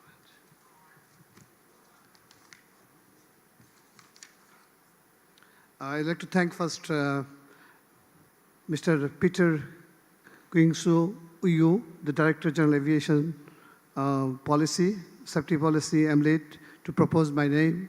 And also I'd like to thank our friends from Bhutan, Mr. Kinley Wangchuk, Director of Bhutan Civil Aviation, for seconding my proposal and bringing me here. So thank you for having a trust, and I'll try to do justice as with the guidance of our regional director. And also, we are very honored and delighted to have our ICAO Council President amongst us. And it's a really pleasure for me to host this event in Bangladesh and having a very good response from all the participants, all the DJs. Seeing the presence, we are really delighted and honored and inspired. So, but I can't run alone. I need a voice to support. So now we'd like to elect a vice to replace or to support this conference. So may I now propose, may I ask someone to propose the name for vice? Thank you. Who is going to?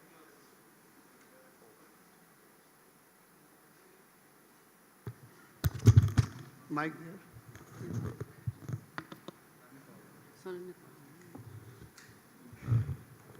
Paul, DG Nepal.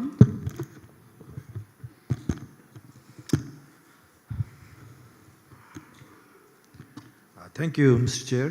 Good afternoon, ladies and gentlemen. I'm pleased to propose Captain Manuel Antonio L. Tamayo, Director General Civil Aviation Authority of Philippines, as the Vice Chair of the 58th Conference of the Director General of Civil Aviation of Asia and Pacific regions. Captain Antonio L. Tamayo has been serving as the Director General of Civil Aviation Authority of Philippines since November 2022.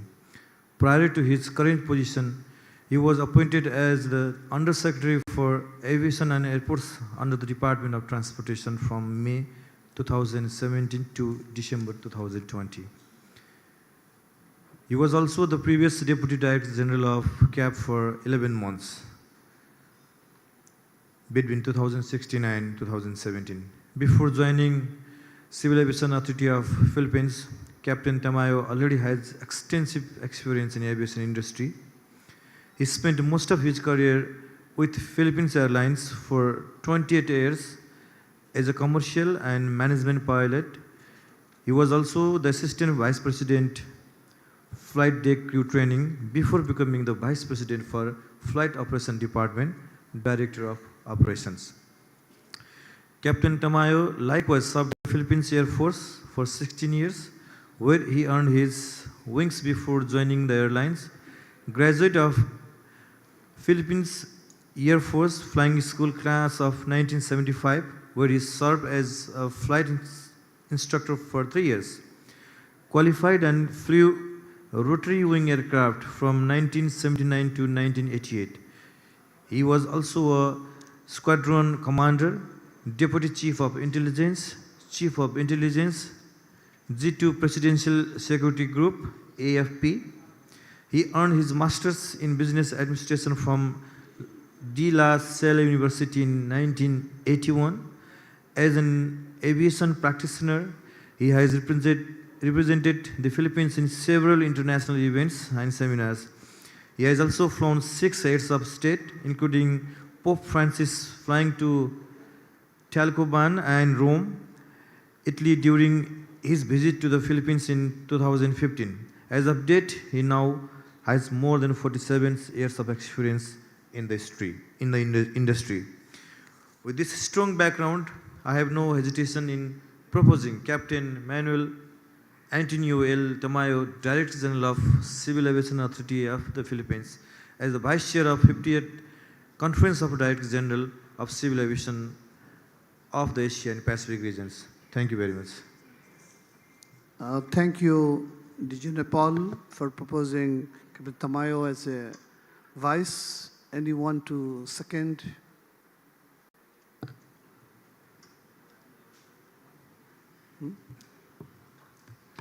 Okay, I see the flag of Vanuatu.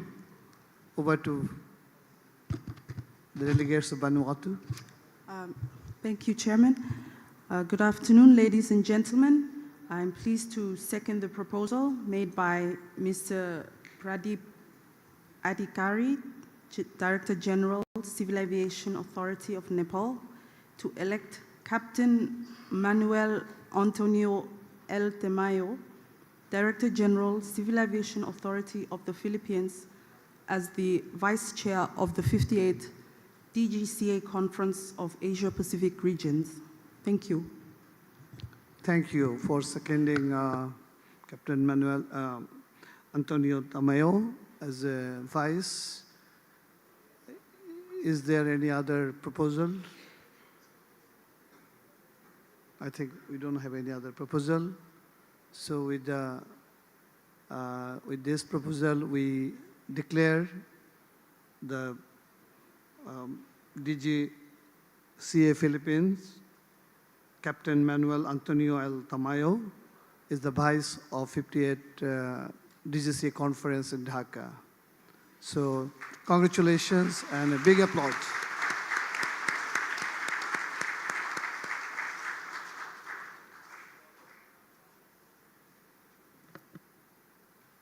So now with this, I will hand over to our regional director for the subsequent course of action. Thank you. Thank you, Mr. Chair. I also wish to begin very briefly introducing the conference secretariat teams who will assist me with the secretariat functions of this conference and for the efficient conduct of this conference. We have the Deputy Director of the Regional Office, Dr. Manjit Singh, and a team of consists another 8 subject matter experts and 2 coordinators. So I do not really read the name each of us, and we have, where the ICAO team is right there, and we are all full support with this conference. And also, I wish to take this opportunity to thank the President of the Council and ICAO Secretary General to taking a time out of their very busy schedule to grace this occasion, as well as engage with the region to discuss aviation matters interest to both state administrations and ICAO. I also acknowledge the presence of the ICAO, as I mentioned, the ICAO Bureau Directors, and Michelle is one of the Director of Air Navigation Bureau, Jorge Vagaras, Director of the Technical Cooperation Bureau, that now they call the CDI, Capacity Development Implementation Bureau, and also Mohammed Rahma, the Director of Air Transport Bureau, and also we have our Deputy Director of Legal Bureau, who arrived a little bit late today, and they will provide necessary update of the conference on the important development in their specific areas, as well as their high-level inputs where necessary. So I'm pleased to announce that the conference is well attended by 34 states and administrations from within the Asia-Pacific region and 3 states from outside the region. On invitation, there are 10 international organizations participating. The total number of registered participants have been 323, making this conference one of the best attended APAC DGCA conference. The conference have a very heavy program with 75 discussion papers presented under the agenda items.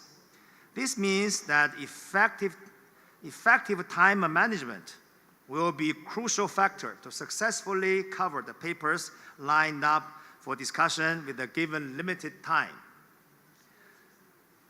The agenda centered on mainstreams, international civil aviation strategic objectives is traditional, but incorporate one of the most relevant themes topics of the present time. With your permission, Mr. Chair, I will now propose the 58th APAC DGCA Conference Provisional Agenda, which papers on the screen will be considered by the conference for adoption.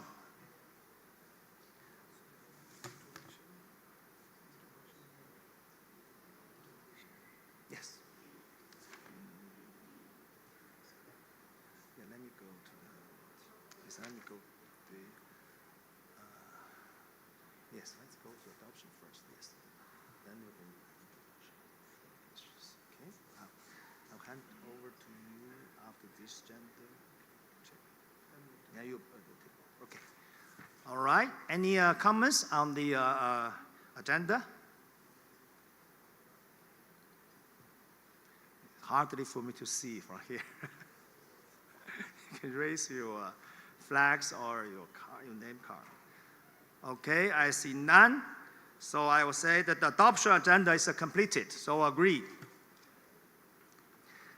And also I wish to mention that the conference program will conduct based on the order of business, as we showed just now, which has been uploaded to the conference website.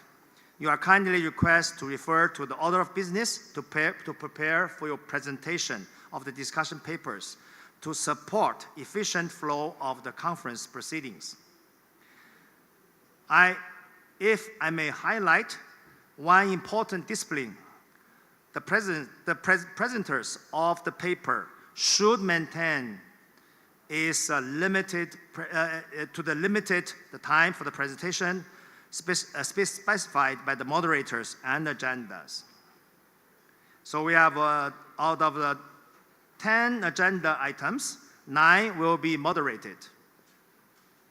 So with that introduction, I hand over to the floor back to Mr. Chair for the moderators, the proposals. Show them on the screen first. Thank you, Ardi.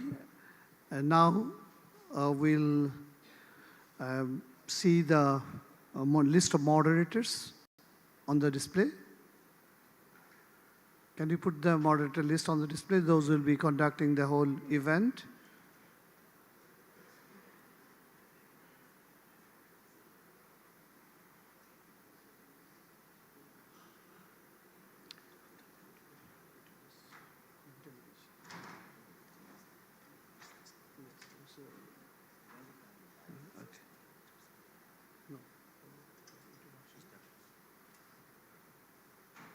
So you can see the list of moderators for different sessions, agenda-wise, agenda 1, 2, 3.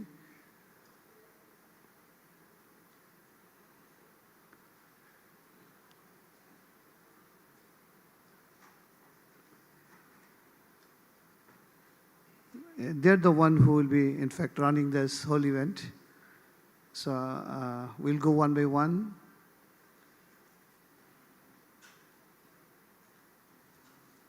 So we have 10.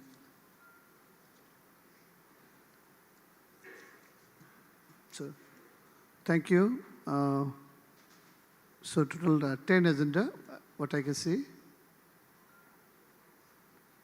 Okay, we missed one point before showing the agenda administrative discussion. We are required to be introduced our delegation.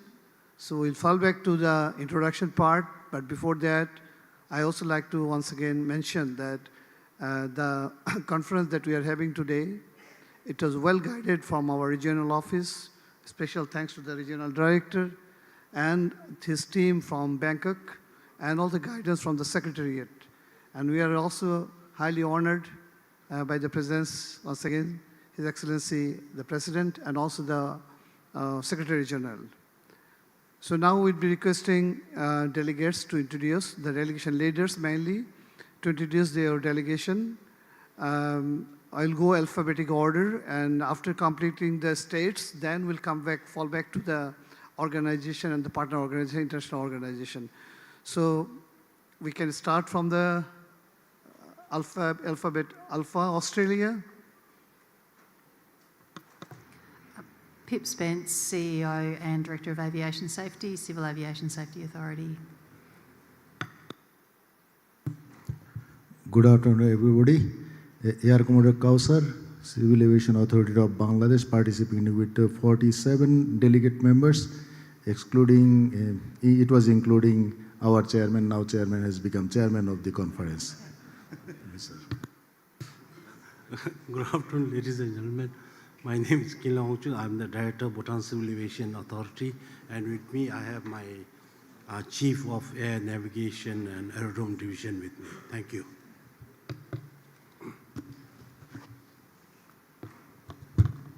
大家好，我是本次会议中国代表团团长。Good afternoon, everyone. I'm Cui Xiaofeng, the Deputy Administrator of the CAA China. I'm very glad to be here in Dhaka for the DGCA coverage. I wish to thank the government of Bangladesh for hosting this great meeting, and I'm looking forward to having a fruitful discussion with all the colleagues in the coming few days. Thank you.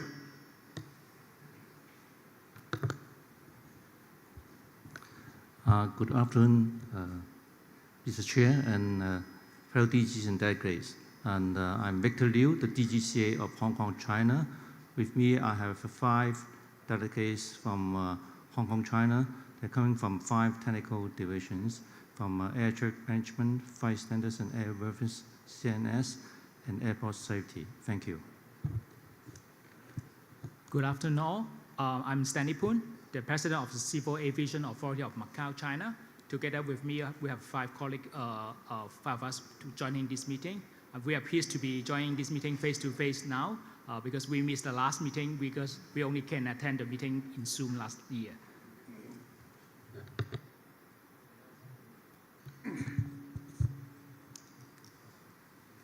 Good afternoon, ladies and gentlemen, and we're from Civil Aviation of Fiji, and proud to introduce 3 colleagues of mine who came with me. They are all ladies. On my left is the Chief Executive of Civil Aviation of Fiji, Ms. Leverstam. And behind me, Alumita Lingavere from our ministry in Suva, who is our aviation analyst, and Serema Bolavatu, Executive Manager for Standards and Compliance. And I'm Eliki Komwetatoer, Chairman of the Civil Aviation of Fiji. Thank you.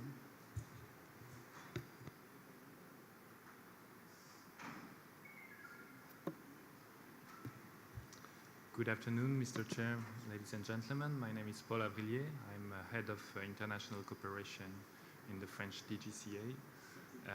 We have four more people in our team. So Karim Bekouche on my side is covering South Asia and Middle East in my team. We have also Hervé Milcan from our embassy in New Delhi. We have Nicolas Casalis from our Civil Aviation Academy. And the director for French Polynesia will join tomorrow at the conference. Thank you very much for hosting us to Bangladesh. Good afternoon and compliments from India. I am Manish Kumar, Joint Director General, and the delegation include Mr. Atul Mandola, Director Air Transport, and Ms. Kavita Singh, Deputy Director Aircraft Engineering. Thank you very much.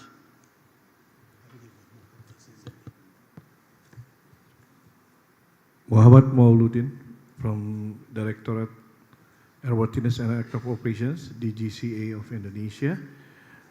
With me, we have 14 delegates, 12 of them was ladies. So it's our opportunity to be here. Thank you.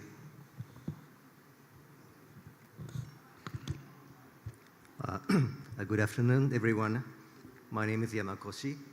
I am Assistant Vice Minister for International Affairs, Japan Civil Aviation Bureau. I'm much honored to be here to discuss various issues with the distinguished delegates here. Thank you. Thank you. Good afternoon, ladies and gentlemen. My name is Ahmad Dewa from Kiribati, representing the Civil Aviation Authority of Kiribati. Thank you.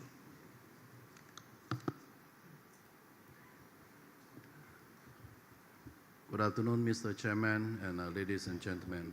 My name is Bunteng Simun from Department of Civil Aviation of Laos. And together with me, we have 7 persons which are in charge of the air navigation and safety and also the aviation security. Good to see you here. Thank you.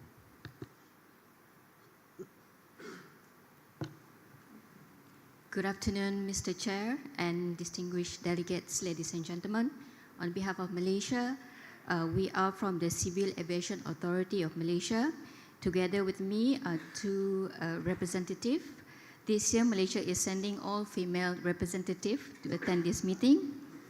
We thank you, DGCA Bangladesh, for the wonderful hosting, and we're looking forward for a fruitful discussion for this conference. Thank you very much. Good afternoon, Mr. Chair and the distinguished delegates.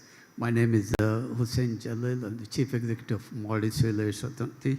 It be our delegation comprised of 4 members here who are seated with me. Thank you.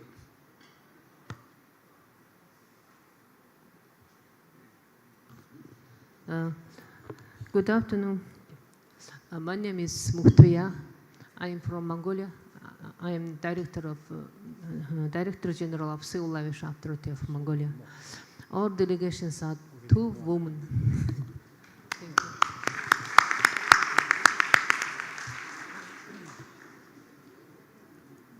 Good afternoon. My name is Pradeep Adhikari, Director General of Civil Aviation Authority of Nepal. We have 6 participants from, and among them 2 are ladies. Okay. Aside of me,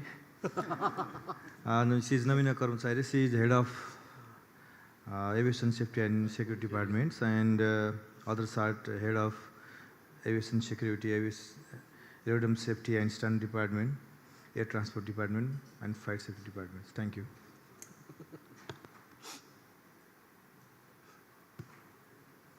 Good afternoon, Chairman and delegates. My name is Keith Manch. I'm the Chief Executive and Director of Civil Aviation New Zealand, and I'm accompanied by 4 delegates. Thank you. I think we'll for New Zealand. Any other country there? No. Then we'll come onto this side, state-wise. Please, Pakistan. My name is Khakan Murtaza. I'm the Director General Civil Aviation Pakistan. I'm accompanied by 3 of my directors and 1 additional director. I'm accompanied by my Director Air Traffic Management, Director Aerospace and Aerodrome Regulations, Director Regional Training Institute, and Additional Director ICAO. Thank you. Thank you, Chairman. I'm Benedict Araka from the Civil Aviation Safety Authority, Papua New Guinea. I'm the Chief Executive Officer and the Director of Civil Aviation. Good afternoon, Excellencies and distinguished delegates, ladies and gentlemen. I'm accompanied by Senior Flight Operations Inspector, Ms. Selina Kule. Thank you. Good afternoon, ladies and gentlemen. I am Captain Manuel Antonio Tamayo, Director General for the Civil Aviation Authority of the Philippines. With me are 5 officers from the CAAP and 2 officers from Mactan Cebu International Airport Authority. We are glad to be here to participate in this year's DGCA. And out of my group, there are 5 ladies. Thank you.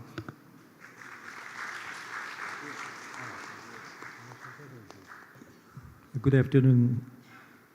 My name is Peter Kyung-soo Yu, Director General for Civil Aviation Safety Policy Bureau under Ministry of Land, Infrastructure and Transport, Republic of Korea.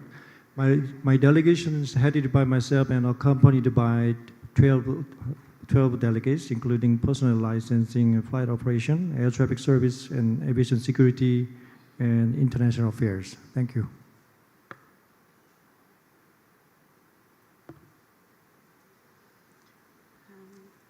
Talufalava and a very warm greetings from the islands of Samoa.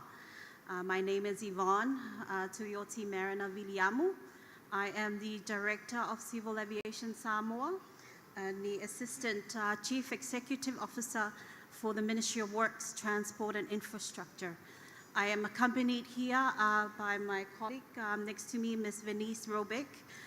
It's not by choice. The Civil Aviation Authority of Samoa consists of 8 officers, including myself, and 6 of them are women. So thank you.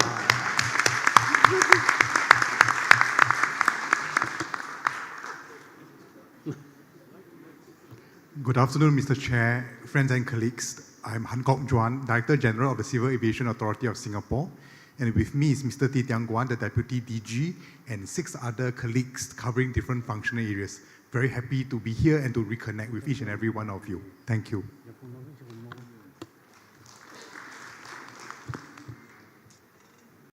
Good afternoon, Mr. Chairman and delegates. I am Brian Halisanao, Director of Civil Aviation, CAA Solomon Islands. I'm the lone rep for this conference. Thank you. Mr. Chair, Regional Director, ladies and gentlemen, good afternoon, Aiboan.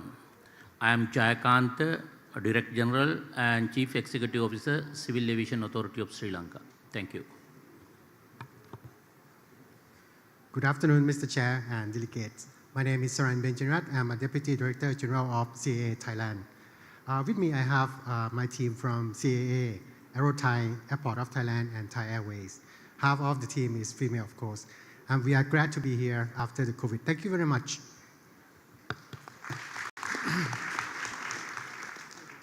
Good afternoon, Mr. Chair, ladies and gentlemen. My name is Eusebio Freitas, Head Delegation of Timor-Leste.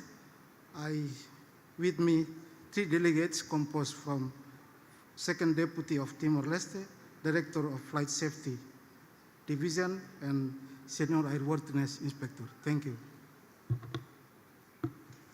Malloy Lele, my name is Vinolia Salesi. I'm the Director for Civil Aviation of Tonga.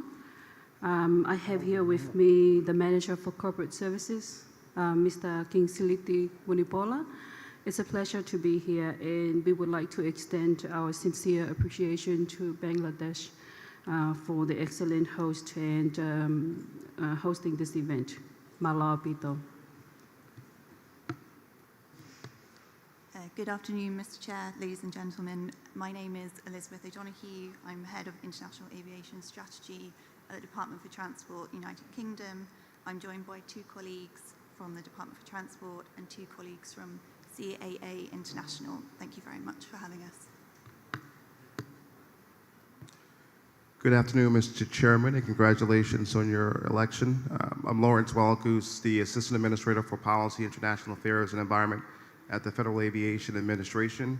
With me, I'm joined by 15 of my colleagues from across the U.S. government, of which 7 are women. We're delighted to be here. Thanks, Bangladesh, for hosting.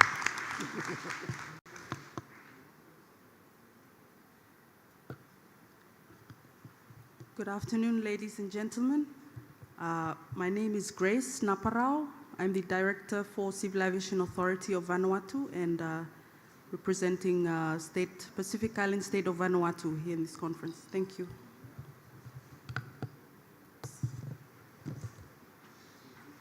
Good afternoon, Mr. Chairman, ladies and gentlemen.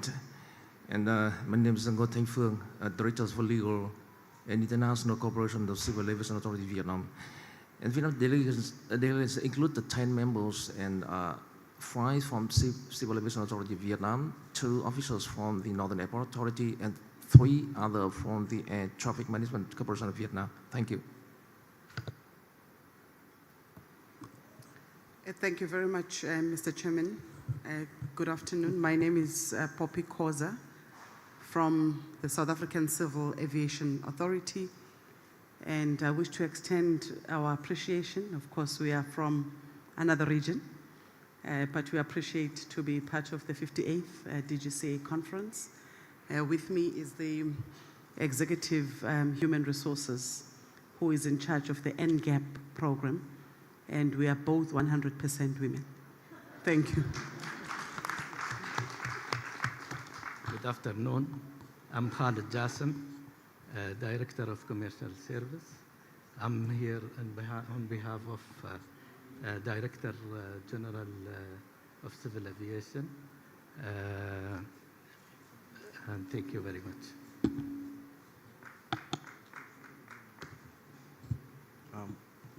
Thank you. Assalamu alaikum. Good afternoon, everyone.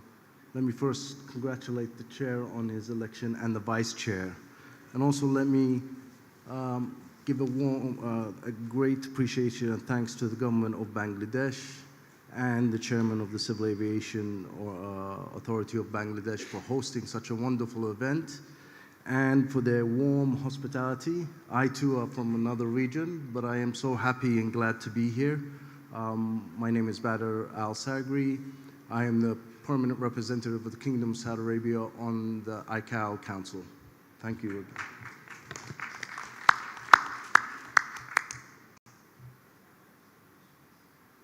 Okay, thanks all the member states of the Asia Pacific for introducing your delegation. And now we'll go over to the partner organization and international organization. We start from this left.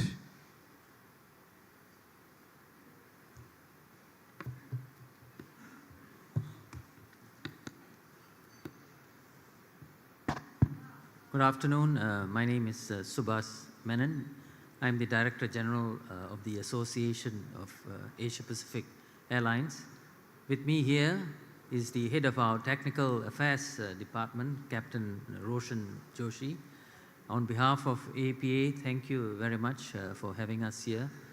We look forward to continue our work with ICAO to achieve all the objectives that we have set out for ourselves at the last 41st ICAO Assembly.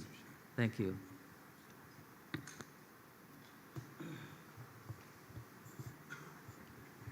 Good afternoon, ladies and gentlemen. My name is S.L. Wong. I'm the Director of Technical and Administrative Affairs at the Airports Council International Office located in Hong Kong.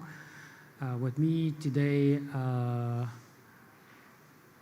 Simon Shiguan, the Head of Membership Services and Events, and also Philip Kwok, Manager of Economics.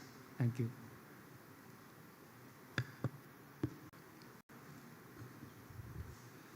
Good afternoon. I'm So Potin, Cancel Asia Pacific Director.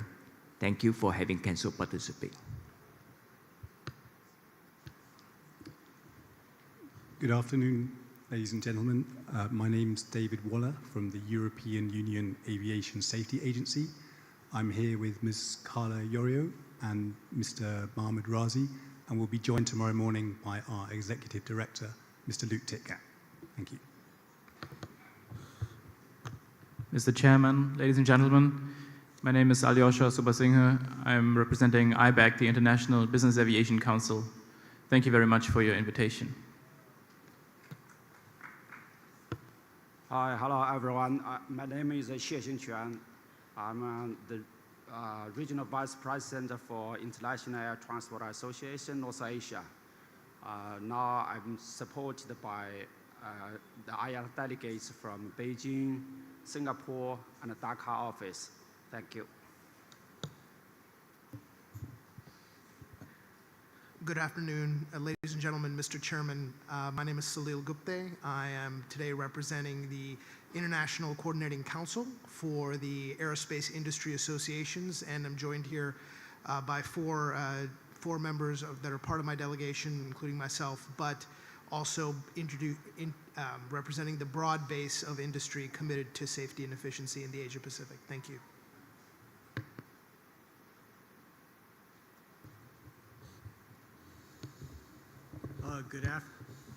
Good afternoon, everyone. My name is Mitch Fox. I'm Director of the Flight Safety Foundation's newly formed Asia Pacific Center for Aviation Safety. The Flight Safety Foundation is delighted to join the conference for the first time. Thank you. Good afternoon, everyone. My name is Andrew Valentine, the General Manager for the Pacific Aviation Safety Office. I'd like to thank the Chair and for the hospitality that we've received on arrival. And I'm joined here by one delegate, the Head of Regulatory Services, Mr. Joseph Neal. Thank you. I think any other, I think it's over. Okay, we can't see any red light. That means we are through the introduction. It gives me an immense pleasure to see that the delegation within the Asia Pacific and beyond, having a multi-expertise professionals participating in this 58th DGCA conference. I'm confident that with the presence of our President, we'll have a better outcome, and we can already see that there is a good trend on the theme topic that we saw, gender equality, the participation also. It speaks that we are towards that line, sir. Already we are moving towards gender equality. We have a good number of representation. I think it has crossed the past conferences. Now the more number of ladies are participating and more number of participants, in fact. So with that, I also like to make my plea that I'm little defaulter here, that arrangement could not be made sufficient. So I beg apology for the inconvenience because I can see this is a totally tight situation that our guests are sitting here. It could have been little bigger, it would be better. But it was beyond our expectations. So we feel good. While we feel good, again also my apology if there is an inconvenience for sitting and I could not give you proper arms chair or some rest while you participate or attend this meeting. With this, so we are through with the introductory session. Now we'll start with the agenda item, discussion on the discussion papers. So for that, I invite our first moderator of the session of 58th DGCA, Ms. Teresa Levesam. A big applause for the moderator.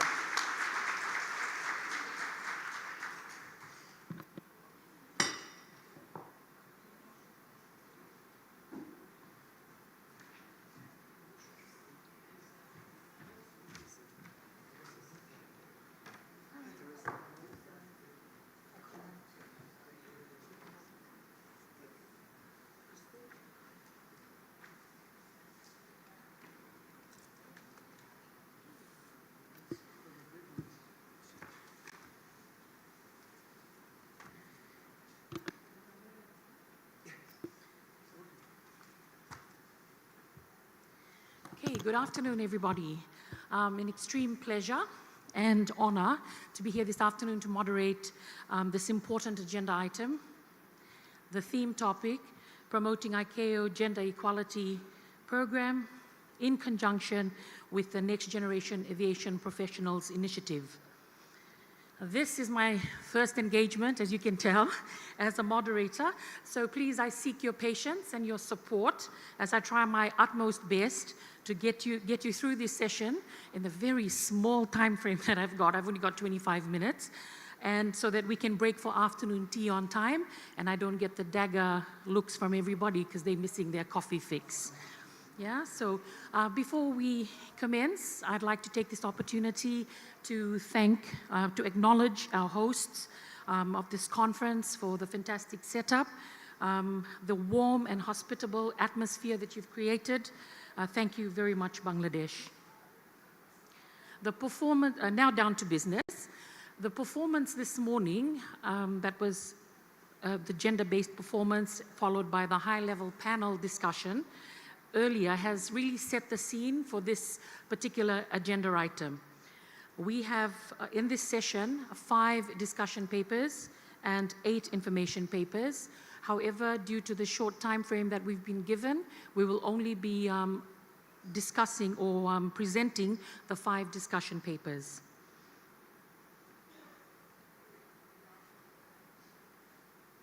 So what we will do is we will get the discussion papers to be presented one after the other and then break for intervention after all 5 discussion papers have been completed.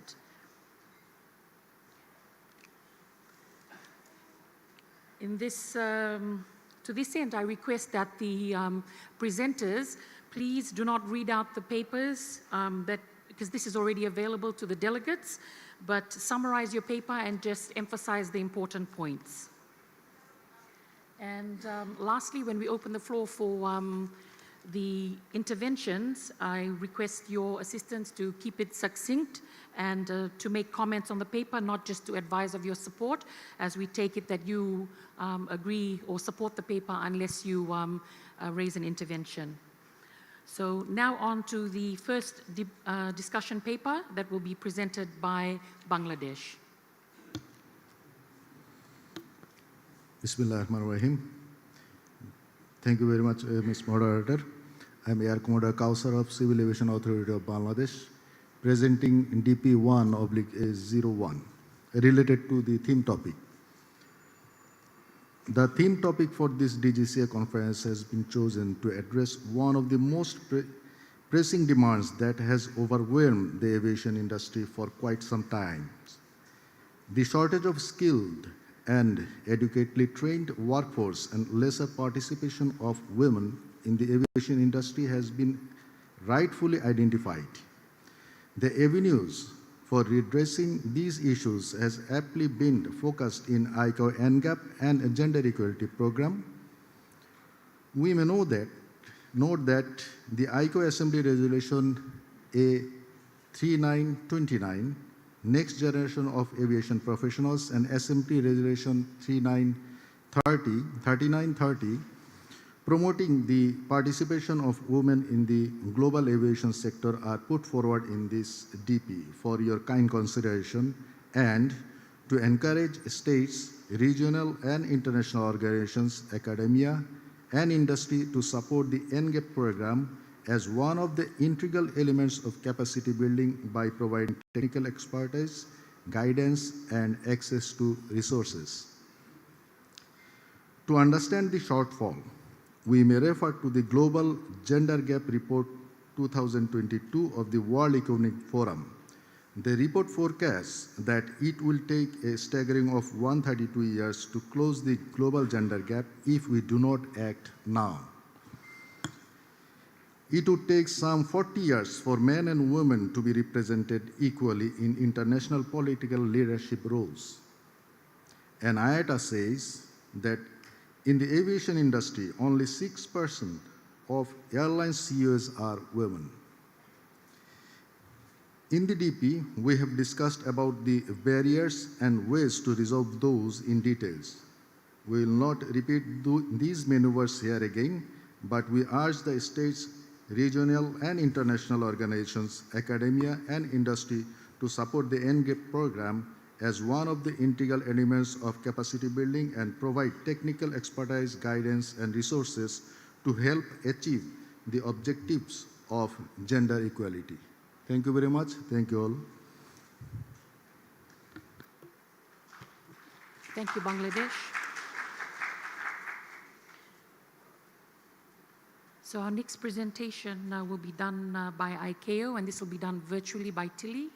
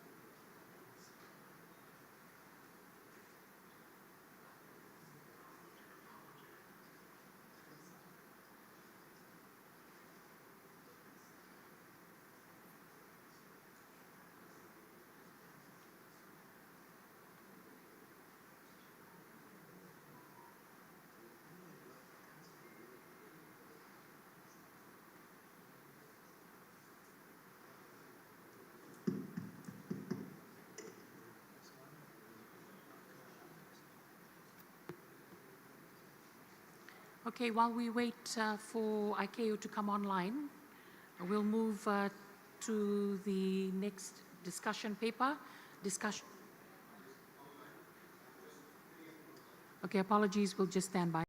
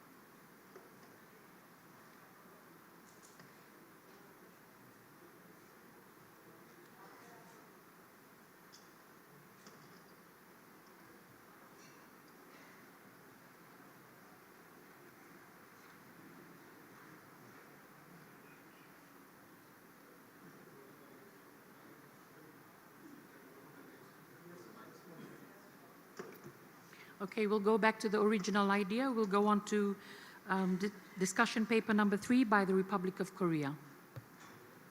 Thank you, Madam Chair.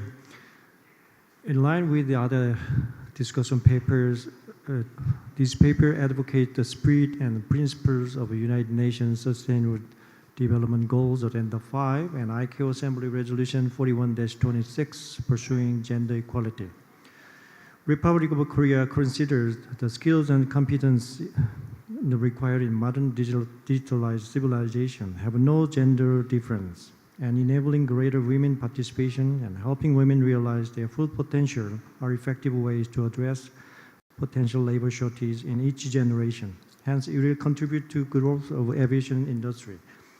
As part of efforts to create a gender equal culture and labor environment when men and women are equal and fairly treated, Korea is promoting various policies to boost nurturing and participation of female professionals in the following 3 sectors on the 5-year National Plan for Gender Equality Policies, as explained in Section 2 of this paper.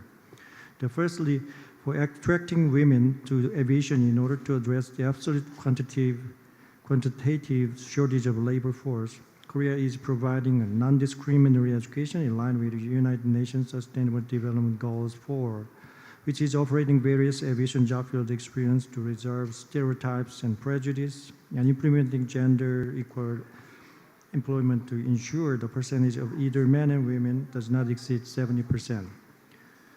Secondly, recognizing the level of skilled professional can bring about deterioration of aviation systems. Korea is making efforts to create a workplace where female professionals can work continuously and advance their skills without career breaks in accordance with framework law on gender equality. Thirdly, for gender equality at professional and managerial levels, corresponding to Assembly Resolution 41-26, Korea is ensuring women's career developments and their advancements to higher level positions by guaranteeing the completion of training required to maintain qualification and putting efforts to achieve 30% of women among high-level positions by 2027. In addition, gender-balanced principle will also be applied to the selection of candidates for our government's fellowship training program for aviation personnel. In conclusion, highlighting the importance of building a pool of women talent through holistic review analysis, evaluation of underlying problems, and workforce supply and demand. The Korea would like to encourage the states to work together to achieve results and move forward in this area. Action by the conference are in the paragraph 3.1. Thank you, Madam Chair. Okay, thank you, Republic of Korea. Are we ready now for, no? Okay, so we'll move on to discussion paper number 4 that is presented or submitted by India, United States, and ICAO. Thank you, ma'am. Namaskar and good afternoon. This paper has been co-authored by India, United States of America, and ICAO.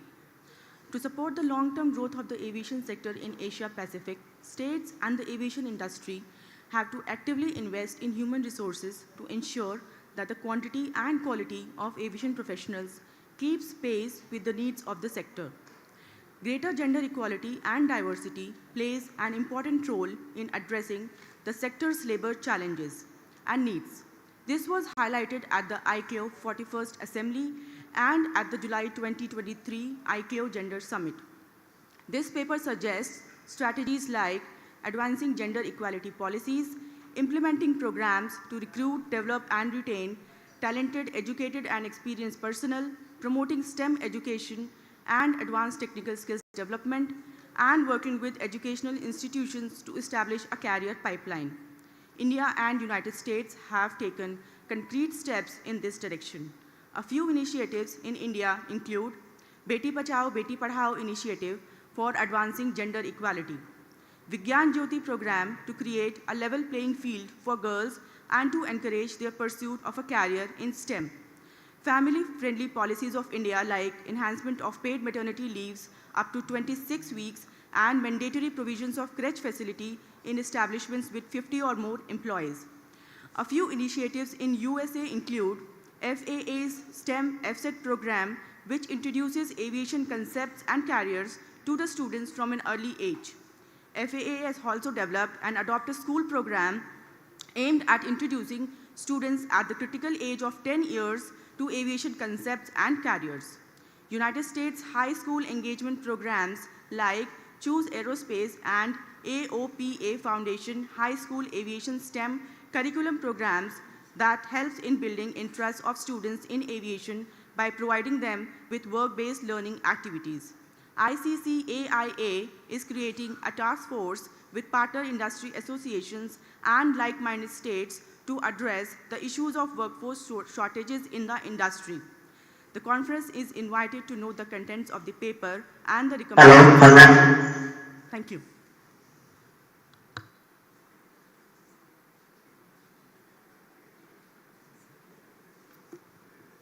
Thank you.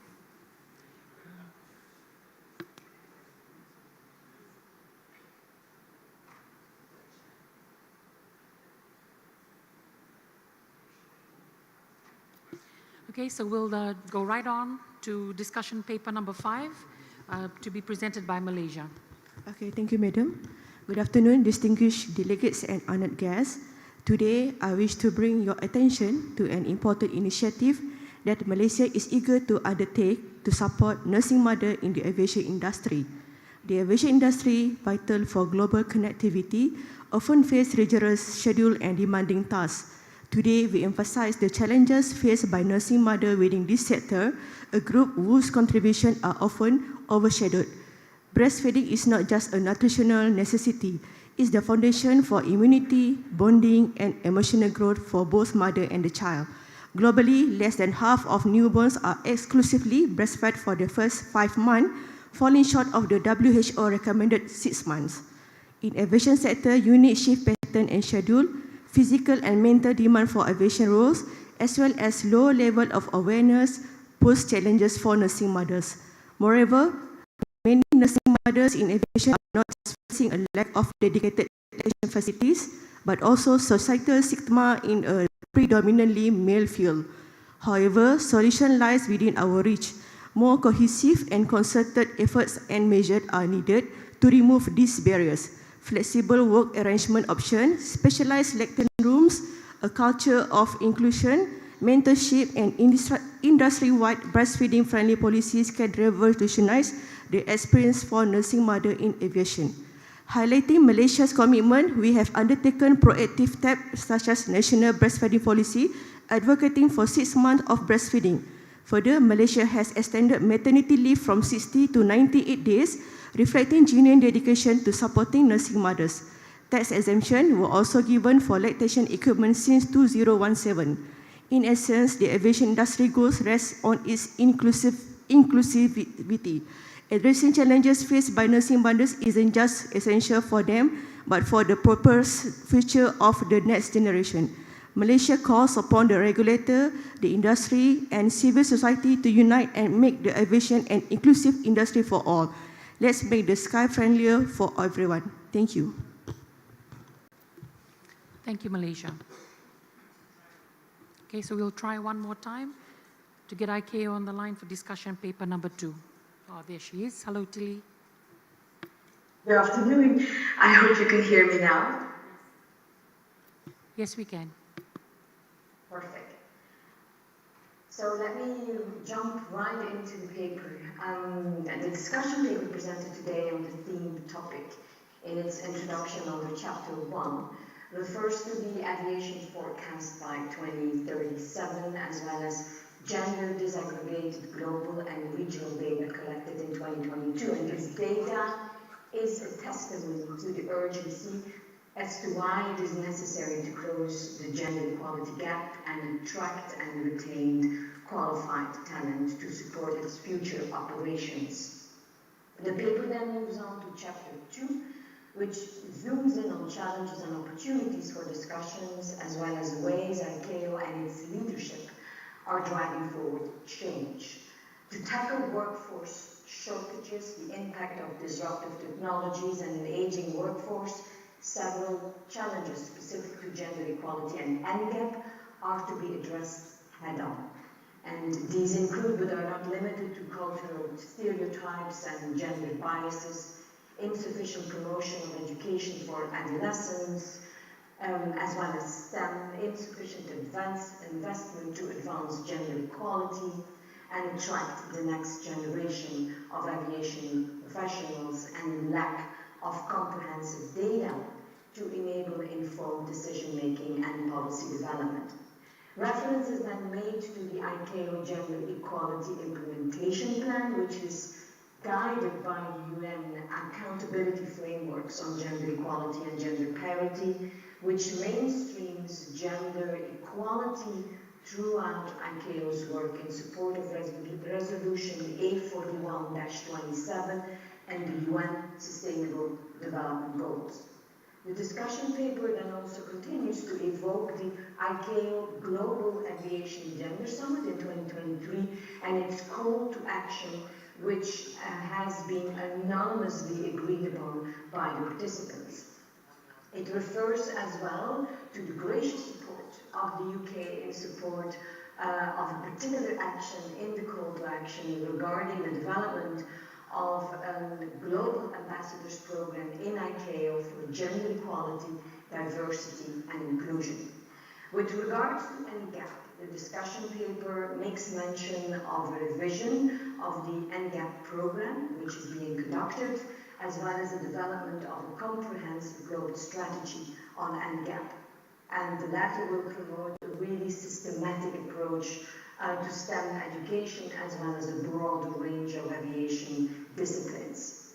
Reference is made as well to the determination of the ICAO regional office in APAC to put gender equality and women empowerment at the forefront through specific activities in the region. The discussion paper concludes with a series of 8 action points which the conference is invited to consider. And finally, I wish to mention that gender equality and NGAP remains seriously unfunded. If there are participants in the room who wish to collaborate and support the work on gender equality and NGAP, I would wish to acknowledge the presence of Jorge Vargas, Director CDI, and Maki Lanou, Resource Mobilization in CDI, and I invite you to reach out to them. Thank you. Thank you, Tilly. Okay, now we've come to the end of the discussion papers, and the floor is open for any interventions. We have 5 minutes, so again, I ask you to be succinct in your interventions, and if you've got any comments, but just to support the paper, we understand that you support the paper. If you do not say otherwise.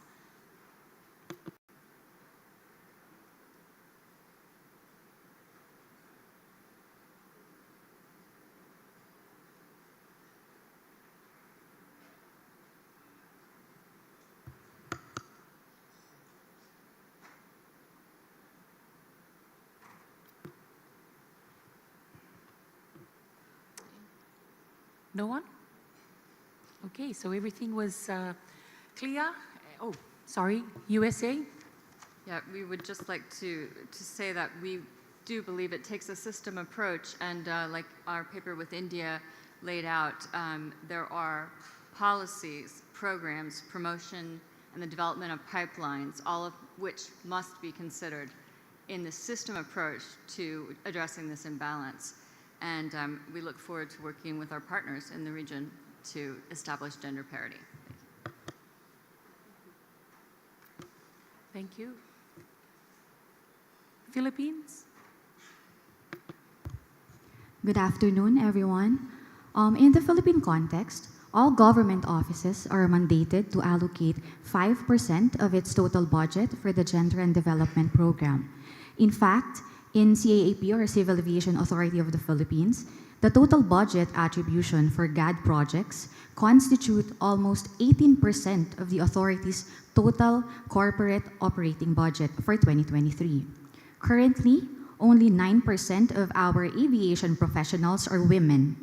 Aeronautical station operators and air traffic controllers are the trades with the highest percentage of women at 33% and 32% respectively. Similarly, the CAAP is still male-dominated, with women comprising only 26% of the total workforce and 38% of the senior managers. However, our air traffic service has exceptionally broken barriers with a woman service chief, and predominantly women managers, reinforcing the thrust of our gender laws to grant equal opportunities and enabling mechanisms to bring out everyone's best abilities. That's all. Thank you. Thank you.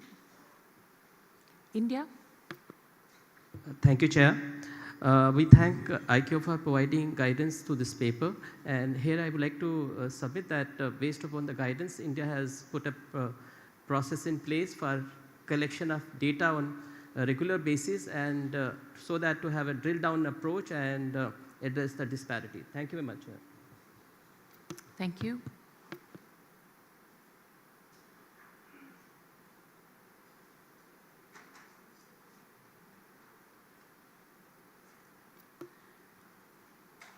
Okay, if there's no one else, then, oh, yes, one more. Bangladesh.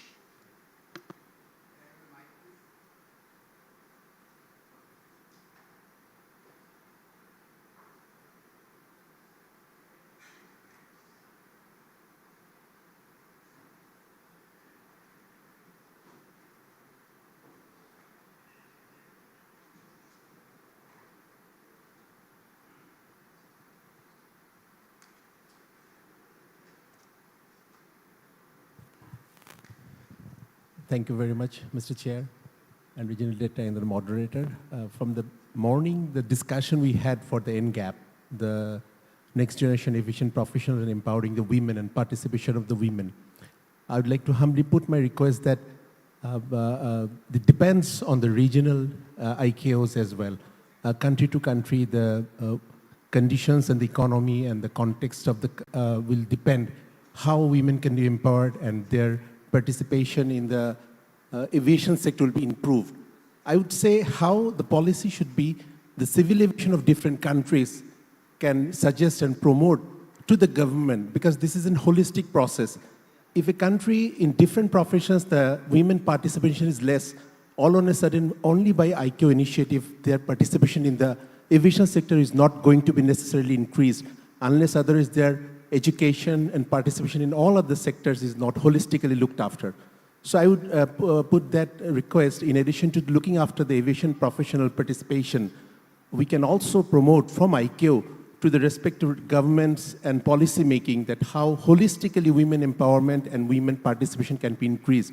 That is in totality is going to give a win-win situation, not only in aviation sector, but also in all other sectors. The challenges we have for the women, more participation in aviation sector, is pretty much same for other sectors as well. So this is going to solve the problem in a holistic approach. Thank you very much. Okay, thank you very much. Okay, so we're nearing the end of our 25 minutes and it's time to wrap up. Thank you very much for your attention. Prior to wrapping this up, just want to acknowledge the information papers that have been provided on this important topic. So thank you to Australia, Indonesia, Hong Kong, Malaysia, Pakistan, China, and EASA. So the data speaks for itself. There's still much to be done in the area of gender equality and the next generation of aviation professionals program. So to ensure that our aviation system remains sustainable.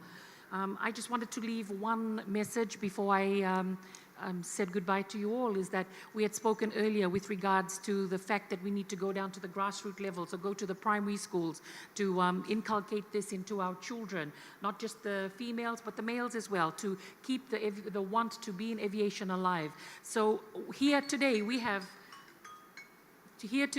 mothers, fathers, and grandparents. And I believe that really education and the changing of mindset starts at home. So I challenge each and every one of you to go back home and ensure that we change the mindset of our children and the next generation, the next generation of people that's going to come up. Thank you very much.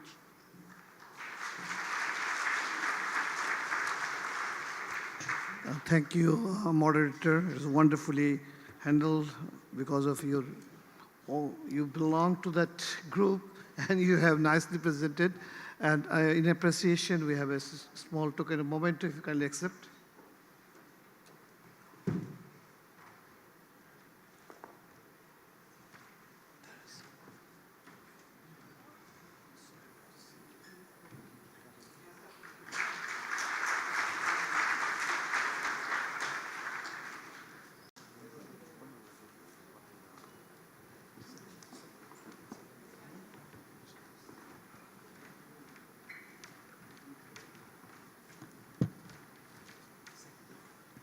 Okay, we go over to the second agenda.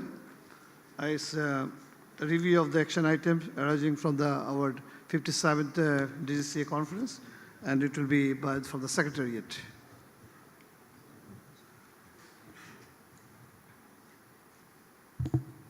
Thank you, Mr. Chair. Good afternoon, everyone.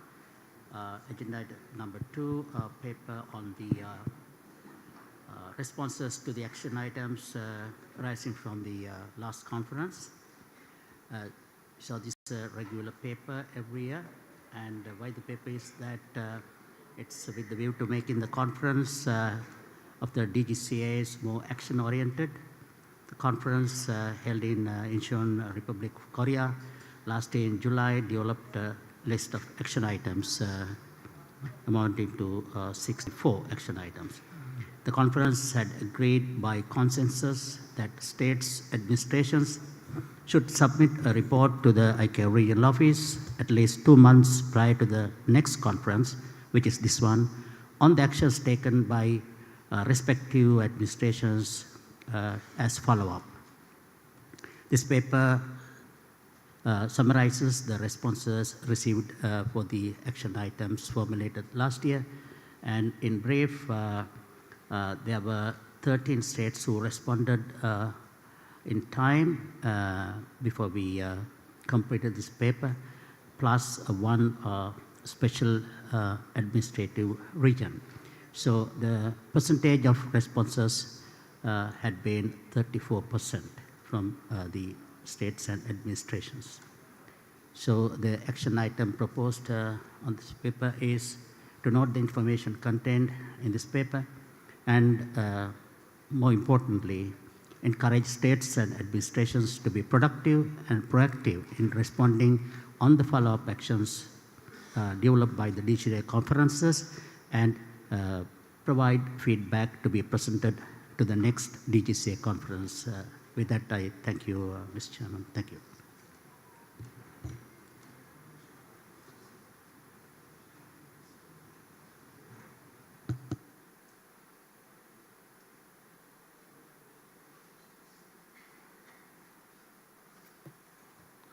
I think we are through with the agenda item 2.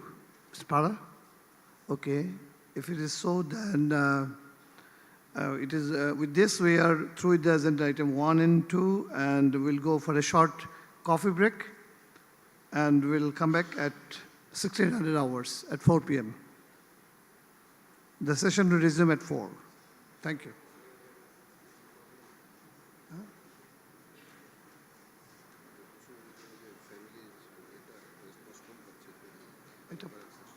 এটা এখন যেহেতু announce হয়ে গেছে তখন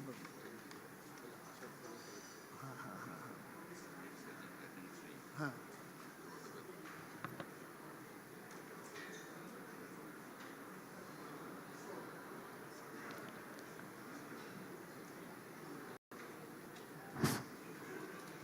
Ladies and gentlemen, this coffee break also sponsored by Galaxy Bangladesh Aviation Group.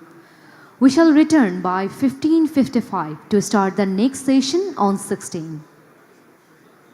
For your information tonight, we have welcome reception at 18 invoices in same lunch venue. We request you to visit the exhibition booth during the break. Thank you.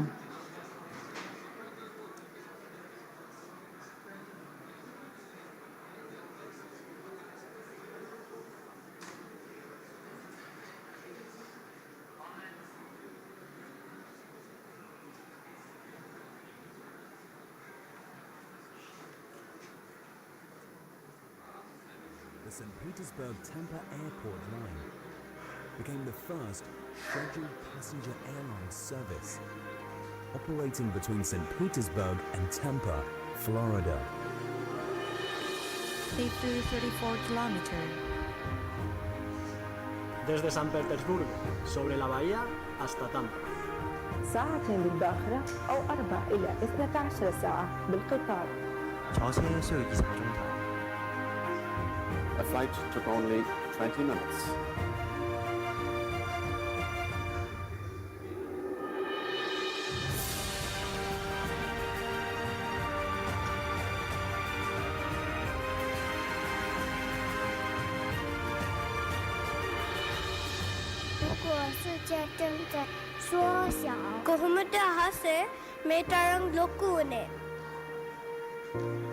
Because we know how to share the sky better.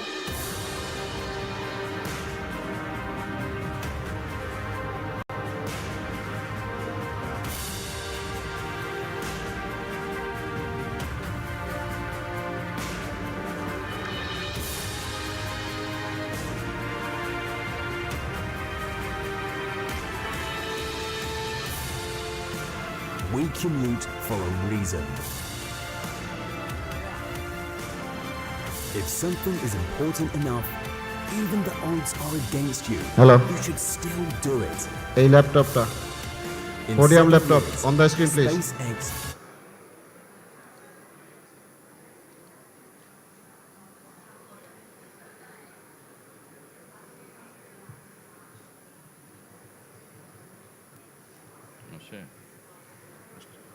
No, it's up to Podium এটা.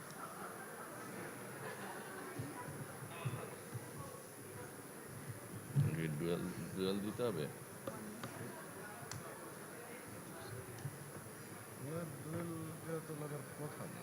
Duplicate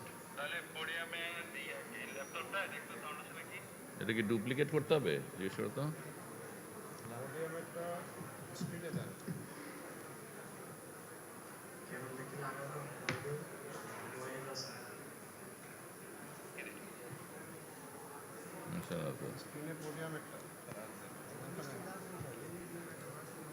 আরে আশা লাগবে না এখানে কেন না আসো না না আরে আইকাওর এটা না পোডিয়াম এটা দেন না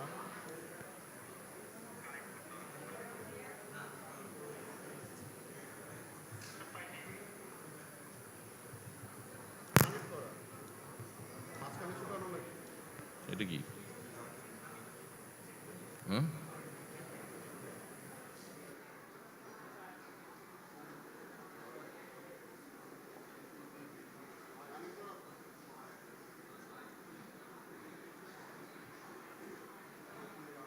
Yeah, okay, yeah. okay, that's good. So you will only sort out. Are you coming to the Rostam?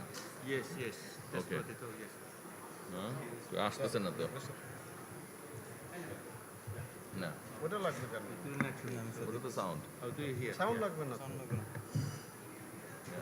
Line তো দাও So লাইন দাও be up here to do also me, yeah, my one. so what we're using this is this Is my one. And also Captain Dr. Raj will come here and then he wants to, you can give this present PowerPoint, right? I mean, he can slide.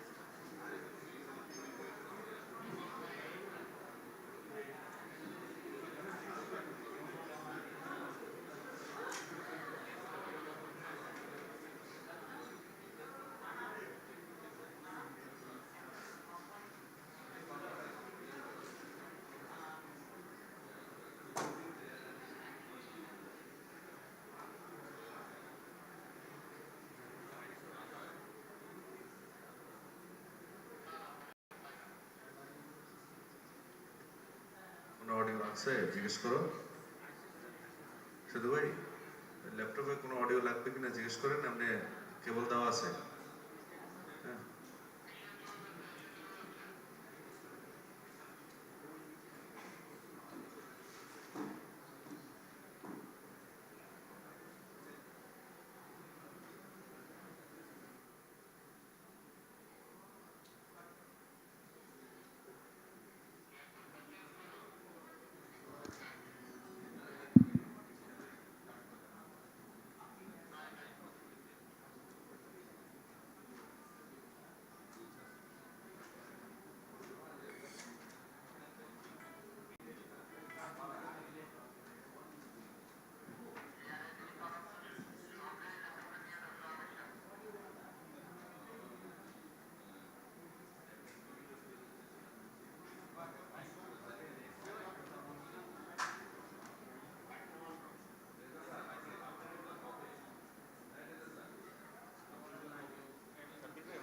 আসছি আমি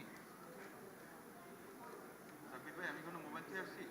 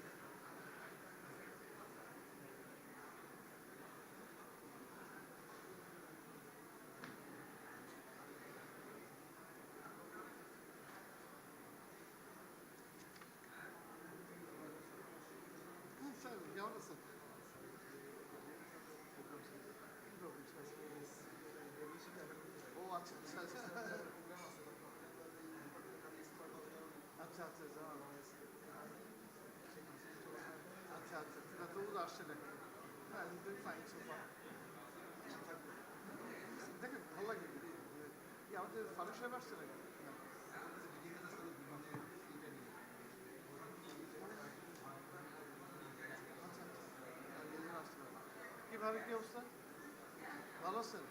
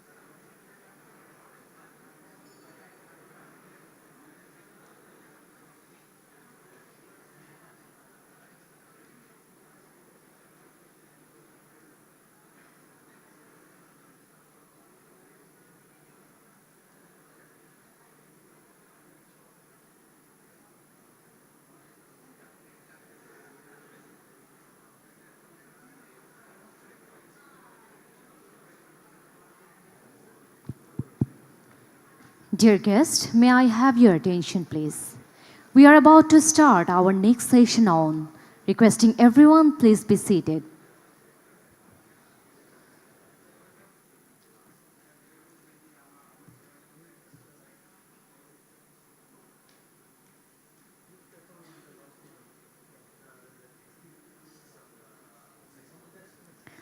Ladies and gentlemen, welcome back. Today's coffee break was sponsored by Galaxy Bangladesh Aviation Group. This session will start with ICAO overview on safety and air navigation. Okay. Once again, welcome back to the conference. Ladies and gentlemen, now we'll have the overview of the safety and air navigation. And Ms. Michelle Markle, Director Air Navigation Bureau, ICAO, she is going to present the paper. Michelle, over to you.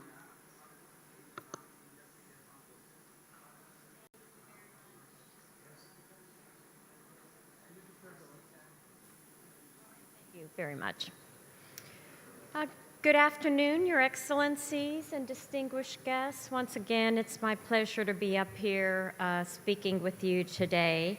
And again, I'd like to begin by thanking our very gracious hosts from the CAA of Bangladesh for their warmth and hospitality. And I know the attention to detail that I've seen means we're going to have a very successful conference this week. So thank you for that. So this afternoon, I'll be addressing two very important topics to this community: aviation safety and air navigation. So before I start, I think it's always good to kind of take a snapshot of where we are traffic-wise in the world. So, as you know, before the COVID pandemic in 2019, traffic was growing at an incredible pace. COVID-19 caused an unprecedented worldwide decline in air traffic.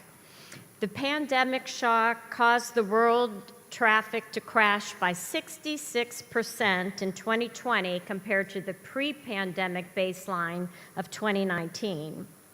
The APAC region followed suit with the same proportion of decline as the worldwide traffic decline at 65%. The good news is, in 2022, we started to see a very rapid recovery. I think it came much sooner and at a much faster rate than anybody in the industry had anticipated. And we're forecasting full recovery from COVID in 2024. So that's really fantastic news for the industry.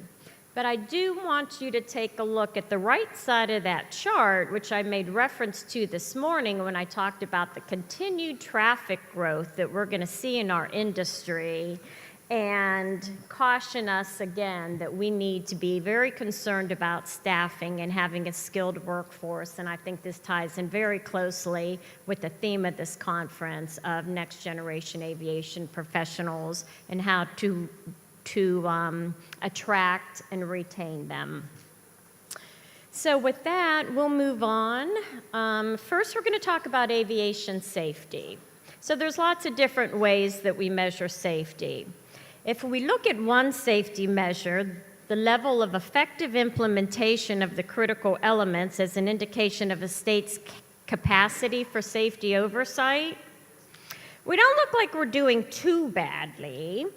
The world average is around 6 percentage points below the 2024 Global Aviation Safety Plan target of 75%. However, only 44% of the states have reached that target of 75% right now. Keep in mind, 2024 is right around the corner, so obviously there's still more work to do.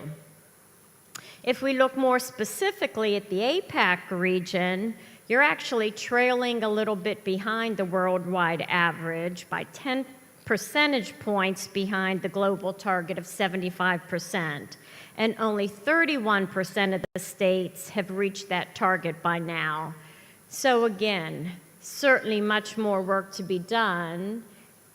And I'll talk about how those targets are going to increase in just a second.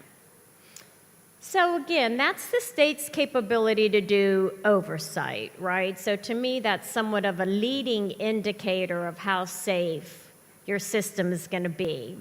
Of course, another measure of safety is more outcome related, and that's the accident rates. So in 2022, APAC had an accident rate of 1.61 accidents per million departures. And it's trending down. So you can see on this chart the global accident rate in gray, the regional rate down there in blue, and the yellow line shows a 5-year sliding average. And so it is trending down, and that is very good news. That's really what we want to be measuring. As you can see in 2022, the APAC region had a bit of an uptick. That could be a statistical anomaly. But the point here is we need to remain vigilant because, again, the system's becoming more complex, traffic volume's increasing, and so you need to ensure that factors that might risk this trend are addressed. These could be technical factors, they could be operational factors, human factors, non-technical factors such as rapid growth in the number of airplanes or loss of safety inspectors in your industry. So again, you need to remain vigilant. And I talked about the target of 75% for 2024 of achieving an effective implementation score for critical elements. But notice that target's going up in 2026 and 2030. So that target continues to rise. And this is after we've already given states relief in this 2023 to 2025 Global Aviation Safety Plan. We gave relief of those states so that states would have time to recover from the pandemic. But one thing I also want to point out here is that there's a target in 2024 that all states have to publish a national aviation safety plan. And the idea is that that plan is going to help identify for you where are your risks and what do you need to be doing to manage them when it comes to safety. So next we're going to talk about air navigation, because when we talk about air navigation, when we talk about air navigation capabilities, there we go, and ATM procedures, they're enablers of a lot of other aviation goals, in particular safety goals and environmental goals. So as highlighted this morning by the President and the Secretary General, there are operational improvements that can benefit the environment in the near term, but we're not implementing them at the rate across the world that we would like to see. Many ATM procedures are available today that could reduce carbon emissions. So we need to rally as a global community to accelerate their realization. And that's why next week, I know many of us will be in Singapore for an event, AN World, ATM for Today. And the focus of that event is to talk about these procedures and capabilities that are available for implementation today, to share knowledge and experience with the states so you can understand maybe how you can take advantage of implementing these capabilities and achieving these benefits today.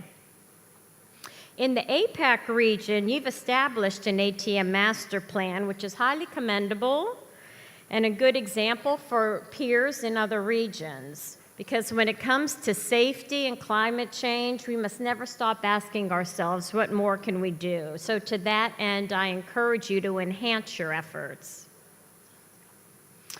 So one of the products that we provide is the Global Air Navigation Plan, or the GAMP. This is ICAO's strategic document for regional and national planning of air navigation infrastructure improvements. The purpose of the GAMP is to equitably accommodate all airspace user operations in a safe, secure, and cost-effective manner while reducing aviation's impact on the environment. So to this end, the GAMP provides a series of operational improvements to increase capacity, efficiency, predictability, flexibility, all while ensuring interoperability of systems and harmonization of procedures. We're working on version 8 of the GAMP. This is considered a major revision of the GAMP. We're making changes both at the strategic level and at the technical level. So just some examples are, we're revising the performance framework to reflect those priority focus areas that the Secretary General addressed this morning. So for example, you'll see environment and resilience addressed in this version of the GAMP. We're going to do a performance assessment of the aviation system block upgrade framework to provide the aviation community with the performance benefits of implementing specific operational improvements and to help the states understand how best to package these operational improvements for positive cost benefit. We need to integrate new concepts such as high-altitude operations and artificial intelligence and eVTOL operations so that our panels can start thinking about these concepts now and the requirements necessary to implement them.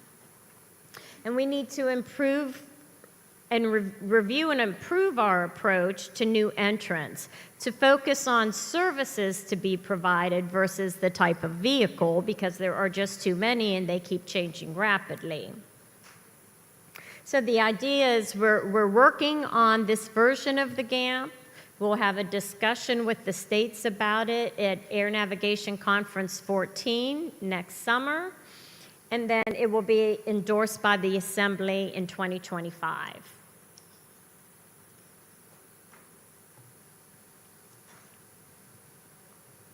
So there are new solutions coming online next year, a lot of them. There are a lot of panel meetings that are happening next year, a lot of proposed amendment changes, amendments to the annexes. Many of you have seen these proposals coming through the amendment process, and I know it can be very overwhelming for states.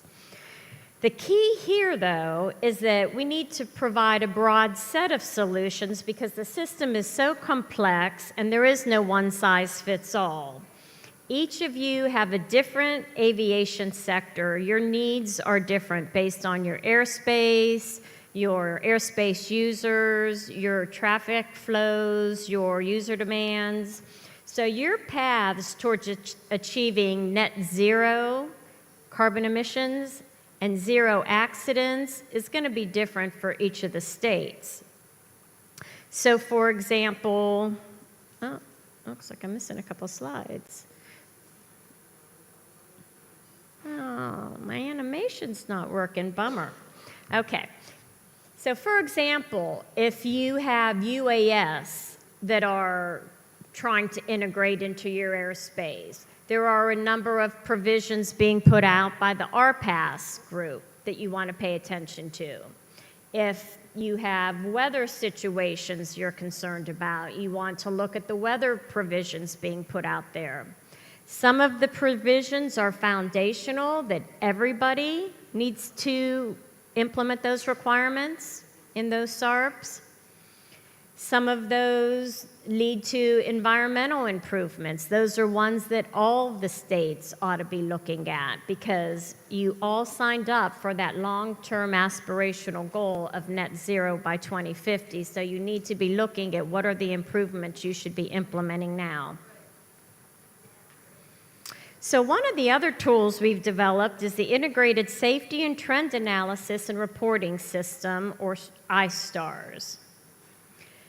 So iStars is a web-based platform which provides a quick and convenient interface to a collection of safety and efficiency databases and applications to conduct safety, efficiency, and risk analysis. One of the key concepts of the new platform is that you can do this analysis at the global and regional level and have unique views at the global and regional level.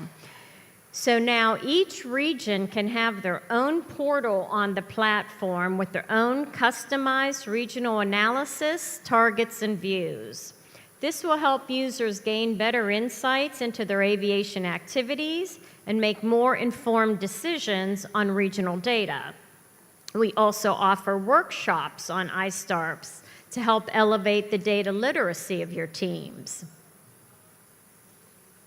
So the structure of iSTARS 4 allows for global and regional analysis, and you access it through that headquarter or parent portal or landing page, where you can then access a catalog of applications showing global level analyses. And then you can get down to the regions. So the first regional portal developed was for the SAM region. And I will tell you, they have been very robust users of this tool. We've worked to visualize their user-specific needs. And as I said, they're very heavy users of this, and they're actually selling it to the other regions because they see the value in it. So the next regions we worked with were the NAC and the ESAF, and now we're working with the APAC region to customize a portal for APAC. The APAC's portal will integrate the seamless ANS reporting tool and visualize different key performance indicator metrics, revealing the implementation of ATM improvements for the states in the region. So again, this is your way to track progress about the improvements that you've identified in your national aviation plans. So ICAO strives to provide services to you and your staff for the common good of safety in air navigation. In order to provide the widest value to the community, we remain focused on developing agile and scalable solutions. So we provide audits to states, so states know where they stand. We provide iSTARS, so states can analyze their situation. We provide SARPs, plans, guidance documents, so states can improve their standing, and we provide implementation support to states, so states can plan and implement in an effective manner, because it really all comes down to how successfully are we implementing. The challenge, as you can imagine, is the demand for these products and these services is very great, whereas the resources do not match the demand. So we have quite a demand capacity imbalance. And this is where we're trying to remain agile. So the first thing we do is we prioritize the work. We now have priority focus areas, so we're reprioritizing our work, and we have to continue to do that. New priorities come up. As we get voluntary contributions, that allows us to add to the job jar. But then we also need to look at how can we be working more efficiently.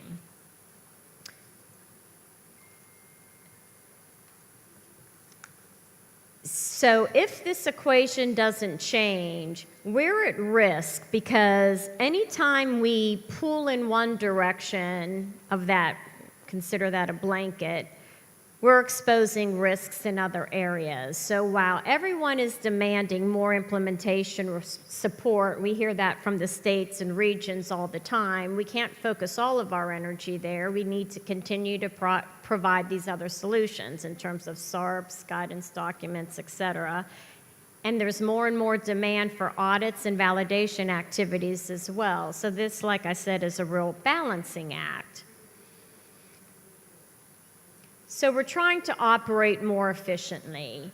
And this is where the transformational objectives come in that the Secretary General talked about this morning. And specifically, under Transformational Objective 3, digitalization, we have a project for SARP's digital management system. The idea behind this project is that we work smarter, and then states, our expert groups like the panels and the Air Navigation Commission, as well as the Secretariat, will benefit from digital access to STARPs and business intelligence, which will help us understand the dependencies between SARPs and different guidance documents, and understand the impact of amendments on the stakeholder community. The idea is that collectively we'll be able to achieve more. States will get solutions faster, SARPs will not lag technology development like it does today, particularly in fast-growing areas such as RPAS and eVTOL and high airspace operations. Also, we'll give transparency to states so they know in advance what's coming and they won't be surprised, and they'll have ability to provide early feedback to the SARP's work program. So stay tuned. Good things are coming your way. So if I have to leave you with two thoughts here, the first in the area of safety is you need to increase your vigilance. The system's becoming more complex. The targets are getting harder to achieve. If you have external factors that are changing, whether it's a loss of skilled staff to the industry, or a large number of new aircraft orders, or a significant increase in your airports, you need to pay attention to the stresses that these will cause on your system. So don't wait for ICAO to show up and do that audit and tell you what your effective implementation score is. You need to stay on top of that. You need to be identifying your risks and mitigating them. In the area of environment, look at what more you can do for climate. There are many new operational improvements that ICAO has brought online, and we need to see greater implementation of them. Every bit of CO2 reduction counts, and many of the ATM improvements you can make are here right now. So with that, I hope to see many of you in Singapore next week, where we can talk more about these improvements and your ability to implement them. And with that, thank you.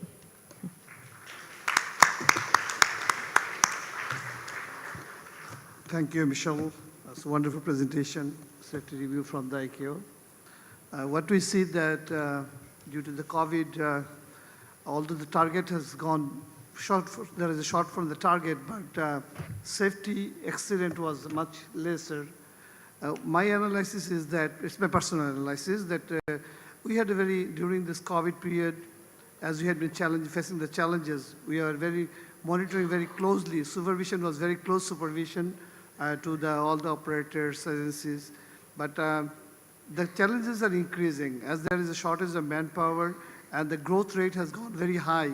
So there is a challenge, there is a still shortfall of the technician, operators, and to meet that gap, I think we, as you said in the last, we need to continue strong monitoring. That is most important. If we are little complacent or as the situation is better, if we make more relaxed, then probably the situation will be worse in the future. So thank you, Michelle. It's a wonderful presentation. Now with that, we'll move to the next agenda item 3, aviation safety. And for that, I request the moderator, Mr. Keith Mans.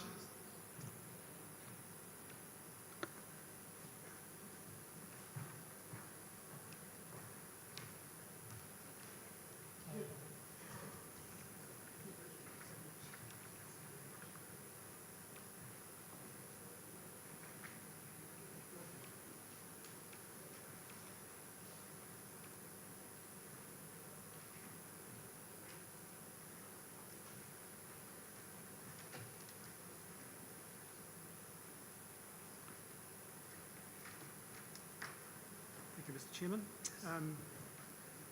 Good afternoon, distinguished delegates, and welcome to the third item around aviation safety.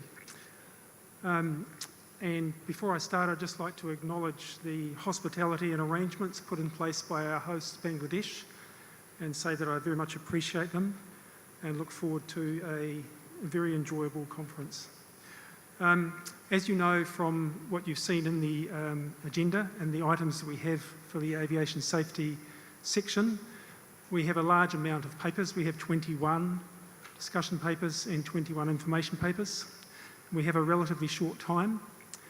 I think the papers reflect the passion of the states in terms of this important topic, but we will need to have considerable discipline in the way that we present and intervene on the papers to ensure that we can move through them So if I could repeat what Therese said before in the first session, I could ask that in the presentation of the papers, if delegates please stick to very high-level introductory key points, noting that the delegations have the papers and will have considered them already.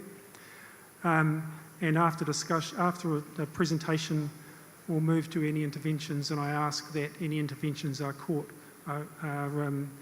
short and concise, and they're not necessary in order to support the papers. So with that, I'd like to move to, in this session, before we finish at 5 o'clock, we'll deal with papers 1 to 8 in this section. We'll deal with paper 1 first, then we'll deal with 3 to 8, and then we'll deal with 2 as the final item for this afternoon session. So if I could please ask the presenters for paper 1 to present their paper, please. Thank you, Mr. Moderator. In order to achieve good safety and security outcomes in the context of their individual aviation systems, states sometimes use alternative approaches to meet the requirements of SAPs than that prescribed by the SAP itself. Sorry, New Zealand, can I just hold you there? I'll have to come back to you in a moment. I have a first item that I missed, unfortunately, is the RASG APAC 12 report. If I could ask the APAC chair, please.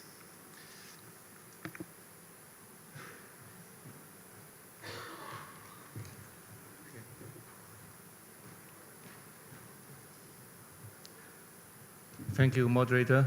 Good afternoon, Chair and Regional Director and Director of AMB and fellow DGs, ladies and gentlemen, good afternoon. It's my pleasure to give you an update on the latest activities of the RAS in our region since my last update to the conference in Incheon last year, and also after our 12th meeting in November.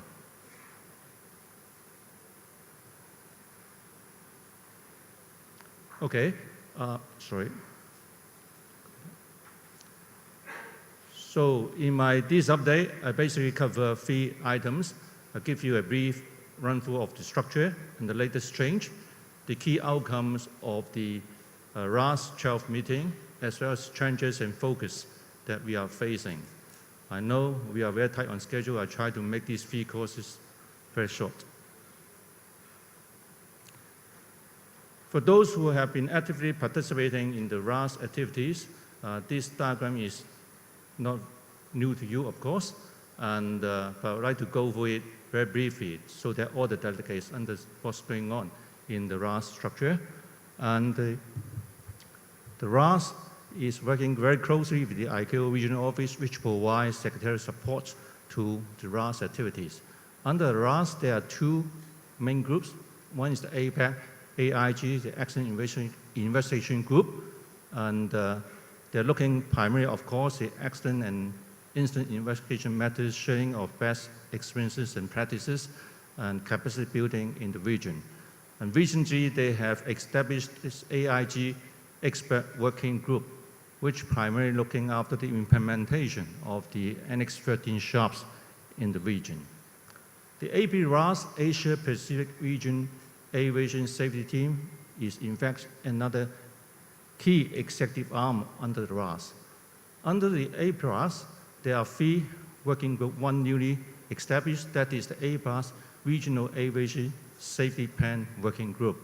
As we all know, and we have a regional aviation safety plan which need to be updated every 3 years to be in line with the global aviation safety plan. So this working group is recently established to primarily look into and working on that matter.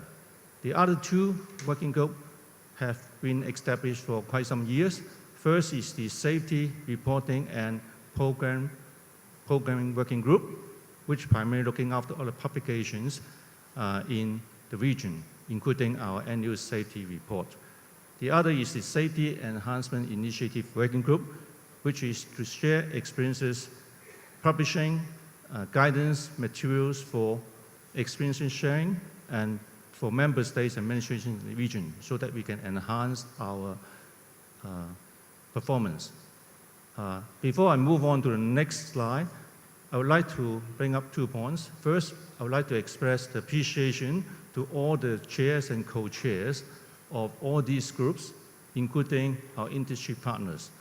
They have put in lots of time and efforts to make publication of some of the very good guidance materials. So the second point I would like to encourage is all your delegates, please make good use of delegates bring back the message to your organization to make best use of the information and guidance materials published. Can we go back to the slide, please? Okay. Something wrong with the slide, right? Can we go back to?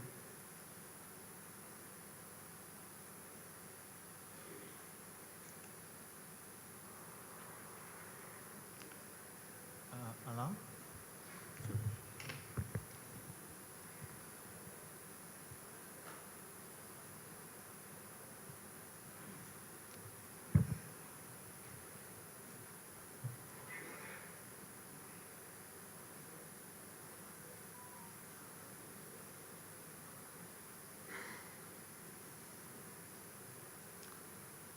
Okay, so I'll just move on based on my memory. I couldn't remember the slide actually. And I would like to cover very briefly the APEC 12 meetings, which was held hybrid in November, mid-November last year.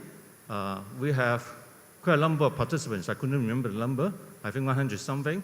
Majority of them are participated online with, of course, including participants from the states administrations and also the industry partners. Do we have, can we put this on? They don't have the information. It's difficult for them to see. Try to put it on. Okay, just let me continue. Sorry, you have to bear with me. These are slides, so I have to. So we have 162 participants from 18 member states and 9 international organizations. The meeting adopted 12 decisions based on 32 working papers presented. Actually, the last 12 report is available on site, has been published on site. Online, I mean, on the website.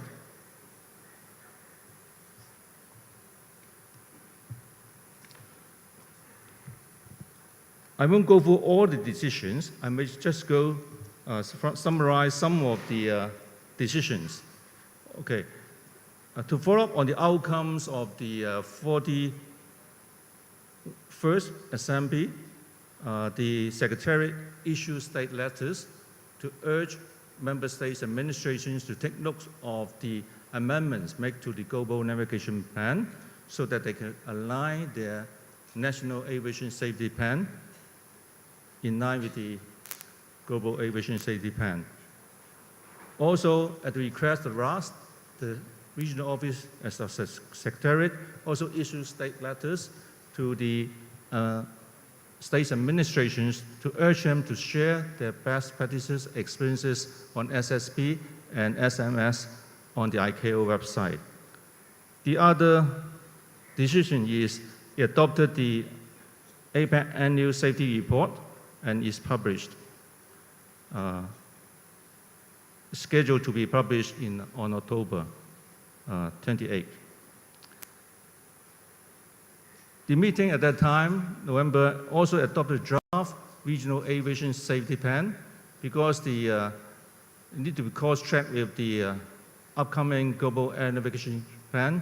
So the Secretariat later on confirmed there are no further changes needed. So the Regional Aviation Safety Plan is published in July this year, last year, I mean, this year, sorry, correction. The Secretary also organized workshops. I think last one is an SSP workshop held in August in the regional office. Review of the RAS APAC report is submitted to the ANC for review. In fact, I myself, on behalf of the RAS, also attended an online meeting together with the regional office colleagues in early this year and presented the report to them.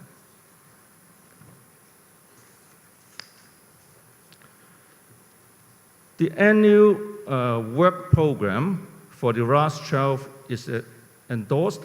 There are two primary tasks. One is the APAC is to prepare the report for the Beijing declarations together with our regional office for the next ministerial conference.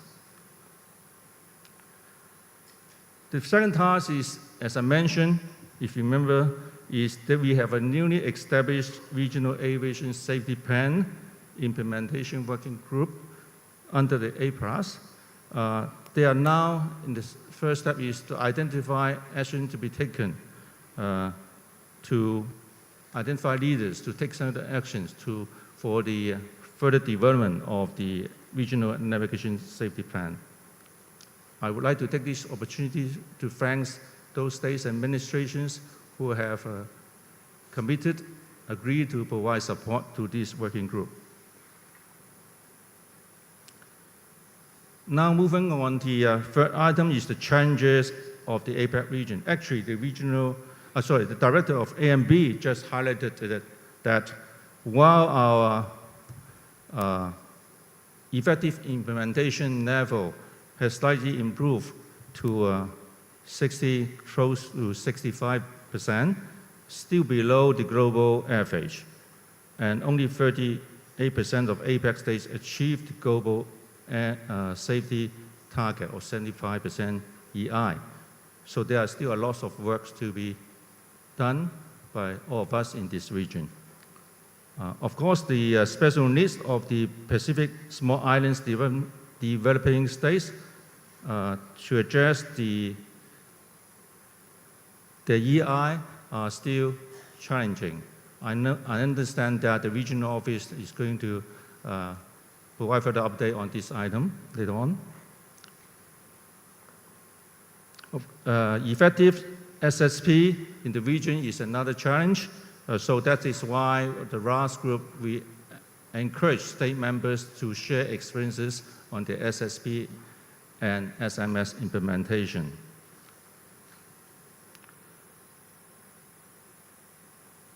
Of course, there's other challenge is the implementation of the declarations, which I also updated the member last conference. There are still a lot of areas need to be catch up in the Beijing Declaration. Finally, I would like to update that there are a close cooperation between the RAS and the APAC through the secretarial support, the regional office, the technical team, because they're attending both the RAS and APAC meeting as well as all the subgroup meeting. So they help us to bridge the gap between the two organizations, as well as I myself as the chair also have a meeting at least once a year with the APAC chair to align the experiences training and align the objective, as well as to see which party is going to take lead of some of the items. Can we go to slide 11, please?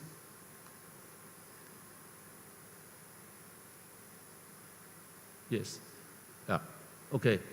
So the ANC looked at the close coordination between the APAC and the RAS, and also the, I think I just covered it, the last point. So that's all my update to you. Sorry about the technical problem. You have to listen to me with all these notes without the slides on the screen. And thank you for your attention. Thank you.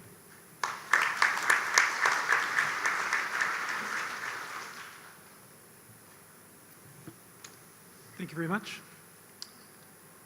We can now return to the agenda items, and the task is challenging to get through these papers this afternoon, but we'll go back to item 01. So New Zealand, Australia, please. Thank you, Mr. Modulator, and apologies for jumping the gun there. In order to achieve good safety and security outcomes in the context of their individual aviation states, states sometimes use alternative approaches to meet the requirements of SARPs than that prescribed by the SARP itself.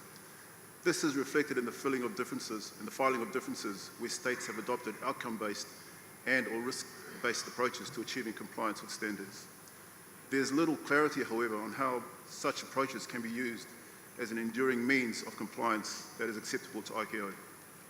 The sharing of information on how states within the APAC region use these alternative means of compliance with SARPs would help address this. It is acknowledged that such information, particularly in relation to the USAP CMA audits, contain confidential security information owned by each state. In recognition of this, exploring effective ways to share such information needs to remain consistent with the USAP CMA principles, as doing so would improve the likelihood that the proposed approach is received favourably by states. The conference is invited to, in particular, agree in principle to the need for coordinated information sharing to build an understanding of how and why alternative means of SARP compliance are being utilised by APAC states. And furthermore, task the relevant Asia-Pacific aviation security and safety groups to consider how security and safety audit information can be shared to gain an understanding of common areas with states in our region. Thank you, Mr. Modulator. Thank you, New Zealand. Can I ask if there are any interventions in relation to that paper? ICAO. Thank you, Chair and Moderator, and thanks for the New Zealand and Australia for bringing this idea on the needs of information sharing on the how to achieve compliance of ICAO standards by alternative means, taking advantage of the presence of both the chairs and secretariat of the RASCF and RASC-AP. At this conference, it is suggested that the conference encourage the RSCF and RASC-AP or their contributory bodies to consider organizing a sideline workshop or sessions at the appropriate time to share the experiences and information on this important area. So the ICAO APAC Regional Office would be happy to share the workshop outcomes with the appropriate secretary and study groups for both the USOP CMA and USAP CMA. Thank you. Thank you, ICAO. Any further interventions? Yes. Yes. Thank you, Moderator. The United States fully supports discussion paper 3.1 from New Zealand. Current ICAO guidance regarding filing of differences that are different in character or other means of compliance lacks sufficient parameters required to differentiate it from other types of difference filed. We agree with the problem outlined by New Zealand and support efforts to assist members employ difference consistently, especially as member states are employing performance-based and outcome-focused standards based on risk. We suggest that this effort be conducted in other ICAO regions, as well as the ultimate goal of aggregating this information to improve ICAO Doc 10055 and other ICAO guidance that addresses this topic. In addition to utilizing the Regional Cooperation Mechanism Task Force for best practices exchanges as one example, another mechanism to consider includes the ICAO-hosted Regional USOP Workshop and appropriate study groups at ICAO HQ. Thank you. Thank you very much. Further down on the right, Singapore, I think. Thank you, Mr. Moderator. Singapore would like to thank New Zealand for the paper. We note some information can be found online in the existing sources, such as the USOP CMA online framework and the individual states' aeronautical information publications.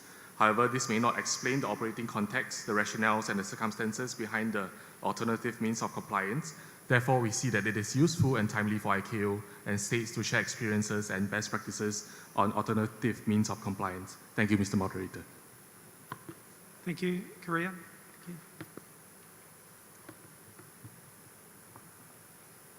Thank you, Chair. The Republic of Korea supports New Zealand's and Australia's proposal in principle to share cases of SOPs category Bravo differences verified by ICAO with APEC states. We believe this, as a reference, would particularly provide states which have a similar system with the experience-sharing state, but hesitated to apply alternative means of SOPs with benefits such as time saving, and therefore, difficulties and delay in implementing SOPs can be resolved. However, considering that the size, safety maturity, and complexity of the aviation industry vary from state to state, there will be limitations in using this as reference and generalizing from the case of one state. This is because the auditors should determine whether or not to classify this as compliance by taking into account the situation of the states. But as mentioned, the regional director just mentioned, we think that it would be desirable to share information collected by APEC regional office via circular or under the agenda any other businesses at APEC events such as RASC. Thank you, Chair. Thank you, Korea.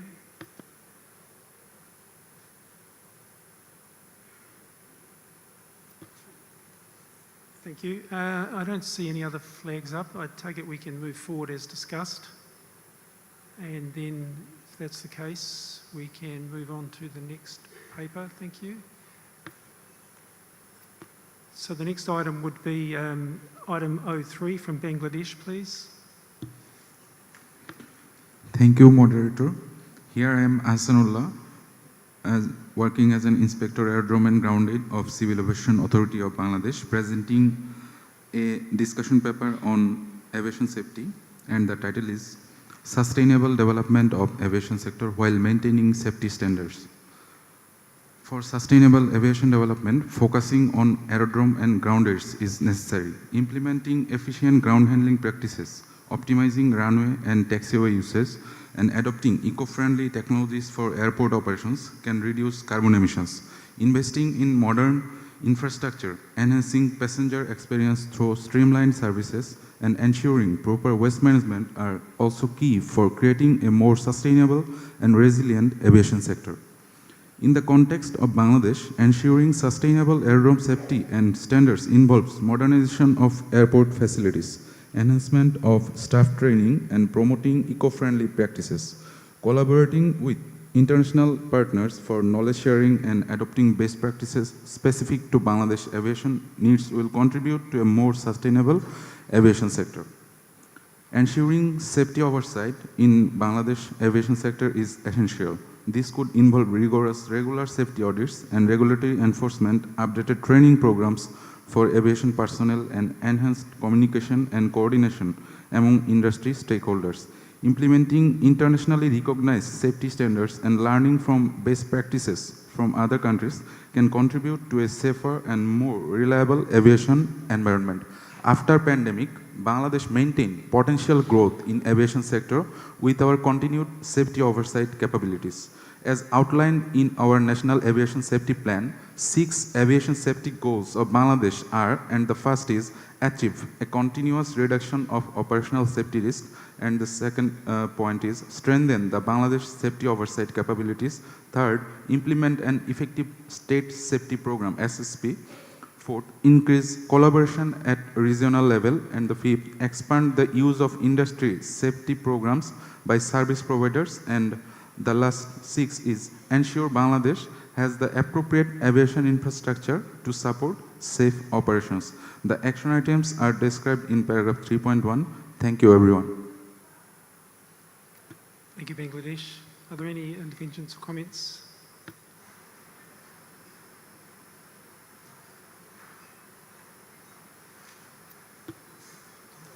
Yes, thank you. To the Chair. The Philippines, through the Civil Aviation Authority of the Philippines, appreciates Bangladesh insights and intends to incorporate the relevant aspects of their presentation in the authorities' discussions, particularly in the areas of runway incursions, excursions, wildlife hazards management, apron safety management, and other related areas as applicable. Additionally, its advantages extend beyond the borders of Bangladesh, with potential benefits for other states as well, particularly those that share similar environmental conditions. The sharing of information holds significant importance in enhancing safety within the aviation industry as a whole. Thank you, Mr. Chair. Thank you very much, Philippines. I don't see any other flags up. I assume everybody's comfortable with the approach set out in the paper. So thank you, Bangladesh. That means we could move on to item 4, and if I could also just ask that introduction of the papers is as crisp and short as possible. Thank you. Thank you, Chair. Thank you, the moderator. Paper 4, effective implementation of safety recommendations arising from aircraft accident investigations. This discussion paper highlights the importance of implementing the safety recommendations in aviation accident investigations and proposes a mechanism for their effective implementation by responsible authorities.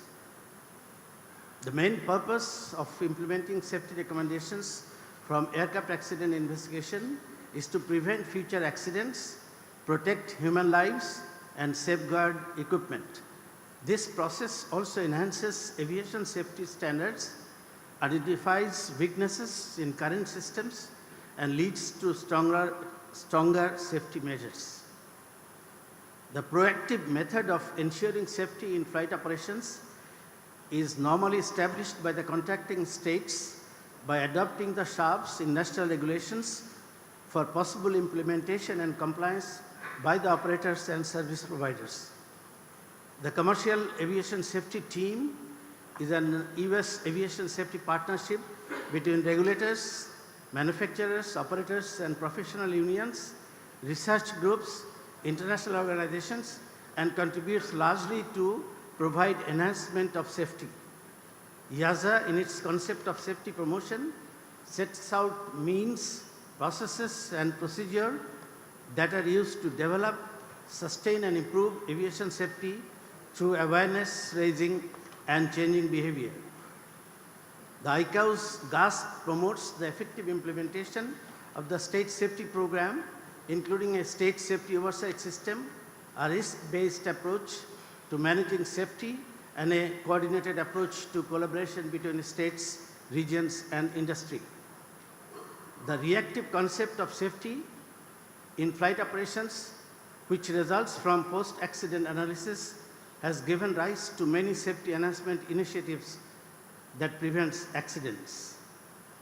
Similar to above, many other organizations whose representatives are present in this conference have been continuously providing their support for flight safety in both proactive and reactive concepts. And this takes us to implement the safety recommendations emerging from accident investigations by concerned states and organizations to satisfy the need of the reactive concept of ensuring safety operation of flights, safe operations of flights.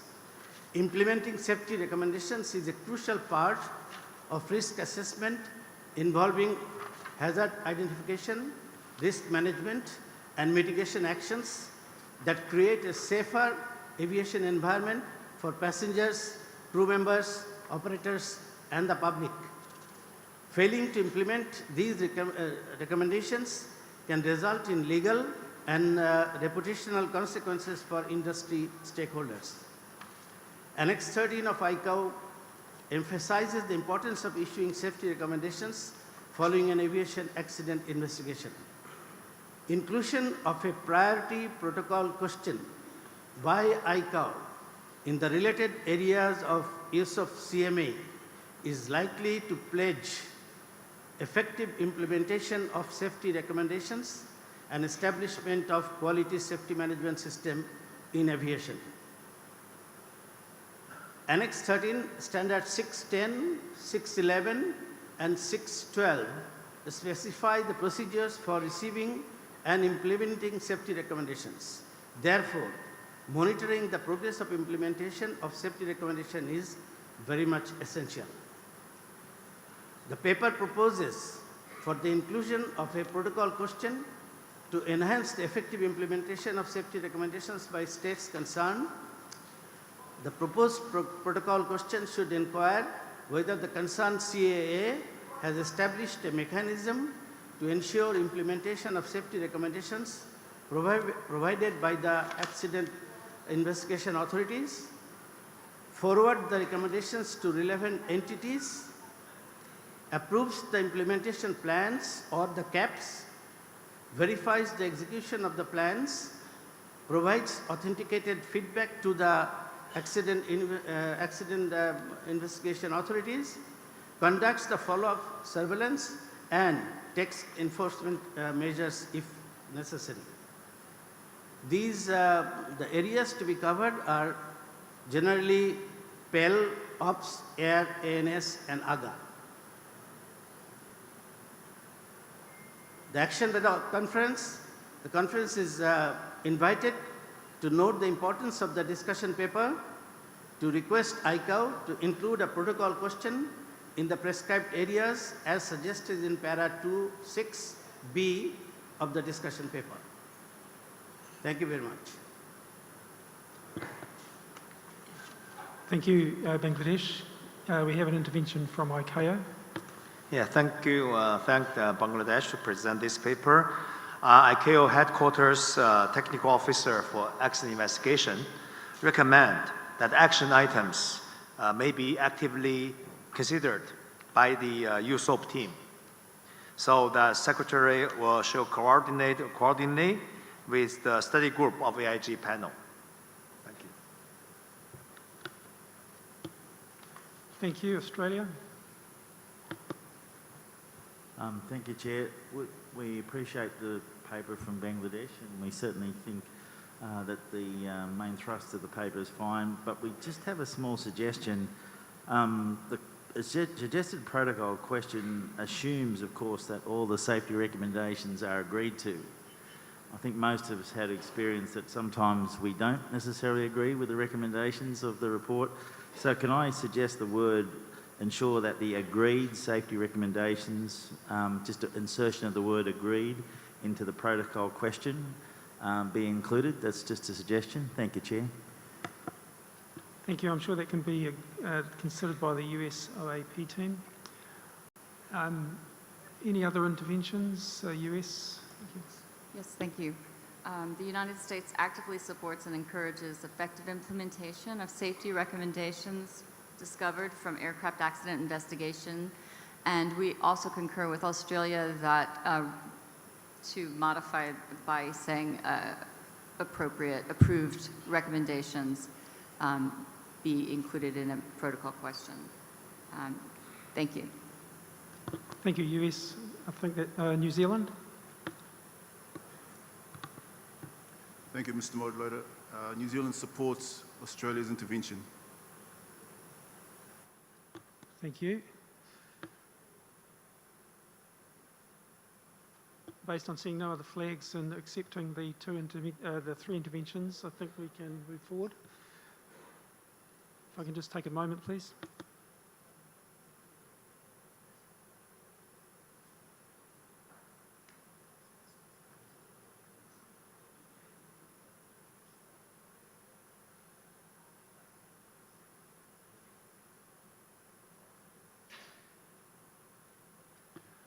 Right, we're clearly running up to time, but we'll continue for a couple of papers at least. So can we move on to item 5, please?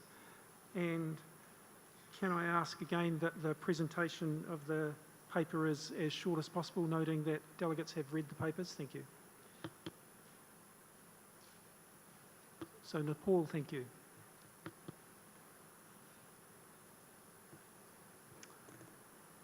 Thank you, Moderator. Universal Safety Oversight Audit Program, USOP, is one of the most successful and visible programs of ICAO. And effective implementation EI score is the globally accepted and standard means to assess the safety oversight capability of any state. The current version of USOP program, namely USOP CMA, was implemented from 1st January 2013 with 2 years of transition period from 2011 to 2012. This version of USOP was endorsed by 37th session of ICAO Assembly. In line with its strategic objective, ICAO has accorded top priority to aviation safety, and a global aviation safety plan has been developed. This triennial plan aims to present an international strategy for continuous improvement of aviation safety globally. The plan contains 6 goals and associated targets. GAF's paragraph 2.4.2 states, state safety oversight capability of GAFs is aimed at states individually and seeks to strengthen their safety oversight capabilities. This goal calls for all the states to progress in their implementation of the air critical elements and address the organizational challenges they face when implementing a safety oversight system. Under Regional Goal 2 in Target D10 of Asia Pacific Regional Aviation Safety Plan, AP-RASP 2020-13-25 version, as a provision as states to progressively enhance safety oversight capability to achieve at least 75% of EI in use of CMA and to achieve an APAC average overall use of EI score higher or equal to the global average by 2024. Unless the progress of states is validated by ICAO through ICVMs or off-site validation activities, the goal 2 of GAS cannot be achieved at current situation, since many EI scores of many states are below 75% mark. This will present challenge to states to meet this particular goal set in their National Aviation Safety Plans NASP, aligned with the ICAO GASP and Regional Aviation Safety Plan RASP. Timely ICVMs, off-site validation activities, or validation of progress through all the technical missions of ICAO, like the Combined Action Team CAT missions, will support states to meet the target 2.1 of Goal 2 of the GASP and associated NASP target. This will improve national EI, regional EI, as well as the global EI. The conference is invited to urge ICAO to validate the progress of the state in timely manner by the means of standard ICVM or offsite validation, or consider the progress by other missions like CAT missions. Thank you very much. Thank you. An intervention from ICAO first, thank you.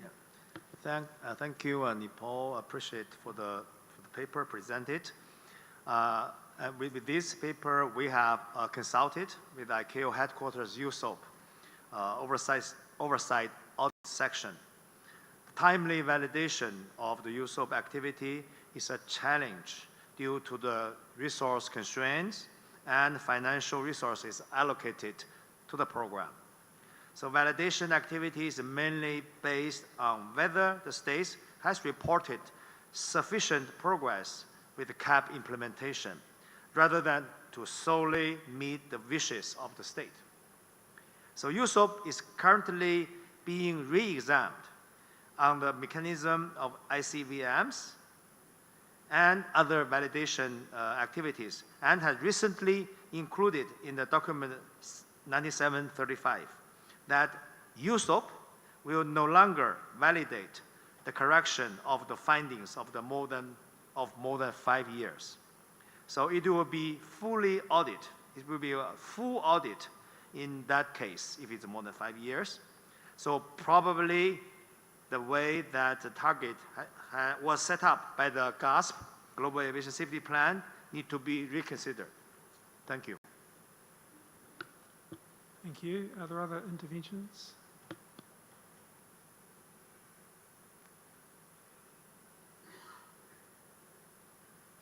Thank you.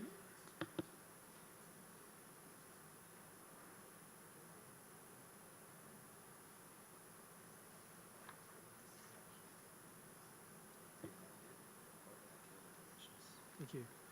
So taking the ICAO intervention as indicating that the approach will be re-examined as per the intervention, I think we can move forward on that basis. I don't see any flags. Thank you. That would take us to paper 06. That is Bangladesh. A short introduction, please. Yeah. Thank you, moderator, and thank you, chair. Good afternoon. This paper presents the modus of operandi of an USUP and highlights the audit team composition in details. It has brought to light a new concept, how the subject matter experts in legislation and organization areas of USUP and the GEN and SDA area of SSPIA could be used effectively and efficiently. And this paper also recognized the policy mechanism and the team composition of ICAO audit, but it also has pointed out the advantage of inclusion of one or more leg or org SMEs in the ESOP audit team. The team leader may be relieved of his duties in the leg and org areas and able to concentrate on his own area of expertise, for example, flight operations, air navigation services areas, and eventually the idea of all inclusiveness will be materialized. On a different approach, the team leader may continue to look after the leg and org area and in the overall team management, whereas his basic area may be looked after by bringing in another experts in the area of expertise. On a similar strategy, the use of the SSPIA team composition may be considered in such a way that the team leader may undertake the responsibilities of GEN and SDA areas and manages overall responsibilities of the team, while the team members could be brought in another area of expertise like PAL, Ops, Air, AIG, ANS, and AGA. Many states in the region have SSP and SMS subject matter experts who are trained and experienced in SSP and SMS and practicing SSP implementation and involved in the SMS audits. As this is a challenging endeavor, and we believe the introduction of the ICAO CBT and on SSPIA could be a great idea. Similarly, the inclusion of SSP experts in the ICAO SSPIA team may be considered for the regional capacity building. For the overall improvement of an audit team, the current mechanism may be modified so that a better result is forthcoming. The paper has methodically raised 3 alternative suggestions to present the team composition strategies. The inclusion of the proposal may be considered and a viable solution may be adopted. The conference action items are outlined in the paragraph 3.1. Thank you so much. Thank you, Bangladesh. Intervention from ICAO first, please. Thank you. And again, that according to the ICAO USOP oversight, according to the ICAO USOP oversight audit section, the conference may note that the USOP has successfully completed more than 1,000 activities during nearly 25 years with the existing assignment of the responsibilities of the team leader, TL, which proved that the current assignment of the TL responsibilities is workable and the workload is manageable. By adding one more team on the USOP activity team to support the TL will definitely reduce the TL's workload. However, the additional cost will be significant, particularly taking travel into consideration and that audit validation of LAG and OG will only take 1 or 2 days at the maximum. So ICAO don't believe is an efficient use of limited use of resources and add one more team to support the TL. So besides, the audit validation of the LAG and OG is a team effort and by the TL while not the TL's sole responsibility. So regarding the SSPIA, as recommended by the high-level conference HLCC 21 and approved by the ICAO Council, USOP is going to stop the current SSPIA and integrate the SSPIA into the traditional USOP activities.